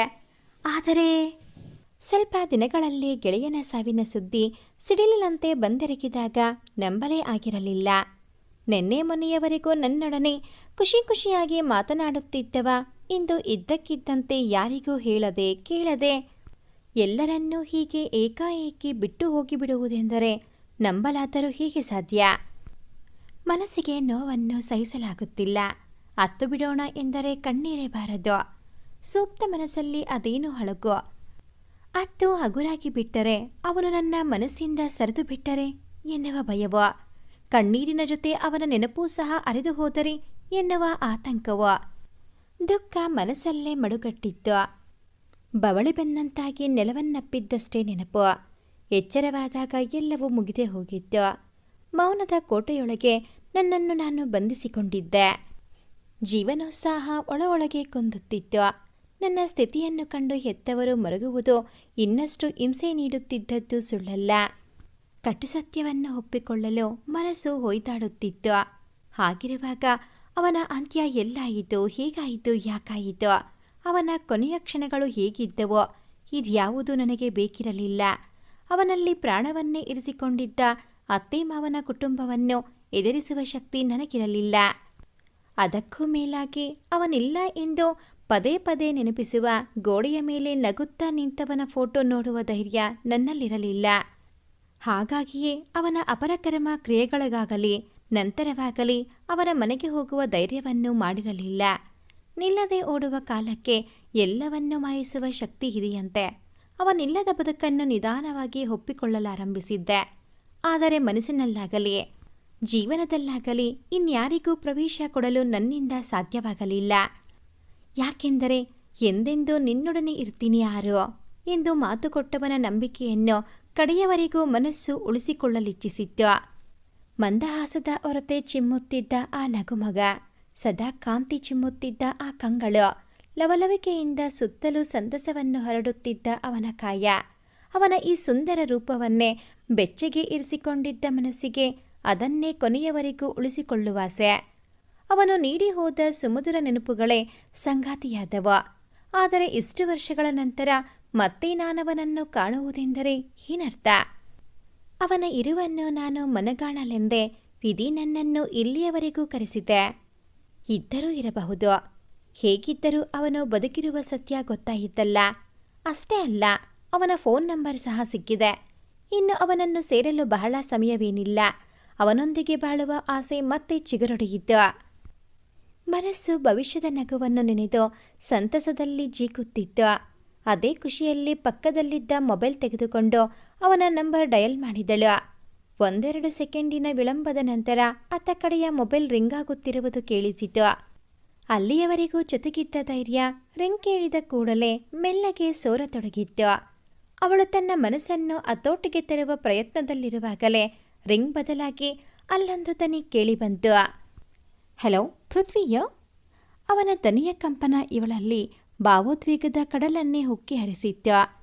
ತನ್ನ ಉತ್ಕಟ ಸಂಭ್ರಮವನ್ನು ಹೇಗೆ ಹೊರಹಾಕುವುದು ಎನ್ನುವ ಅರಿವಿಲ್ಲದೆ ತೊಳಲಾಡುತ್ತಿದ್ದವಳ ಗಂಟಲು ಬಿಗಿದು ಹೋಗಿತ್ತು. ಹಲೋ, ಎನಿಬಡಿಯೋ? ಮತ್ತೊಮ್ಮೆ ಅವನು ನುಡಿದಾಗಲೂ ಇವಳು ತನ್ನ ಪರಾಕಾಷ್ಠೆಯ ಸ್ಥಿತಿಯಿಂದ ಹೊರಬಂದಿರಲಿಲ್ಲ. ಕಡೆಗೆ ಕರೆ ಕಟ್ಟಾಯಿತು. ತೇರುದನಿಯ ಬೀಪ್ ಸದ್ದು ಅವಳ ಕಿವಿಗಡಚಿತು. ಆಗಲೇ ಅವಳು ಸಹಜ ಸ್ಥಿತಿಗೆ ಮರಳಿದ್ದು. ಕಣ್ಣೋಟ ನೀಡಿದಷ್ಟು ಆಪ್ತತೆಯನ್ನು ದನಿ ನೀಡಲಿಲ್ಲ ಎನಿಸಿತಾದರೂ ಅವನು ಪೃಥ್ವಿ ಎಂದೇ ಮನಸ್ಸು ಸಾಧಿಸುತ್ತಿತ್ತು. ಅದಕ್ಕೆ ಪುಷ್ಟಿ ನೀಡುವಂತೆ ಅವನು ಸಹ ಪೃಥ್ವಿಯರ್ ಎಂದಿದ್ದನಲ್ಲ. ಅಷ್ಟು ಸಾಕಿತ್ತು ಅವಳ ಮನಸ್ಸಿಗೆ ತನ್ನ ವಾದವನ್ನು ಸಮರ್ಥಿಸಿಕೊಳ್ಳಲು. ನಮ್ಮ ಮನಸ್ಸೇ ಆಗಲ್ವಾ? ಅದಕ್ಕೆ ಯಾವುದಾದರೂ ವಿಷಯ ಸರಿ ಎನಿಸಿದರೆ ಅದಕ್ಕೆ ಸಂಬಂಧಿಸಿದ ಎಲ್ಲವೂ ಸರಿಯೆಂದೇ ವಾದಿಸುವುದು. ಈ ಸಂತಸವನ್ನು ಯಾರೊಂದಿಗಾದರೂ ಹಂಚಿಕೊಳ್ಳೋಣ ಎಂತೆನಿಸಿದಾಗ ಮೊದಲು ನೆನಪಾಗಿದ್ದೇ ಗೋವಿಂದಣ್ಣ. ಕೂಡಲೇ ಮಾವನಿಗೆ ಫೋನ್ ಹಾಯಿಸಿದಳು. 1-2 ರಿಂಗ್ ಆಗಿರಬಹುದಷ್ಟೇ. ಭಾರತದಲ್ಲೀಗ ರಾತ್ರಿಯ ಸಮಯ. ಅತ್ತೆ ಮಾವ ಈಗ ಮಲಗುವ ತಯಾರಿಯಲ್ಲಿರಬಹುದು. ಈಗ ಇಂತಹ ವಿಷಯವನ್ನು ಹೇಳುವುದು ಸರಿಯಲ್ಲ. ಬೆಳಗ್ಗೆ ಹೇಳಿದರಾಯಿತು ಎಂದುಕೊಂಡು ಕರೆ ಕತ್ತರಿಸಿದಳು.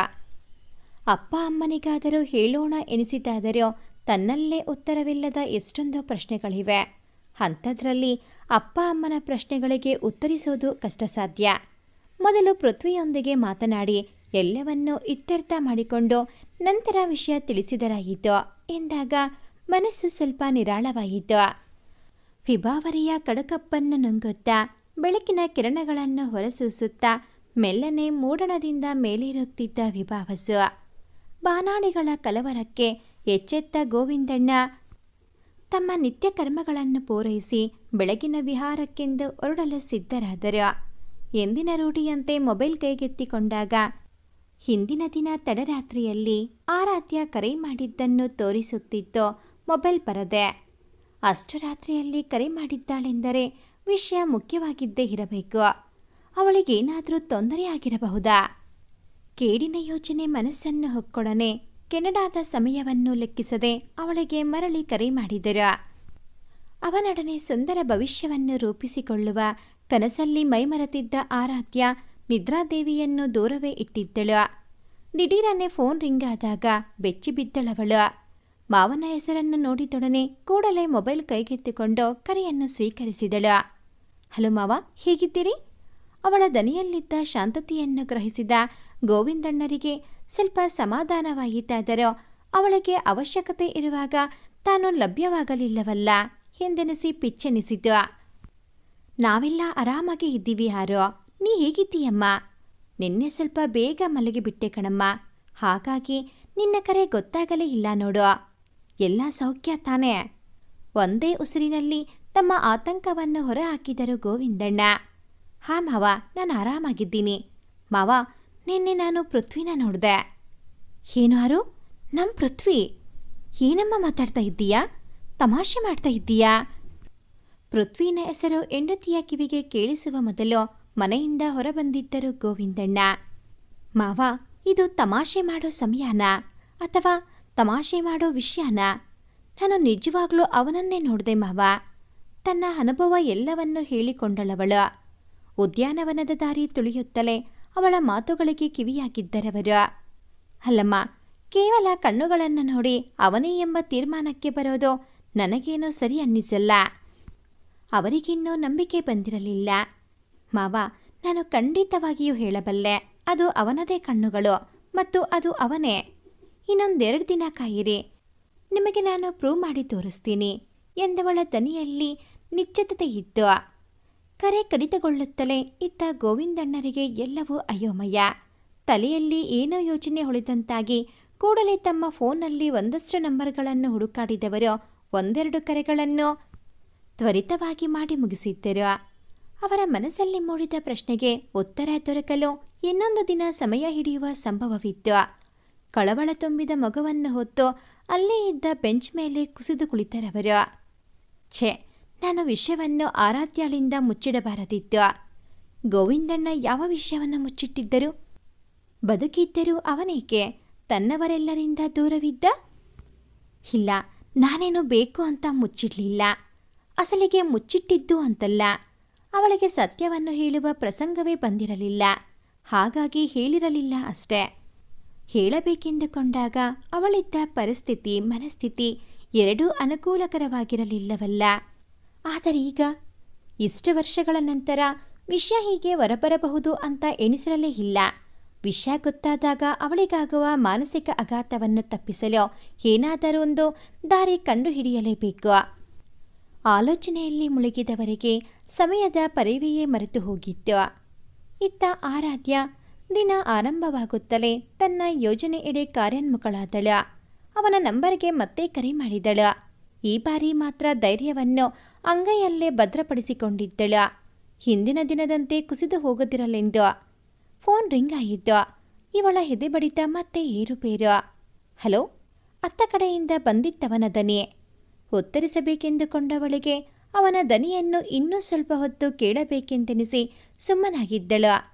ಮತ್ತೆ ಆ ಕಡೆಯಿಂದ ಹಲೋ ಎಂಬ ಸ್ವರ. ಇವಳದಕ್ಕೂ ಉತ್ತರಿಸಲಿಲ್ಲ. ಅವನು ಇನ್ನೇನು ಕರೆ ತುಂಡರಿಸಬೇಕೆಂದಿದ್ದನೇನೋ. ಅಷ್ಟರಲ್ಲಿ ಪೃಥ್ವಿ, ಕಾನ್ಸರ್ಟ್ಗೆ ಪ್ರಾಕ್ಟೀಸ್ ಆಯ್ತಾ? ಎಲ್ಲಿ, ಒಂದು ಬಾರಿ ಹಾಡಿ. ಯಾವುದೋ ಹೆಣ್ಣಿನ ದನಿ. ಕರೆ ಕಡಿತಗೊಂಡಿರಲೇ ಇಲ್ಲ. ಅದರ ಅರಿವಿಲ್ಲದೆ ಮೊಬೈಲ್ನ ಅಲ್ಲೇ ಹತ್ತಿರದಲ್ಲಿದ್ದ ಟೇಬಲ್ ಮೇಲಿಟ್ಟವನು ಹಾಡಲು ಶುರು ಮಾಡಿದ್ದ. ನಿನಗಾಗಿ ಕಾದು ಕಾದು ಪರಿತಪಿಸಿ ನೊಂದೆ ನಾನು. ಕಹಿಯಾದ ವಿರಹದ ನೋವು ಹಗಲಿರಲು ತಂದೆ ನೀನು. ನೀನಿಲ್ಲದೆ ನನಗೇನಿದೆ? ಮನಸ್ಸೆಲ್ಲ ನಿನ್ನಲ್ಲೇ ನೆಲೆಯಾಗಿದೆ. ಕನಸೆಲ್ಲ ಕಣ್ಣಲ್ಲೇ ಸೆರೆಯಾಗಿದೆ. ಇಂಪಾದ ದನಿಯಲ್ಲಿ ಭಾವ ತುಂಬಿ ಹಾಡುತ್ತಿದ್ದನವ. ಅವಳಂದು ಹಾಡಿದ ಹಾಡನ್ನೇ ಇಂದು ಇವನು ಹಾಡುತ್ತಿರುವುದು ಕೇಳಿ ಹಿತಾನುಭವದ ಅನುಭೂತಿ ಅವಳನ್ನು ಸೋಕಿ ಕಚಗುಳಿ ಇಟ್ಟಿದ್ದು. ತಾನಿನ್ನೂ ಅವನ ಮನಸ್ಸಿನಲ್ಲಿರುವೆ ಎನ್ನುವುದಕ್ಕೆ ಇದೇ ಸಾಕ್ಷಿ ಎಂದು ಭ್ರಮಿಸಿ ಕುಣಿದಿತ್ತು ಅವಳ ಅಂತರಂಗ. ಫೋನಿನಲ್ಲೇ ಅದನ್ನು ಕೇಳುತ್ತಿದ್ದವಳು ತಾನು ಇದೇ ಹಾಡನ್ನು ಹಾಡಿದಾಗ ಅವನ ಮೊಗದಲ್ಲಿ ಮೂಡಿದ್ದ ಭಾವವನ್ನು ನೆನೆದು ಮುದಗೊಳ್ಳುತ್ತಿದ್ದಳು. ವಾವ್ ಪೃಥ್ವಿ, ಎಷ್ಟು ಭಾವಪೂರ್ಣವಾಗಿ ಹಾಡ್ತೀರಿ. ಎಂಥವರನ್ನು ಪರವಶರನ್ನಾಗಿಸುವ ಶಕ್ತಿ ನಿಮ್ಮ ಕಂಠ ಸಿರಿಗಿದೆ.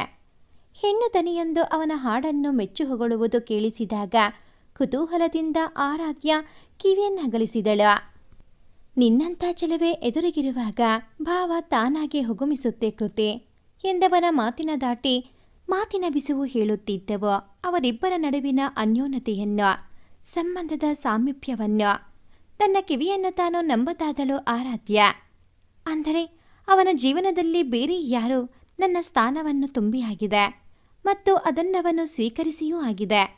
ಹಾಗಾದರೆ ನನ್ನೊಂದಿಗಿನ ಒಡನಾಟ, ಪ್ರೀತಿ, ಬಾಂಧವ್ಯ ಎಲ್ಲ ನಾಟಕವಾಗಿದ್ದೆ.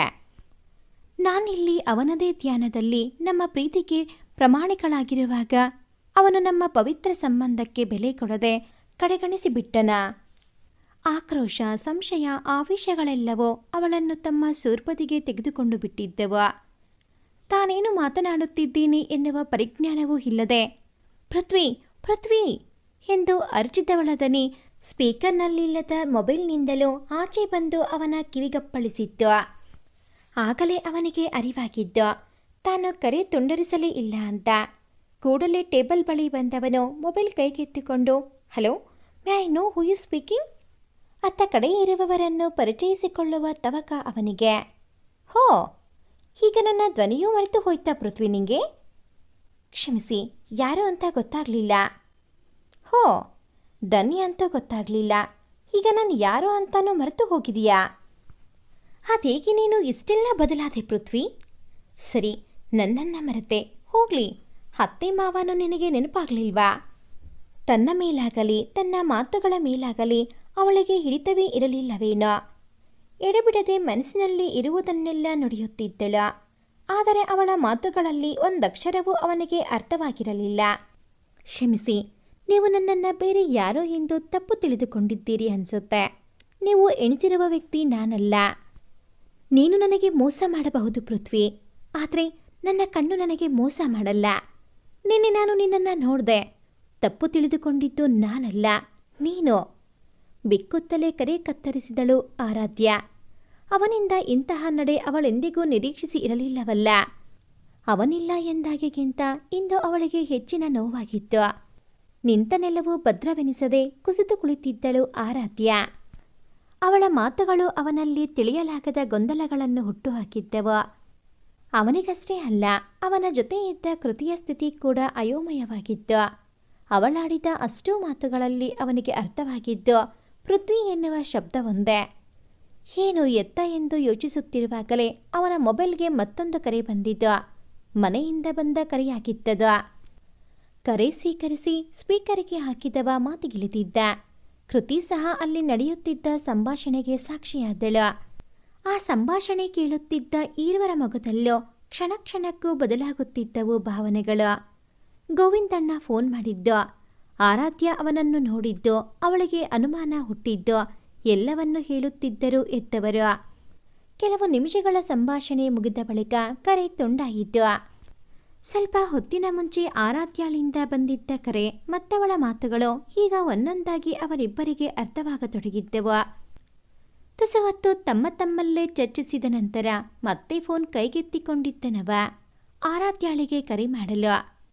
ಬಗ್ಗಿಸಿದ ಮೊಣಕಾಲುಗಳ ನಡುವೆ ಹುದುಗಿಸಿದ್ದ ಮಗವನ್ನು ಎತ್ತದೆ ಒಂದೇ ಸಮನೆ ಅಳುತ್ತಿದ್ದಳು ಆರಾಧ್ಯ. ಫೋನ್ ರಿಂಗಾಗುತ್ತಲೇ ಹರಿಮನಸ್ಸಿನಿಂದಲೇ ಅತ್ತ ನೋಡಿದಳು. ಫೋನ್ ಪರದೆ ಪೃಥ್ವಿಯ ಹೆಸರನ್ನು ತೋರುತ್ತಿದ್ದು. ಅವನ ಕರೆಗಾಗಿ ಕಾದು ಕುಳಿತು ಒಂದು ರಿಂಗಾಗುವುದರೊಳಗೆ ಕರೆ ಸ್ವೀಕರಿಸುತ್ತಿದ್ದ ಆರಾಧ್ಯ ಇಂದು ಅವನ ಹೆಸರ ಕಂಡ ಮೇಲೂ ಹಲವಾರು ಬಾರಿ ರಿಂಗಾದರೂ ಸ್ವೀಕರಿಸುವ ಮನಸ್ಸು ಮಾಡಲಿಲ್ಲ. ಮನಸ್ಸಲ್ಲಿ ಭಾವನೆಗಳು ಕೋಪದ ಜ್ವಾಲೆಯಲ್ಲಿ ಬೇಯುತ್ತಿದ್ದವಲ್ಲ.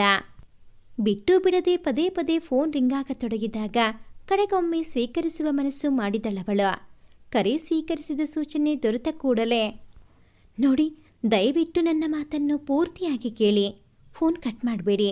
ನಿಮ್ಮೊಡನೆ ಸ್ವಲ್ಪ ಮಾತಾಡೋದಿದೆ. ನೀವೇ ನಮ್ಮಲ್ಲಿಗೆ ಬಂದರೂ ಸರಿ, ಇಲ್ಲದಿದ್ದರೆ ನಾನೇ ನೀವಿರುವಲ್ಲಿಗೆ ಬರ್ತೀನಿ. ಪ್ಲೀಸ್ ನಿರಾಕರಿಸಬೇಡಿ. ಅವಳು ವಿಷಯವನ್ನು ಇತ್ಯರ್ಥ ಮಾಡಿಕೊಳ್ಳಲು ಬಯಸಿದ್ದಳು. ನನ್ನ ಲೊಕೇಶನ್ ಕಳಿಸ್ತೀನಿ, ನೀನೇ ಇಲ್ಲಿಗೆ ಬರಬಹುದು ಎಂದು ಚುಟುಕಾಗಿಯೇ ಉತ್ತರಿಸಿದಳವಳು.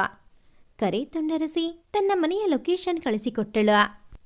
ಅದು ಅವನೇ ಎಂದು ದೃಢವಾಗಿ ಅವಳ ಮನಸ್ಸು ನಂಬಿದ್ದರಿಂದ ಎಂದಿನಂತೆ ಅವನನ್ನು ಏಕವಚನದಲ್ಲಿ ಮಾತನಾಡಿಸಿದ್ದಳು. ಅವನು ಅವಳನ್ನು ಎಂದಿನಂತಲ್ಲದೆ ಬಹುವಚನದಲ್ಲಿ ಮಾತನಾಡಿಸಿದ್ದನ್ನು ಗಮನಿಸದೆ. 1-2 ಗಂಟೆಗಳ ನಂತರ ಶೂನ್ಯದತ್ತ ನೋಟ ಬೀರಿ ಇಹವನ್ನೇ ಮರೆತವರಂತೆ ನಿಂತಿದ್ದ ಆರಾಧ್ಯಾಳನ್ನು ಬಾಗಿಲಿನ ಕರೆ ಗಂಟೆಯ ಸದ್ದು ಎಚ್ಚರಿಸಿತು. ಕಣ್ಣೊರೆಸಿಕೊಂಡು ಕೆದರಿದ ಕೂದಲನ್ನು ಕೈಯಿಂದಲೇ ಸರಿ ಮಾಡಿಕೊಂಡು ಕೆಲವನ್ನು ಕಿವಿಯ ಹಿಂಬದಿಗೆ ಸೇರಿಸಿ ಬಾಗಿಲ ಬಳಿ ಸಾಗಿ ಕದ ತೆರೆದಳವಳು. ಎದುರಿದ್ದದ್ದು ಕಣ್ಣು ಮಾತ್ರವಷ್ಟೇ ತೋರುತ್ತಿದ್ದ ಮಾಸ್ಕ್ನಲ್ಲಿ ಅಡಗಿದ್ದ ಅದೇ ಮಗ. ಪಕ್ಕದಲ್ಲಿ ಒಬ್ಬಳು ಯುವತಿ, ಅವಳೇ ಕೃತಿ. ಅವರಿಬ್ಬರನ್ನು ಒಟ್ಟಿಗೆ ನೋಡಿದವಳಿಗೆ ಹೇಗೆ ಪ್ರತಿಕ್ರಿಯಿಸಬೇಕೆಂದು ತಿಳಿಯದೆ ಮುಖ ವಿವರಣವಾಯಿತು. ಬನ್ನಿ ಒಳಗೆ ಎಂದು ಕರೆದು ತಾನು ಒಳನಡೆದಳು. ಒಳಬಂದ ಮೇಲೆ ಅವರಿಬ್ಬರು ತಮ್ಮ ಮುಖಕ್ಕೆ ಧರಿಸಿದ್ದ ಮಾಸ್ಕ್ ತೆರೆದರು. ಮಾಸ್ಕ್ ತೆರೆದಾಗ ಅವನನ್ನು ಕಂಡ ಆರಾಧ್ಯಾಳಿಗೆ ತನ್ನ ಕಣ್ಣನ್ನು ತಾನೇ ನಂಬಲಾಗಲಿಲ್ಲ. ಯಾಕೆಂದರೆ ಅವನು ಅವಳ ಪೃಥ್ವಿ ಆಗಿರಲೇ ಇಲ್ಲ.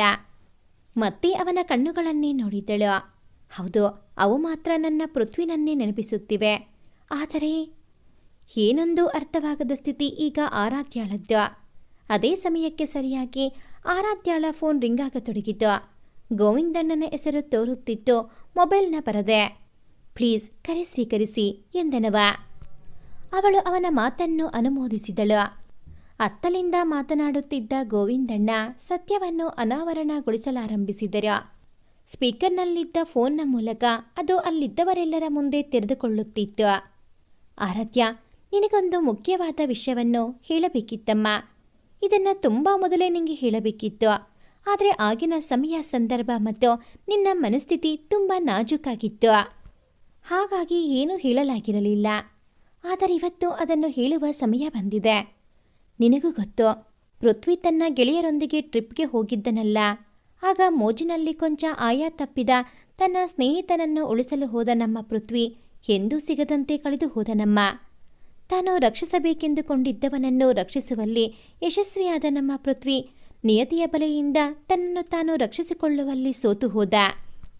ಅವನು ಕೆಲವು ತಿಂಗಳ ಹಿಂದೆ ತನ್ನ ಶರೀರದ ಉಪಯೋಗಿಸಲು ಯೋಗ್ಯವಾದ ಅಂಗಗಳನ್ನು ದಾನ ಮಾಡುವುದಾಗಿ ಅವನಿದ್ದ ಊರಿನ ಆಸ್ಪತ್ರೆಯಲ್ಲಿ ನಮೂದಿಸಿದ್ದನಂತೆ. ಅವನ ಆಸೆಯನ್ನು ತಿಳಿದಿದ್ದ ಅವನ ಆಪ್ತ ಗೆಳೆಯರು ನಮ್ಮ ಅನುಮತಿಯೊಂದಿಗೆ ಅದನ್ನು ನೆರವೇರಿಸಿದ್ದರು. ಅದೇ ಸಮಯಕ್ಕೆ ಸರಿಯಾಗಿ ದೇವ್ ಪೃಥ್ವಿ ಈಗ ನಿನ್ನೆದುರು ನಿಂತಿರುವನಲ್ಲ. ಅವನಿಗೆ ದೃಷ್ಟಿಯ ಮಾತ್ರವಲ್ಲದೆ ಕಣ್ಣಿನ ಅವಶ್ಯಕತೆ ಇತ್ತು. ಅವನ ಅದೃಷ್ಟಕ್ಕೆ ಪರಿಣಿತ ವೈದ್ಯರ ತಂಡವೊಂದು ನಮ್ಮ ಪೃಥ್ವಿನ ಕಣ್ಣುಗಳನ್ನು ದೇವ್ ಪೃಥ್ವಿನಿಗೆ ಟ್ರಾನ್ಸ್ಪ್ಲಾಂಟ್ ಮಾಡುವಲ್ಲಿ ಯಶಸ್ವಿಯಾಗಿತ್ತು. ಆಗ ಆ ಸುದ್ದಿ ತುಂಬ ಪ್ರಚಲಿತವಾಗಿತ್ತು. ಯಾಕೆಂದರೆ ವಿಶ್ವದಲ್ಲೇ ಮೊದಲ ಬಾರಿಗೆ ಸಂಪೂರ್ಣ ಕಣ್ಣಿನ ಟ್ರಾನ್ಸ್ಪ್ಲಾಂಟ್ ಮಾಡುವಲ್ಲಿ ವೈದ್ಯರ ತಂಡ ಯಶಸ್ವಿಯಾಗಿತ್ತು. ನಿನಗೆ ಇದರ ಬಗ್ಗೆ ಗೊತ್ತಿದೆಯೋ ಇಲ್ಲವೋ ನನಗೆ ಗೊತ್ತಿಲ್ಲ. ನೀನಂದು ಫೋನ್ ಮಾಡಿ ನಾನು ಪೃಥ್ವಿನ ಕಂಡೆ ಎಂದ ಕ್ಷಣ ನನಗೆ ಗೊಂದಲವಾಯಿತು. ಕೂಡಲೇ ದೇವ್ ಪೃಥ್ವಿನ ಮನೆಗೆ ಫೋನ್ ಮಾಡಿ ದೇವ್ ಪೃಥ್ವಿನ ಸದ್ಯದ ವಾಸ್ತವ್ಯದ ಬಗ್ಗೆ ವಿಚಾರಿಸಿದೆ. ಅವನು ಕೆನಡಾದಲ್ಲಿರುವುದು ತಿಳಿಯಿತು. ನೀನು ದೇವ್ ಪೃಥ್ವಿನ ಕಣ್ಣುಗಳನ್ನು ಮಾತ್ರ ನೋಡಿ ಅವನನ್ನೇ ಪೃಥ್ವಿ ಎಂದು ತಿಳಿದುಕೊಂಡಿರುವೆ ಎಂದು ನನಗಾಗ ತಿಳಿಯಿತು. ನೀನು ಎಂದುಕೊಂಡಂತೆ ಅವನು ಪೃಥ್ವಿ ಅಲ್ಲಮ್ಮ, ಅವನು ದೇವ್ ಪೃಥ್ವಿ. ಗೋವಿಂದಣ್ಣ ನಿಟ್ಟುಸಿರೊಂದಿಗೆ ತಮ್ಮ ದೀರ್ಘವಾದ ಮಾತನ್ನು ಮುಗಿಸಿದರು. ಜೊತೆಗೆ ಕರೆಯನ್ನೂ ಸಹ. ಹೌದು, ಅವನು ಇನ್ನಿಲ್ಲ ಎಂದು ವಿಷಯ ತಿಳಿದ ಸ್ವಲ್ಪ ದಿನದಲ್ಲಿಯೇ ವೈದ್ಯಕೀಯ ಕ್ಷೇತ್ರದಲ್ಲಾದ ಅತ್ಯದ್ಭುತ ಸಾಧನೆಯ ಬಗ್ಗೆ ಎಲ್ಲೆಡೆ ಸುದ್ದಿ ಹರಿದಾಡುತ್ತಿತ್ತು. ಆದರೆ ಆಗ ಆ ಸುದ್ದಿ ನನಗೆ ರುಚಿಸಿಯೂ ಇರಲಿಲ್ಲ, ನನ್ನ ಗಮನವನ್ನು ಸೆಳೆದಿರಲಿಲ್ಲ. ನನ್ನವನಿಲ್ಲದ ಪ್ರಪಂಚದಲ್ಲಿ ಏನಾದರೇನು ಎನ್ನುವ ವೈರಾಗ್ಯ ಆವರಿಸಿತ್ತಲ್ಲ. ಆದರೆ ಸುದ್ದಿಯಲ್ಲಿದ್ದದ್ದು ನನ್ನವನ ಕಣ್ಣುಗಳೇ ಅಂತ ನನಗಾದರೂ ಹೇಗೆ ಗೊತ್ತಾಗಬೇಕಿತ್ತು? ಅದೇನು ಕಾಕತಾಳೀಯವೋ. ಇವರ ಹೆಸರಲ್ಲೂ ನನ್ನವನ ಹೆಸರು ಬೆರೆತಿದ್ದ ಕಾರಣ ನನ್ನ ಎಣಿಕೆಗೆ ಇನ್ನಷ್ಟು ಹಿಂಬು ದೊರೆತಿತ್ತು. ಆದರೆ ನಾನಾದರೂ ಎಷ್ಟು ಮೂಡಳು. ನನ್ನವನ ಪ್ರೀತಿಯ ಬಗ್ಗೆ, ಅವನ ಪ್ರಾಮಾಣಿಕತೆಯ ಬಗ್ಗೆ ಅರೆಕ್ಷಣದಲ್ಲಿ ಅನುಮಾನ ಪಟ್ಟು ಬಿಟ್ಟೆನಲ್ಲ. ಗಿಳಗಂಜಿಯಷ್ಟು ದೋಷವಿಲ್ಲದ ಅಪ್ಪಟ ಅಪರಂಜಿ ನನ್ನವ. ಕಡೆಗೂ ಪಡೆದು ಮಾತ್ರ ತನಗೆ ಗೊತ್ತಿಲ್ಲ, ಅದನ್ನು ಮರಳಿಸಿದರೆ ಸಮಾಧಾನ ಎನ್ನುವ ತನ್ನ ಮಾತನ್ನು ಉಳಿಸಿಕೊಂಡ. ಸೃಷ್ಟಿ ನೀಡಿದ ಜೀವ ಜೀವನಕ್ಕೆ ಪ್ರತಿಯಾಗಿ ತನ್ನ ಕಣ್ಣನ್ನು ಸೃಷ್ಟಿಯ ಅಂದವನ್ನು ಸವಿಯಲು ಆಯಸ್ಸಿರುವವನಿಗೆ ಕೊಟ್ಟು ಹೋದ. ತನ್ನ ಯೋಚನೆಯಲ್ಲಿಯೇ ಮುಳುಗಿ ಹೋಗಿದ್ದಳು ಆರಾಧ್ಯ. ಆರಾಧ್ಯ ಅವರೇ, ಪೃಥ್ವಿರವರ ಕಣ್ಣುಗಳು ಇಂದು ನನಗೆ ದೃಷ್ಟಿ ನೀಡಿದೆ. ನನ್ನ ಜೀವನಕ್ಕೆ ಬೆಳಕು ನೀಡಿದವರವರು. ಆದರೆ ದುರಾದೃಷ್ಟವಶಾತ್ ಅವೇ ಕಣ್ಣುಗಳಿಂದ ಇಂದು ನೀವು ನೋವು ತಿನ್ನುವಂತಾಯಿತು. ಕ್ಷಮಿಸಿ. ಭಾರವಾದ ದನಿಯಲ್ಲಿ ನುಡಿದಿದ್ದ ದೇವ್ ಪೃಥ್ವಿ. ತನ್ನ ಯೋಚನಾ ಲಹರಿಯಿಂದ ಆಚೆ ಬಂದವಳು. ಛೆಛೆ, ನೀವ್ಯಾಕೆ ಕ್ಷಮೆ ಕೇಳ್ತೀರಿ? ದುಡುಕುತನದ ಕೈಗೆ ಬುದ್ಧಿ ಕೊಟ್ಟು ನಾನೇ ನಿಮಗೆಲ್ಲ ನೋವು ಕೊಟ್ಟು ಬಿಟ್ಟೆ. ಅಲ್ಲದೆ ಉತ್ತಮ ವ್ಯಕ್ತಿತ್ವವುಳ್ಳ ನನ್ನ ಪೃಥ್ವಿ ಬಗ್ಗೆ ಅನುಮಾನ ಪಟ್ಟಿದ್ದಕ್ಕೆ ನನ್ನ ಮೇಲೆ ನನಗೆ ನಾಚಿಕೆಯಾಗ್ತಿದೆ. ದಯವಿಟ್ಟು ನೀವೆಲ್ಲರೂ ನನ್ನನ್ನು ಕ್ಷಮಿಸಿಬಿಡಿ. ಕೈ ಮುಗಿದು ಬಿಕ್ಕುತ್ತಾ ನುಡಿದಳು ಆರಾಧ್ಯ.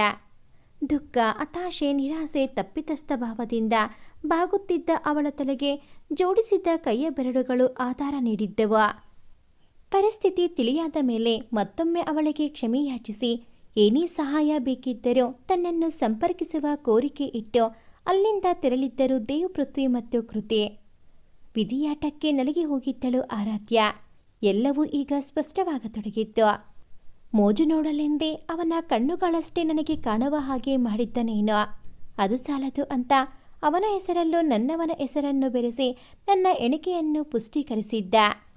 ಆದರೆ ಕಡೆಯಲ್ಲಿ ನಿರ್ದಯಿಯಾಗಿ ನನ್ನೆಲ್ಲ ನಿರೀಕ್ಷೆಗಳನ್ನು ಹುಸಿಯಾಗಿಸಿದ. ಕೊಟ್ಟು ಕಿತ್ತುಕೊಳ್ಳುವ, ಕೊಟ್ಟಂತೆ ಮಾಡಿ ಕಿತ್ತುಕೊಳ್ಳುವುದೆಂದರೆ ಆ ದೇವರಿಗಾದರೂ ಏನು ಇಷ್ಟವೋ ಏನೋ. ತುಟಿಯಂಚಲ್ಲಿ ವಿಷಾದದ ನಗುವೊಂದು ಜಾರಿತ್ತು. ನೀಡಿದಾದ ಉಸಿರಿಗೆ ಜೊತೆಯಾಗಿತ್ತು ಬಿಸಿಯಾದ ಕಂಬನಿ. ಅಥವಾ ಇಷ್ಟು ದಿನ ತಿಳಿಯದಿದ್ದ ಸತ್ಯವನ್ನು ತೋರಲು ಈ ಮಾರ್ಗವನ್ನು ಆರಿಸಿಕೊಂಡಿದ್ದನೇನೋ. ಬೆಳಕಿದ್ದರೂ ಕತ್ತಲನ್ನು ಆರಿಸಿಕೊಳ್ಳುತ್ತಿದ್ದ ನನಗೆ ಸತ್ಯದ ಬೆಳಕನ್ನು ತೋರುವ ಸಲುವಾಗಿ ಇಷ್ಟೆಲ್ಲ ಆಡಿಸಿದನೇನೋ. ತನ್ನಷ್ಟಕ್ಕೆ ತಾನೇ ಯೋಚಿಸಿ ಯೋಚಿಸಿ ಹೈರಾಣಾದ ಆರಾಧ್ಯಾಳ ಮೊಗದಲ್ಲಿ ಕಡೆಗೊಮ್ಮೆ ಅಂತಿಮ ನಿಲುವನ್ನು ಕಂಡುಕೊಂಡ ನೆಮ್ಮದಿ ಇಣುಕಿತು. ಹುಟ್ಟು ಸಾವು ಜೀವನದ ಅವಿಭಾಜ್ಯ ಹಂತಗಳು. ಹುಟ್ಟಿದವನು ಒಂದಲ್ಲ ಒಂದು ದಿನ ಸಾಯಲೇಬೇಕು. ಆದರೆ ಆ ಸಾವು ಅವನ ದೇಹಕ್ಕೆ ಮಾತ್ರ, ಆತ್ಮಕ್ಕೆಂದು ಸಾವು ಬಾರದು. ಒಂದು ಅಂಗಿಯನ್ನು ಕಳಚಿ ಮತ್ತೊಂದನ್ನು ಧರಿಸುವಂತೆ ಆತ್ಮ ಸಹ ತಾನು ಆಶ್ರಯಿಸಿದ ದೇಹದ ಆಯಸ್ಸು ಮುಗಿದ ಮೇಲೆ ಮತ್ತೊಂದು ದೇಹವನ್ನು ಪಡೆಯುತ್ತದೆ. ಜೀವವಿರುವವರಿಗೆ ಅವರನ್ನು ನಮ್ಮವರು ಎಂದು ಪ್ರೀತಿಸಬೇಕು, ಹಚ್ಚಿಕೊಳ್ಳಬೇಕು ನಿಜ. ಆದರೆ ದೇವರು ಅವರನ್ನು ಕರೆಸಿಕೊಂಡಾಗ ಅವರ ಸವಿನೆನಪಲ್ಲಿ ಅವರನ್ನು ಜೀವಂತವಾಗಿರಿಸಿಕೊಳ್ಳಬೇಕೇ ಹೊರತು ಅವರ ವಿಯೋಗದಲ್ಲಿ ಜೀವನವನ್ನು ಬಾಡಿಸುವುದು ತರವಲ್ಲ. ಇತ್ತೀಚೆಗೆ ಅವಳನ್ನು ಬಹಳವೇ ಸೆಳೆದ ಆಧ್ಯಾತ್ಮ ನೀಡಿದ ಹುಟ್ಟು ಸಾವಿನ ಭಾಷ್ಯವಿದು. ಅದರಿಂದ ಪ್ರೇರಿತಳಾಗಿ ಸತ್ಯವನ್ನು ಒಪ್ಪಿಕೊಳ್ಳುವ ಧೈರ್ಯ ತೋರುತ್ತಿದ್ದಳು. ಅವಳ ಮನಸ್ಸು ಸಹ ಅದಕ್ಕೆ ಸಹಕರಿಸುತ್ತಿತ್ತು. ಮಾನವ ಜನ್ಮ ದೊರಕುವುದೇ ಶ್ರೇಷ್ಠವಾದುದು. ಎಲ್ಲ ಅಂಗಾಂಗಗಳು ಸರಿಯಾಗಿದ್ದರೆ ಅದು ಪೂರ್ವಜನ್ಮದ ಪುಣ್ಯಫಲವೇ. ಅದಕ್ಕೂ ಮಿಗಿಲಾಗಿ ಪ್ರೀತಿಸುವ ಬಂಧು ಬಳಗ, ಸ್ನೇಹಿತ ವಲಯ ಸಿಕ್ಕರಂತೂ ಅದು ಅದೃಷ್ಟವೇ ಸರಿ. ಆದರೆ ಎಲ್ಲವನ್ನೂ ಸರಿ ಇಟ್ಟು ಬಿಟ್ಟರೆ ಮಾನವನನ್ನು ಹಿಡಿಯುವವರು ಇರುವುದಿಲ್ಲ ಎಂದು ಏನೋ. ಎಲ್ಲರಲ್ಲೂ ಒಂದಲ್ಲ ಒಂದು ಕೊರತೆಯನ್ನು ಇಟ್ಟಿರುತ್ತಾನೆ ಆ ಭಗವಂತ.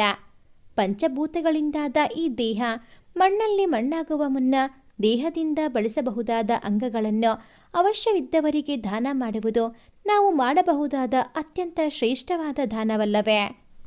ಆಯಸ್ಸು ಮುಗಿದ ದೇಹದಲ್ಲಿ ಚೆನ್ನಾಗಿ ಕಾರ್ಯನಿರ್ವಹಿಸಬಲ್ಲ ಅಂಗಗಳಿದ್ದರೆ ಅವುಗಳನ್ನು ಮಣ್ಣಲ್ಲಿ ಕೊಳೆಯಲು ಬಿಡುವ ಬದಲು ಅವಶ್ಯವಿದ್ದವರಿಗೆ ನೀಡಿ ಅವರ ಬಾಳನ್ನು ಹಸನಾಗಿಸಬಹುದಲ್ಲ.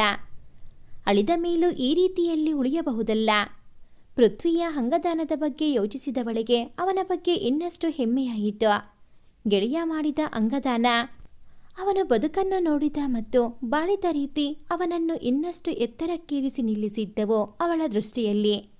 ಆಧ್ಯಾತ್ಮ ತಿಳಿಸಿದ ಜೀವನದ ಸತ್ಯ ಮತ್ತು ಬದುಕಿನ ಸಾರ್ಥಕತೆಯನ್ನು ತೋರಿದ ಪೃಥ್ವಿನ ಜೀವನ, ಇವೆರಡೂ ಅವಳ ಮುಂದಿನ ಬದುಕಿನ ದಾರಿಯನ್ನು ನಿರ್ಧರಿಸುವಲ್ಲಿ ಕೈ ಹಿಡಿದವು. ಉಳಿದ ಪ್ರಾಜೆಕ್ಟ್ ಕೆಲಸವನ್ನು ಮುಗಿಸಿ ತಾಯ್ನಾಡಿಗೆ ಮರಳಿದ ಆರಾಧ್ಯಾಳಲ್ಲಿ ಬತ್ತಿ ಹೋದ ಉತ್ಸಾಹ ಮತ್ತೆ ಮರಳಿದ್ದು. ಜೀವನೋತ್ಸಾಹ ಬದುಕನ್ನು ಇನ್ನಷ್ಟು ರಂಗುರಂಗಾಗಿಸಿತು. ಅವಳಲ್ಲಿನ ಜೀವಂತಿಕೆ ಅವಳ ಹೆತ್ತವರಿಗೂ ನೆಮ್ಮದಿಯನ್ನು ನೀಡಿತ್ತು. ಪೃಥ್ವಿಯಂತೆಯೇ ತಾನೂ ಸಹ ಬಹಳಷ್ಟನ್ನು ಕೊಟ್ಟ ಸಮಾಜಕ್ಕೆ ಏನಾದರೂ ಕೊಡಬೇಕೆಂದು ನಿರ್ಧರಿಸಿದವಳು ಸಮಾಜಮುಖಿ ಕೆಲಸದಲ್ಲಿ ತೊಡಗಿಕೊಂಡಳು. ತಾನೂ ಸಹ ಅಂಗದಾನಕ್ಕೆ ನಮೂದಿಸಿಕೊಂಡಿದ್ದಲ್ಲದೆ ಇತರರಿಗೂ ಅಂಗದಾನದ ಮಹತ್ವವನ್ನು ತಿಳಿಸಿ ಹೇಳುವ ಪ್ರಯತ್ನ ಮಾಡುತ್ತಿದ್ದಳು. ಮತ್ತದಕ್ಕೆ ಪ್ರೇರೇಪಿಸುತ್ತಿದ್ದಳು ಕೂಡ. ಇಷ್ಟವಿಲ್ಲದ ಮದುವೆಯಾಗಿ ದಿನವೂ ಬಾಡಿ ಬದುಕುವುದಕ್ಕಿಂತ ಇಷ್ಟದ ಜೀವನವನ್ನು ಅರಳಿಸಿಕೊಂಡು ನಗುತ್ತಾ ಬಾಳುತ್ತಿರುವ ಮಗಳನ್ನು ನೋಡಿ ತಮ್ಮ ಬೇಸರವನ್ನು ಮರೆಯುತ್ತಿದ್ದರು ಹೆತ್ತವರು. ತನ್ನವನ ನೆನಪನ್ನು ಮನಸ್ಸಲ್ಲಿ ಹಸಿರಾಗಿಯೇ ಉಳಿಸಿಕೊಂಡ ಆರಾಧ್ಯಾಳಿಗೆ ಅವನೊಂದಿಗಿನ ಒಡನಾಟದ ಅಮರ ಹಳೆಯ ನೆನಪುಗಳೇ ಜೀವನಾಧಾರವಾದವು. ಈ ಒಂದು ಕತೆ ನಿಮಗೆ ಇಷ್ಟ ಆಗಿದ್ದಲ್ಲಿ ಪ್ಲೀಸ್ ಲೈಕ್ ಮಾಡಿ, ಶೇರ್ ಮಾಡಿ, ಹಾಗೆಯೇ ಕಾಮೆಂಟ್ ಮಾಡೋದನ್ನು ಮರಿಬೇಡಿ. ಹಾಗೆಯೇ ಇನ್ನೂ ಯಾರೆಲ್ಲ ಈ ಚಾನಲ್ಗೆ ಸಬ್ಸ್ಕ್ರೈಬ್ ಆಗಿಲ್ಲ, ದಯವಿಟ್ಟು ಈ ಕೂಡಲೇ ಸಬ್ಸ್ಕ್ರೈಬ್ ಆಗಿ. Thanks for watching this video.